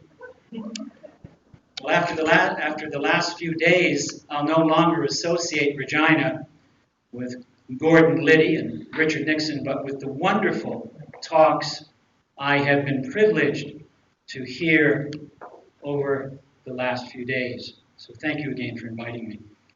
I'll just give you a brief rundown of some of my work to set the context for Comrade Jesus. Back in 1986, in a book called Schooling as a Ritual Performance, which was actually my doctoral dissertation from Boise, where I had the great privilege of working with Edmund Sullivan and Roger Simon, the late Roger Simon, and others, I raised some academic eyebrows by writing about knowledge as enfleshed or embodied. I was talking about knowledge as embodied. And for the next few years, I continued my work in comparative psychology, mostly following the work of Victor Turner, Richard Schechner, Jerzy Rukowski, etc. But eventually I realized that working at the level of epistemology, while important, was insufficient. So I returned to Marx. Volver a Marx. My conviction was, and still is, that, in quoting Joel Covell, there will be no true resolution of racism so long as class society stands, inasmuch as a racially oppressed society implies the activities of a class-defending state. Nor can gender inequality be legislated away so long as a class society with its state demands a super-exploitation of women's labor. Capitalism, and not just the sudden discovery of neoliberal capitalism, is always about the alienation of human labor. Has always commodified our subjective development, our agency, turning relations between people into relations between things, and helping to create the conditions of possibility for various species of sexism, patriarchy, and other social antagonisms and dependent hierarchies. Capitalism is more than the sheet anchor of institutionalized avarice and greed, more than excrement splattered on the perfumed bank eater with an insatiable appetite. And capital has strapped us to the slaughter bench of history from which we must pry ourselves free to continue our work of class and cultural struggle, creating working class solidarity, an integral value system and internal class logic capable of countering the hegemony of the bourgeoisie, while at the same time increasing class consensus and popular support. Inherent in capitalist societies marked by perpetual class warfare in the capitalist mode of production is structural violence of a scale so staggering that it can only be achieved with structural genocide. Gary Leach has argued convincingly and with a kind of savage aplomb that capitalist-induced violence is structural in nature and indeed constitutes a form of genocide. So my work has generally been aimed at genocide, ecocide, epistemicide, and of human labor. The portable vault of our memory, from which memories cry out and dreams are born, has been constructed out of the windswept debris of dead cities, destroyed nations, nations brought to servitude by the mailed fist of the world leaders, whose imperial eyes sweep over the clearings when the dust of destruction has settled and seek to plunder the resources of entire nations, caring nothing of the aftermath, nothing of the blood that soaks into the earth or pools in the sewers of the heart, nothing of the blight brought to humankind. Is it too late to re-enchant the world? to remold the planet in mytho-poetic terms, to create a dream time, a mystical present, to give ourselves over to dream divinities, to live in the eternal moment, to mold sacred totems from the damp clay of the riverbed. And while we ponder this possibility, the armies of the night march on, sneering at the pious surrender of the oppressed. Well, the ensuing years, I've spent more and more time in Latin America. Instituto McLaren de Pedagogía Crítica was established 12 years ago in Ensenada, Mexico. Since that time, I've tried to align critical pedagogy to revolutionary social movements throughout Latin America, Europe, North America, and elsewhere with varied success. 2006 was a pivotal year.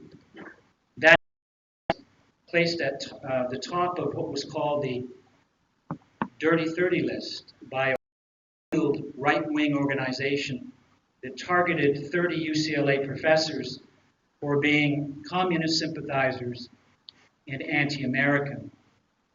Labeled as the most dangerous professor at UCLA, this right-wing organization offered to pay students $100 to secretly audio tape my lectures, $50 to provide notes from my notes taken from my lectures. That same year was an interesting year because in Venezuela invited me, despite my atrocious Spanish, to help bring critical pedagogy to the Bolivarian. But I remember one day in Miraflores Palace, President Chavez cautioned me that critical pedagogy would develop in Venezuela would be Venezolano. In other words, they would not be transplanting Peter McLaren's ideas in Venezuelan schools. And he encouraged me to be a learner, somebody that was going to share some of his work. And this was advice actually that Paulo Freire once gave me. It basically said, don't simply transplant my work, but reinvent it in the contextual specificity of where you and where others find themselves. So I went on, and I continued to learn from my mistakes. I became much more militant in those days, and learned a lot from tripping over my feet. I'll give you one quick example before I get on to the substance of my talk. I remember I was giving a talk on sociology of education in Medellin, Colombia. And when I was there, I was approached to me, and they said, "What are you doing at this academic conference, Peter? You're not going to make any changes here. Come to our high school and talk to the faculty and meet some of the students." And so I said, okay. I'd already given my talk. And so I said, let's go. So I hopped in the car, and they took me outside of Medellin, a school called, I remember, I don't know if it still exists, but and I remember walking in, and all the teachers were sitting in a room, and I had someone with me, of course, because of my horrendous Spanish, and who was helping me. And I remember the teacher said, "Peter, we really appreciate your work. You know, we want to follow some of the factory schools, and we want to use it here, but we don't really get a lot of your most recent thinking because it takes years and years for stuff to get translated, right, and arrive here in Colombia. It usually comes via Mexico. So tell us what your recent thinking is." And so I said, okay, and I talked about all education should be directed towards creating a post-capitalist society free of the value form of labor, value meaning monetarized labor, right, wage labor, and that we need to create a social universe outside of capital's value form. I'm getting that from, Capital Volume, Marx's Capital Volume 1. And as I was talking, and some of the teachers started looking nervously at me, and I thought, I'm doing wrong. I'm wondering, I seem to be upsetting the teachers And so I asked them, what's wrong? And they said, Peter, really, we can't talk like you. And I said, what do you mean you can't talk like me? We use your ideas, but we can't use your language. You have to understand that there's a civil war going on here. And I said, right. And they said, if we use the kind of language that you use to articulate your critical pedagogy, and I said, maybe, are you exaggerating a little, perhaps? And they said, no, we're not. We'll show you what we mean, Peter. And they walked up to a monitor, a computer monitor at the front of the room, pushed the button, slideshow that ensued.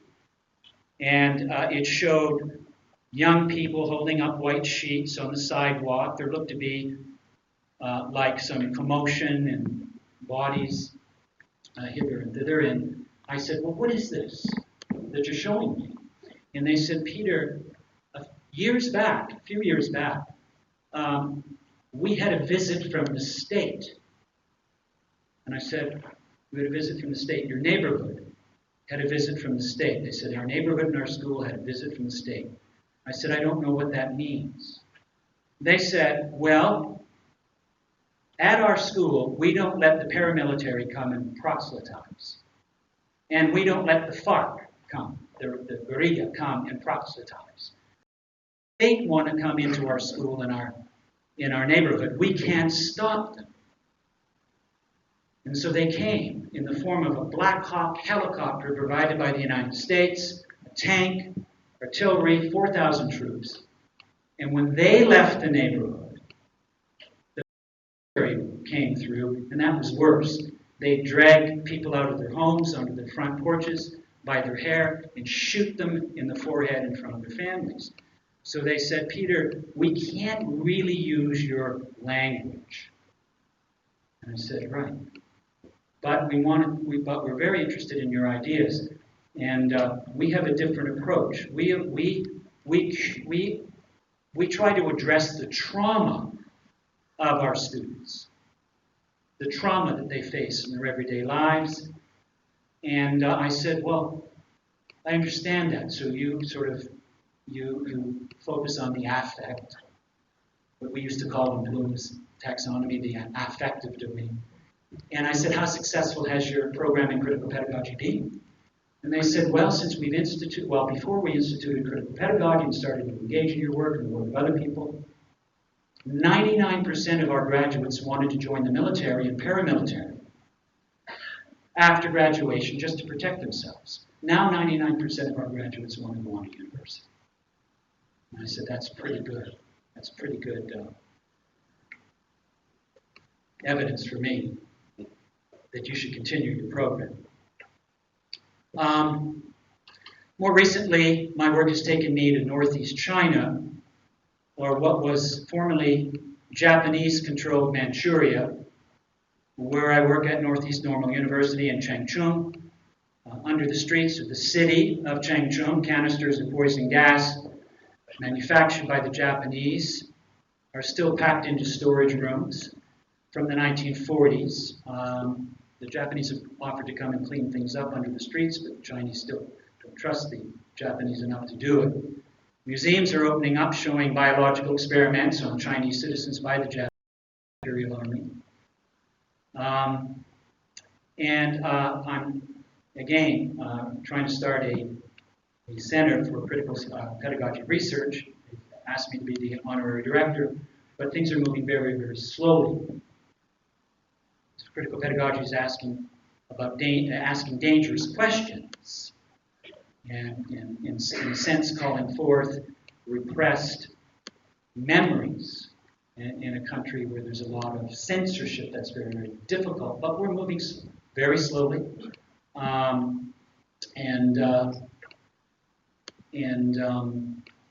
last year we managed to reissue Paulo Freire's Pedagogy of the Oppressed in Chinese. And gave it new life, I hope. And so that's something positive to report. Well, after reorienting my towards Marxist humanism, I met about 5 years ago a wonderful scholar and that Bud Hall mentioned yesterday, Ramon Grosfoguel from Berkeley. Ramon is part of a group of decolonial scholars and with Annabelle Quijano, Enrique Dussel, and many others, Walter Mc, who have produced an incredible amount of scholarship on the patron de poder colonial, the coloniality of power. It's an amazing research trajectory that has, I hope, strengthened and broadened my own work. Now, Grosfoguel, Dussel, Quijano, and other decolonial thinkers have argued convincingly that the ego cogito, the I think therefore I am, which underwrites Descartes' concept of modernity, replaced the prior Christian dominant perspective with a secular, unsituated, and monolithic politics of knowledge, attributed mainly to white European men. The presumed separation and superiorization of mind over body of this ego cogito establishes a knowledge system disassociated from the body's positioning in time and space, and achieves a kind of certitude of knowledge. I think, therefore I am.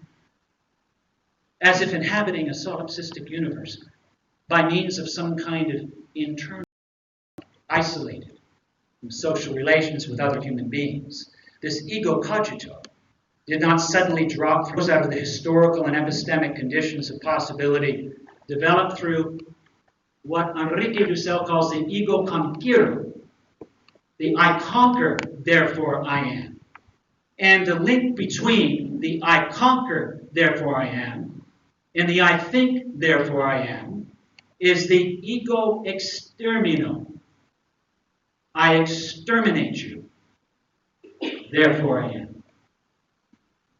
Grosfoguel and Dussel maintain that the ego conquero is the foundation of the imperial being, which began with European colonial expansion in 1492, when white men began to think of themselves as the center of the world because they had indeed conquered the world. The ego extermino is a logic of genocide, epistemicide that mediates the I conquer with the epistemic racism, sexism of the I think. As a new foundation of the world. The ego extermino can be situated in the four genocides or epistemicides of the country, which Bud Hall summarized for you, and I won't repeat. Now, this genocidal history has been repressed, and this is an argument I'm trying to make, in the structural unconscious of the nation, the United States. The term structural, of course, I take from the work of Richard Lippmann. Here is that the contradiction between the claims of ideology and the actual structure of social power and the need to defend oneself against socially constructed antagonisms is the primary challenge that faces. The function of the structural unconscious is therefore to reconcile reality and ideology at the level of the nation state. And this requires conceptual structures to help citizens adjust to its genocidal history. These structures comprise the foundations for coping strategies and are provided by the myths of democracy, rugged individualism, and white supremacy that lie at the heart of U.S. capitalist society. Racialized violence is a domestic expression of the structural unconscious, whose function is to provide psyche to the myth of America's providential history. The history apparently that God has given the United States. So that's kind of a summary of where I'm coming from. Now, for the last 2 years, I've lived in the Old Town area in the city of Orange, described on some websites as the 10th most politically conservative city in the United States. I live with my partner, Wong Yen, Angie, in a 3-room apartment, a popular restaurant overlooking a public parking lot, and next to the Army and Navy store that has a wide range of automatic rifles on sale this week. There are evangelical churches everywhere, almost on every corner, it seems. There, preachers preach the prosperity gospel and support Republican presidential candidates, such as the incarnation of the white capitalist id, Donald Trump. KKK recruits in our city. Every single Wednesday, approximately 50 scruffy-looking, mostly white men ride into town on their Harley every Wednesday, set up flags in the town square that read, "Freedom is not free. We are your warriors."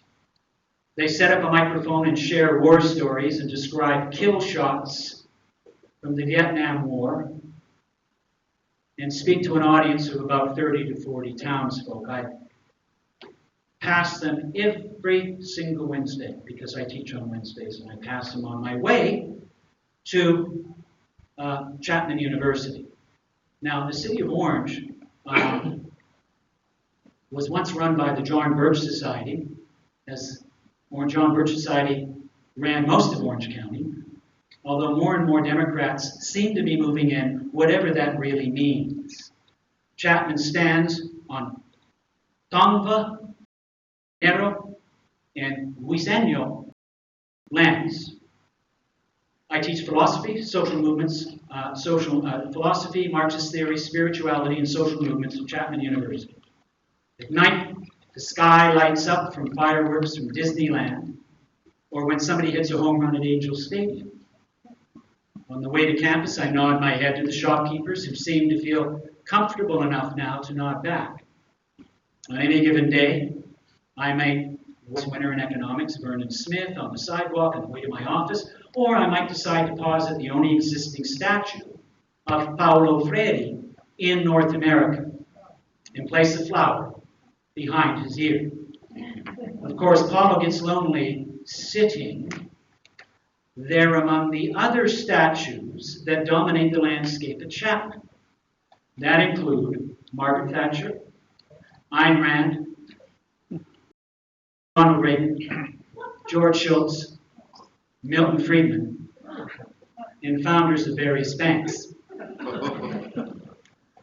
But I'm fortunate to be working with a wonderful and committed group of Freirean educators that make up the Paulo Freire Democratic Project at the College of Educational Studies. And it's a faculty, actually. I found it to be just great. So different from where I used to be teaching. I received 2 messages today from them, by the way. One said this, from Chapman faculty: a proposed resolution on climate science education fails to reach the Senate floor. That came today.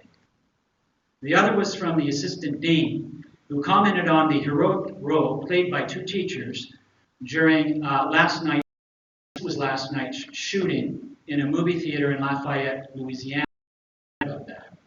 She wrote, 2 teachers apparently, one jumped in front to save the other teacher, and one of the teachers pulled the fire. And so she wrote, "I find myself reminded tonight of the smaller activism that occur every single day in countless schools and classrooms across our country by our nation's teachers." Now, I occasionally teach courses in liberation theology. I taught them off and on at UCLA, but never published work that was largely informed by it. So today I want to share a small sample from a book that will be published next month called Pedagogy of Insurrection, From Resurrection to Revolution. It's a book that contains chapters on Fidel Castro and Pierre Elliott Trudeau, Che Guevara, Paulo Freire, and the late President Hugo Chavez. But the centerpiece of the book is a chapter on Jesus and Christian communism. I was even thinking of starting a church of Christian communism in Orange. And I'm seriously was thinking about it. And I haven't idea yet. The book is designed to break through the structural unconscious U.S. context, which I argue, after decolonial theorists, is founded on genocide and epistemicide, as well as ecocide. Now, life doesn't unfold as some old sheet strewn across a brass bed in the dusky attic of history. Our destinies as children, as parents and teachers, do not flow unilaterally towards a single vertigo-inducing epiphany, some pyrotechnic explosion of iridescent refulgent splendor, where afterwards we lay rocking on a silent sea of pure bliss, where we're held speechless in some wind-washed grove of cedars, happily in the thrall of an unbridled, unsullied, and undiluted love of incandescent intensity. No.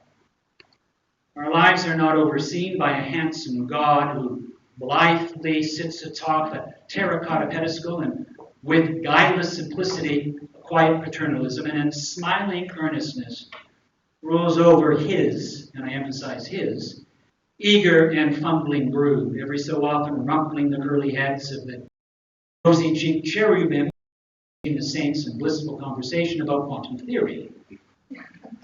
Where there's such a God, wrapped in the mantle of otherworldly Platonism, and possessing neither obliquity nor guilt, who brings forth the world through supernatural volition alone, the world would be nothing but an echo of the divine mind. Hunger could be ended by merely thinking of a full belly, and sickness eliminated by a picture of perfect health. Most of us, however, sling ourselves nervously back and forth across the great Manichean divide, the drab of everyday existence, where in our elemental contact with the world, our human desires, for better or for worse, tug at us like some glow-in-the-dark hustler in a carnival midway. We go hungry, we suffer, we live in torment and witness most of the world's population crumpled up in pain. We don't have to witness a final miracle of eschatological significance in the world. What we do have to accomplish at this very moment is organizing our world to meet the basic needs of humanity. But the same message of meeting the needs of humanity was prevalent in the Bible and occupied the message of Jesus. I do not suddenly mention this out of some otherworldly penchant, but for a concern for the here and now. Now, the majority of citizens of the United States are Christians of some denomination or other, and it's important to point out as an incontrovertible fact that the message of Jesus in the Gospels is focused on the liberation of the poor from captivity and oppression. Thus, in Luke 4:18-19, I quote, "The Spirit of the Lord is upon me because he has anointed me to preach good news to the poor. He sent me to proclaim release to the captives and recovering of sight to the blind, to set at liberty those who are oppressed, to proclaim the acceptable year of the Lord." Jesus was very much opposed to oppression and bondage, and it was no secret that he excluded the wealthy from the kingdom of God. Noted in this very clear passage from Matthew 19:16-20. Read it, but I'll summarize it. When a young rich man asked Jesus what he must do to achieve eternal life, Jesus advises the man to obey the commandments. But since this young man asked Jesus what else he must do, Jesus tells him that to be perfect he must sell his possessions and give them to the poor, and then he will have treasure in heaven. Then he told the man that he should follow him. But when the young man heard this, he went in sorrow, since he owned much property. Let us not walk away from this news with sadness in our hearts, but know through our struggle for social justice that we will achieve a world beyond value production, where differential wealth will not corrupt us and finance capital will not possess our souls. So what the Bible really teaches, at least in terms of the exegesis that I have attempted to create, is that Jesus was not against absolute wealth, but relative wealth, or differentiated wealth. You couldn't be rich and have someone else poor. If that were the case, the kingdom of God would not be within your grasp. Now, many of us either openly or secretly harbor a religious faith that often remains hidden between the lines of our manifestos and treatises. I've often maintained the position that the official Church of Jesus has been implicated in the indefensible falsification of the gospel in order to protect the hierarchies of the church. Of course, this is not a new position by any means. But here I wish to amplify this idea by briefly summarizing the important work of the late Mexican Jesuit theologian José Porfirio Miranda. His work is as prophetic as it is profound. He may well be a kind of new. Miranda's work skillfully corroborates his own analysis of the Bible with those of ecclesiastically sanctioned studies by recognized and prominent Catholics. According to Miranda, Christian faith is supposed to transform humankind in the world. Miranda claims that the persecution of Christians for the first 3 centuries constrained Christians to present a version of Christianity that would no longer provoke repression, so that after the 4th century, the church acquired a dominant status in class society. And this was what then motivated the falsification of the gospel. Clearly, the message of Jesus is to create the kingdom of God on earth as it has been created in heaven. Jesus is a prototypical rebel, someone whom suburban U.S. parents would continuously warn and certainly not to befriend. As Terry Eagleton notes, Jesus, unlike most respectable American citizens, appears to do no work. He's accused of being a glutton and a drunkard. He's presented as homeless, propertyless, celibate, peripatetic, socially marginal, disdainful of kinsfolk, with a friend of outcasts and pariahs, averse to material possessions, without fear for his own safety, careless about purity regulations, critical of traditional authority, a thorn in the side of the establishment, and a scourge of the rich and powerful. Well, the official teachings of the church falsify the gospel, since it's clear from reading the text of the Bible that Jesus maintains an intransigent condemnation of the rich and differentiated wealth. Even liberation theology gets this wrong when it asserts that there should be a preferential option for the poor. It's not an option, but as Miranda states, it's an obligation. Christians cannot shirk from this obligation without imputation of culpability and still remain Christians. There is no abstention from this struggle. The condition of the poor obliges a restitution, since such a struggle is injustice writ large. Jesus died for participating in a political transgression aimed at liberating Judea from the Romans. According to Miranda, Jesus clearly was a communist. Now, of course, not a communist in the sense of, the Eastern Bloc police states or the ex-Soviet Union, of course, which were state capitalist regimes. They never were communist regimes. Just read Raya Donevskaya's theories of state capitalism, you realize they were state capitalist regimes. What Jesus was clearly a communist can convincingly be seen throughout the New Testament, but particularly in passages such as John 12:6, 13:29, and Luke 8:1-3.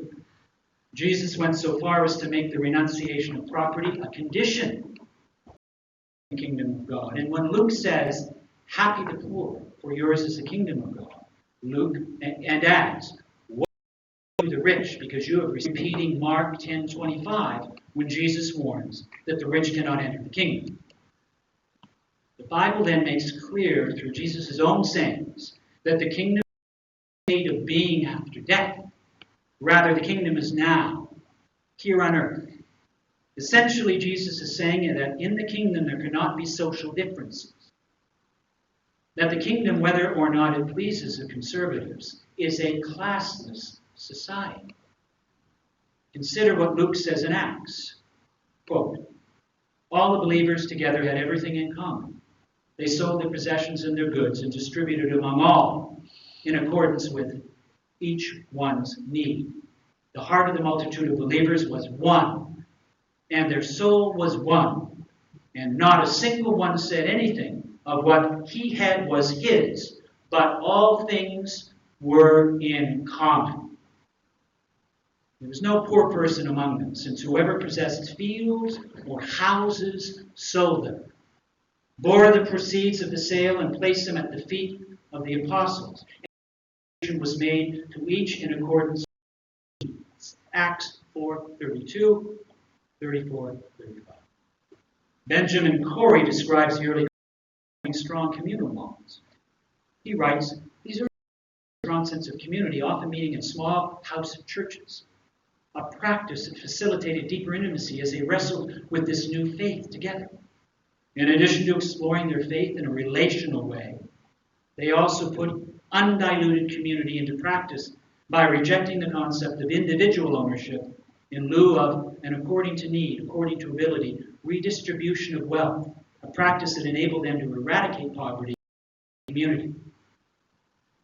From each according to his ability to each according to his needs was a famous phrase used by Marx in a letter he wrote in 1875 to the Social Democratic Workers' Party of Germany, which came to be part of his critique of the Gotha program. If you refer to Acts 4:34, 35, you will see that Marx simply paraphrased what is already written in the New Testament. Does that mean that the early Christians were communists? Well, perhaps it's better to say that communism proper is a Christian principle that was perverted and distorted in the totalitarian communist regimes of the former Soviet Union and Eastern Bloc countries. The first part of the principle, from each according to their ability, can be understood to mean that all members of society will have the right to use their creative abilities to produce that which benefits the entire society. The second part of the principle, to each according to their needs, explains that citizens will receive from society a fair return for their labor. That is, what is necessary to fulfill their needs. Needs here does not simply refer to material needs, although material needs must be met in order for other needs to be satisfied. I guess I'm kind of, am I running out? How much time? 10 minutes. 10? Oh boy. Okay, Corey is clear on this point. The early Christians didn't have megachurches where people watched a pastor with a $250,000 salary preach via Jumbotron from a satellite campus. They didn't worship beside people they'd seen several times before, but never actually met. And they didn't preach a hyper-capitalistic American version of Christianity. This is Corey, I'm quoting Corey. The first Christians lived in the context of community and wrestled with an emerging theology among a tight-knit group of friends. Friends who shared every aspect of their lives together, including their wealth. It's often thought that Jesus taught that poverty is something that can never be eradicated. It will always be a natural part of social life. You've probably heard that. But Jesus did not say that the poor will always be with us. He said that the poor are with us all the time. Miranda cites numerous translation sources attesting to this statement. Should be translated as, the poor you have with you at all moments, or continuously, and you can do them good when you wish. On the other hand, you do not have me at all moments. And according to Miranda, Jesus didn't say not of this world. He said, my kingdom does not come forth from this world, or my kingdom is not from this world, since we can retain the original meaning only if we consider the preposition ek in the original Greek as meaning from, signifying place of origin or provenance. I'm going to wrap up quickly here. So I'm talking about the critique of differentiated wealth, which creates class society, endemic to capitalism. For James, differentiating wealth can be by means of expropriation of the produce of the workers' labor. Therefore, following Jesus and the Old Testament, James condemns differentiating wealth without vacillation or compromise. Profit made in the very process of production is thus implicated. Miranda explains further what this implies. Where there is no differentiating wealth, where economic activity is directly for the purpose of the satisfaction of needs, and not for trade or the operations of buying and selling for profit, government becomes unnecessary. The Bible attacks not only acquired wealth, but the means by which such wealth is accumulated, which is the taking of profit or what could be considered a form of systemic or legalized exploitation.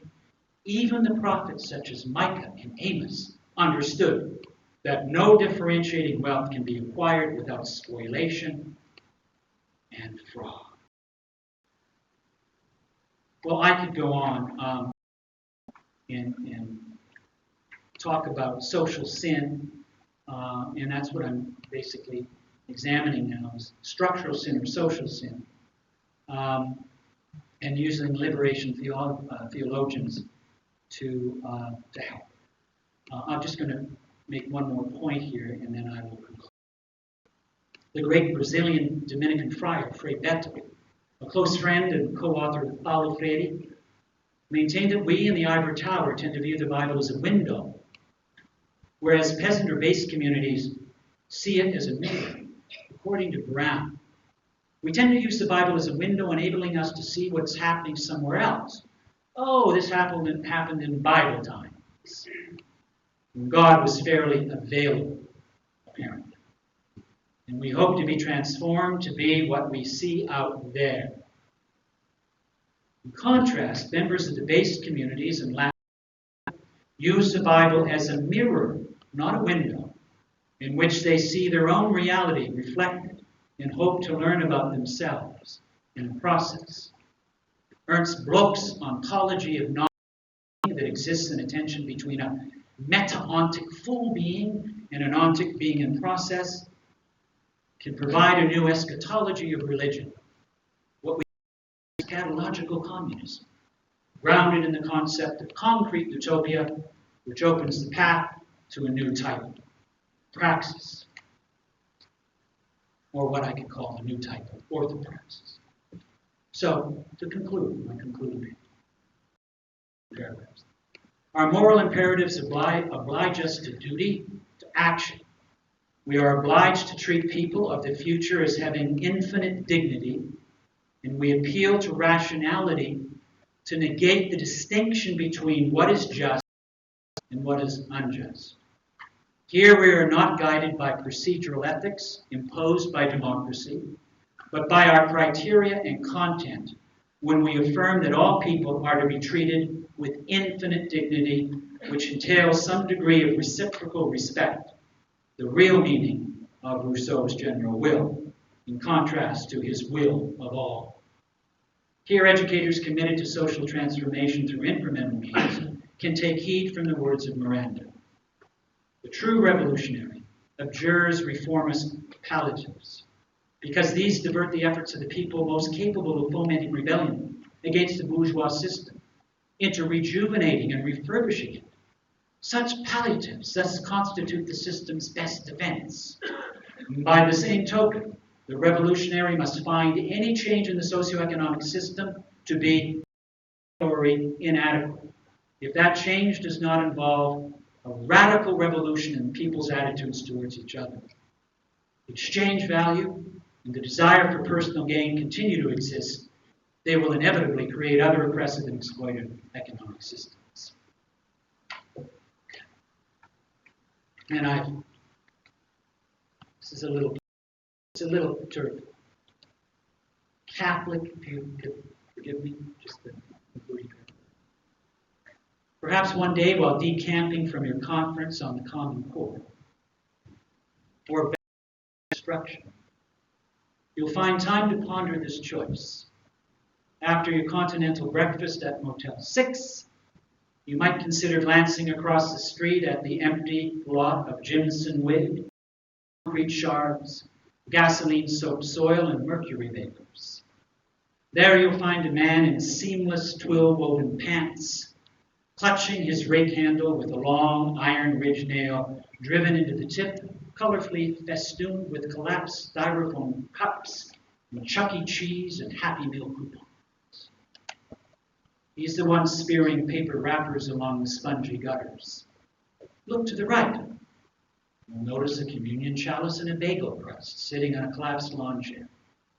You're telling me that it's really a can of Coca-Cola? And focus the eyes of your imagination. The new world is already in our hearts, and our hearts are always already learning. Heart is more than a physical muscle that pumps blood through our body. Heart is a space of possibility, potential for living in a hoped-for world. The heart is the organ of all pedagogy, activated by relationships, by engagement with community, sustained by love, by solidarity, by hope. Thank you.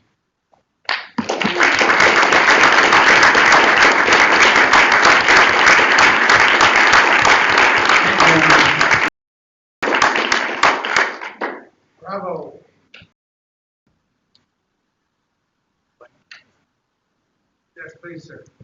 Thank you, Peter, for that great presentation. I want to know how you see the work of Pope Francis. Yeah. Especially his latest encyclical, how it relates to some of what you're saying.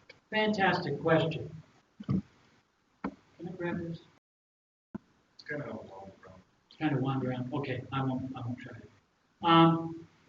When Pope Francis was elected, he was elected shortly after Hugo Chavez died. And I was in mourning for President Chavez, who I consider a great hero. He got a bad rap in North America. And I was cynical when Pope Francis was elected, because I realized by Pope Francis' own admission that he didn't speak out sufficiently strong enough against the military, U.S.-supported military-backed regime in Argentina, where many were tortured, killed, and eviscerated, basically.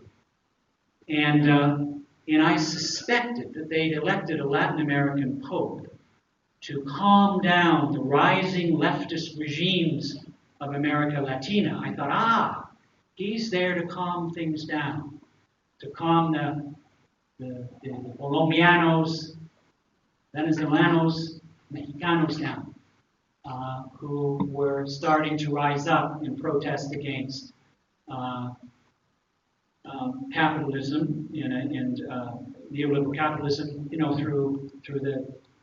through Evo Morales, etc., Chavez, or Maduro now, etc., etc. So I was really skeptical.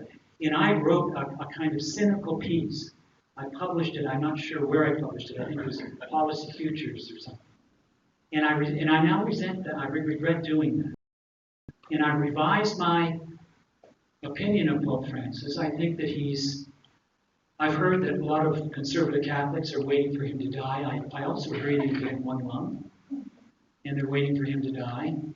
I think what he's doing is I never thought in my lifetime that I would find a pope that would be so sympathetic with my political views.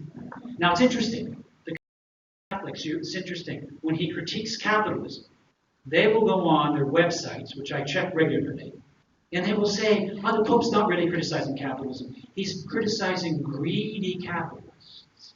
He's really criticizing greed, not capitalism.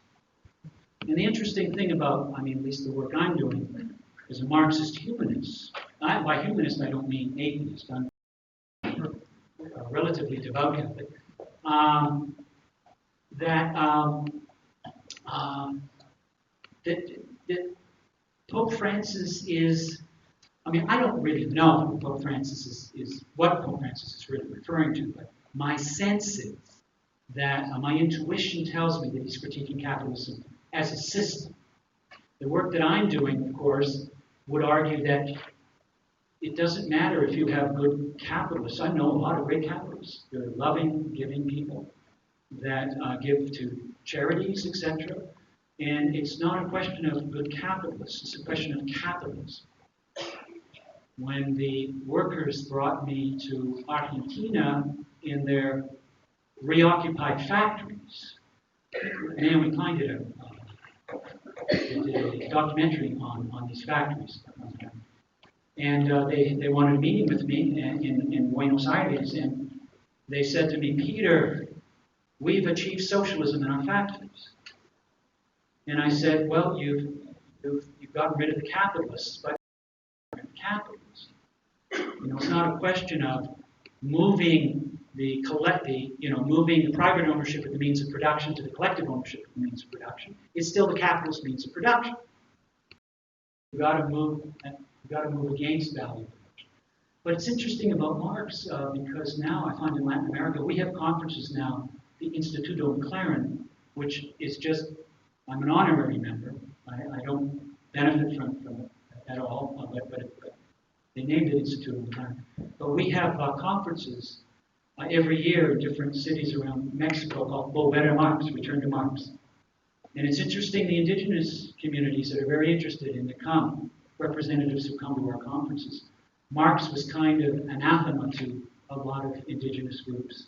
And now we're finding a lot of Marx's writings where he talks about indigenous groups.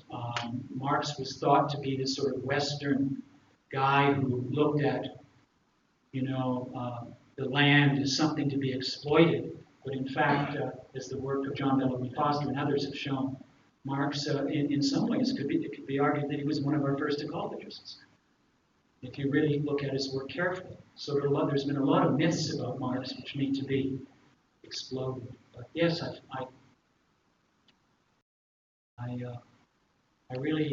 just hope that this is, Pope Francis, this is not just some big PR campaign.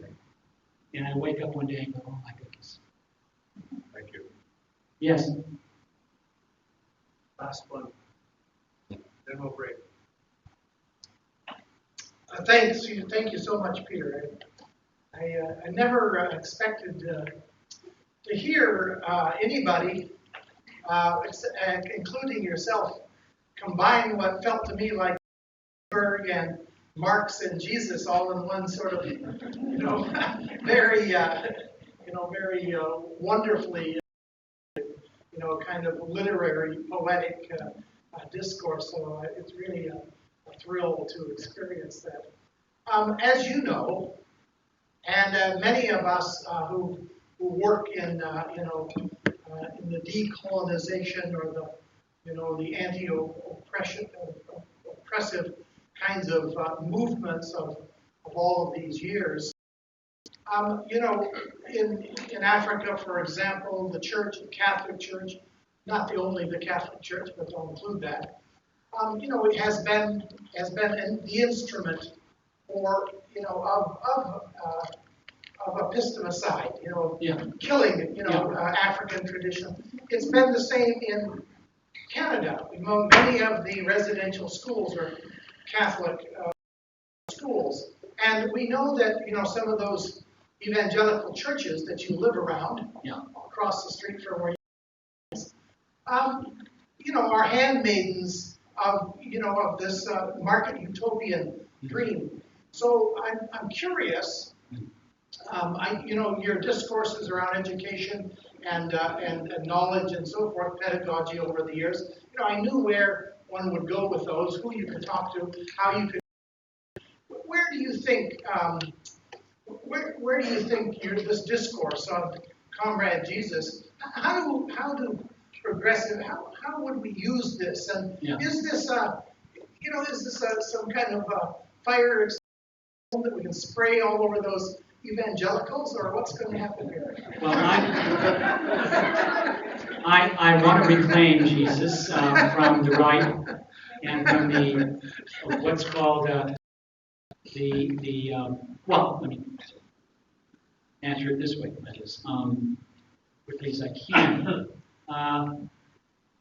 There's a notion of the U.S. providential history. It was interesting. I was at Fresno State. She's now at Oklahoma. Who was giving a talk on her work on Cuba in Miami. She came up to me and she said, Peter, I got my first paid gig on my work I did in Cuba. I said, where? Miami. I said, oh, good. In the audience will be several CIA.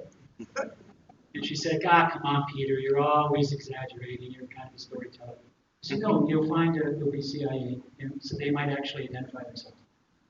She comes back from her talk. She said, Peter, agent came up to me after my talk, and he I think he had a bit of a crush on this professor, and she was sort of playing that to get some information, and he actually gave her a CD, which he made me a copy of information on Che Guevara in the CIA archives, which were declassified. Still, it's nice to have.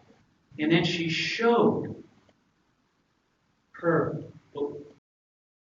copies of the textbooks that the CIA had already for Cuban schools. This belief that once Fidel died, everyone's going to be moving out the streets, hooray, hooray, hooray, and just falsifying, the history of the Cuban Revolution, etc., as you can expect. Well, I've actually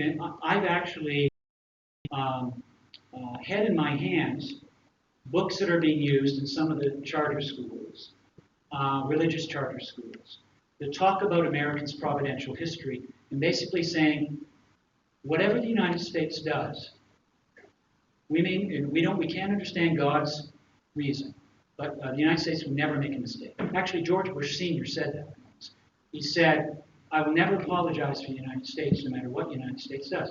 There is this feeling that the United States has been given a special calling by God to so-called civilize the world, and that even if things look awful and horrible, that it's all part of God's wisdom, and we can never understand it because we're human. That frightened the hell out of me, and I know that that's the message. And I want to start a debate about Jesus. Now, I'm risking turning the community upside down a little bit. This isn't original, I'm basing a lot of my ideas on liberation theology in America, and from James Cone, the African American theology of liberation. So in my courses, I use Vine Deloria, God is Red. I use a lot of different literature, but primarily I wanted to use the figure of Jesus and depotentiate the power of this message for the evangelical right and see where that goes. And I think we need to talk about this in our schools. Yeah. I'd like to mention that Jesus was queer too. Thank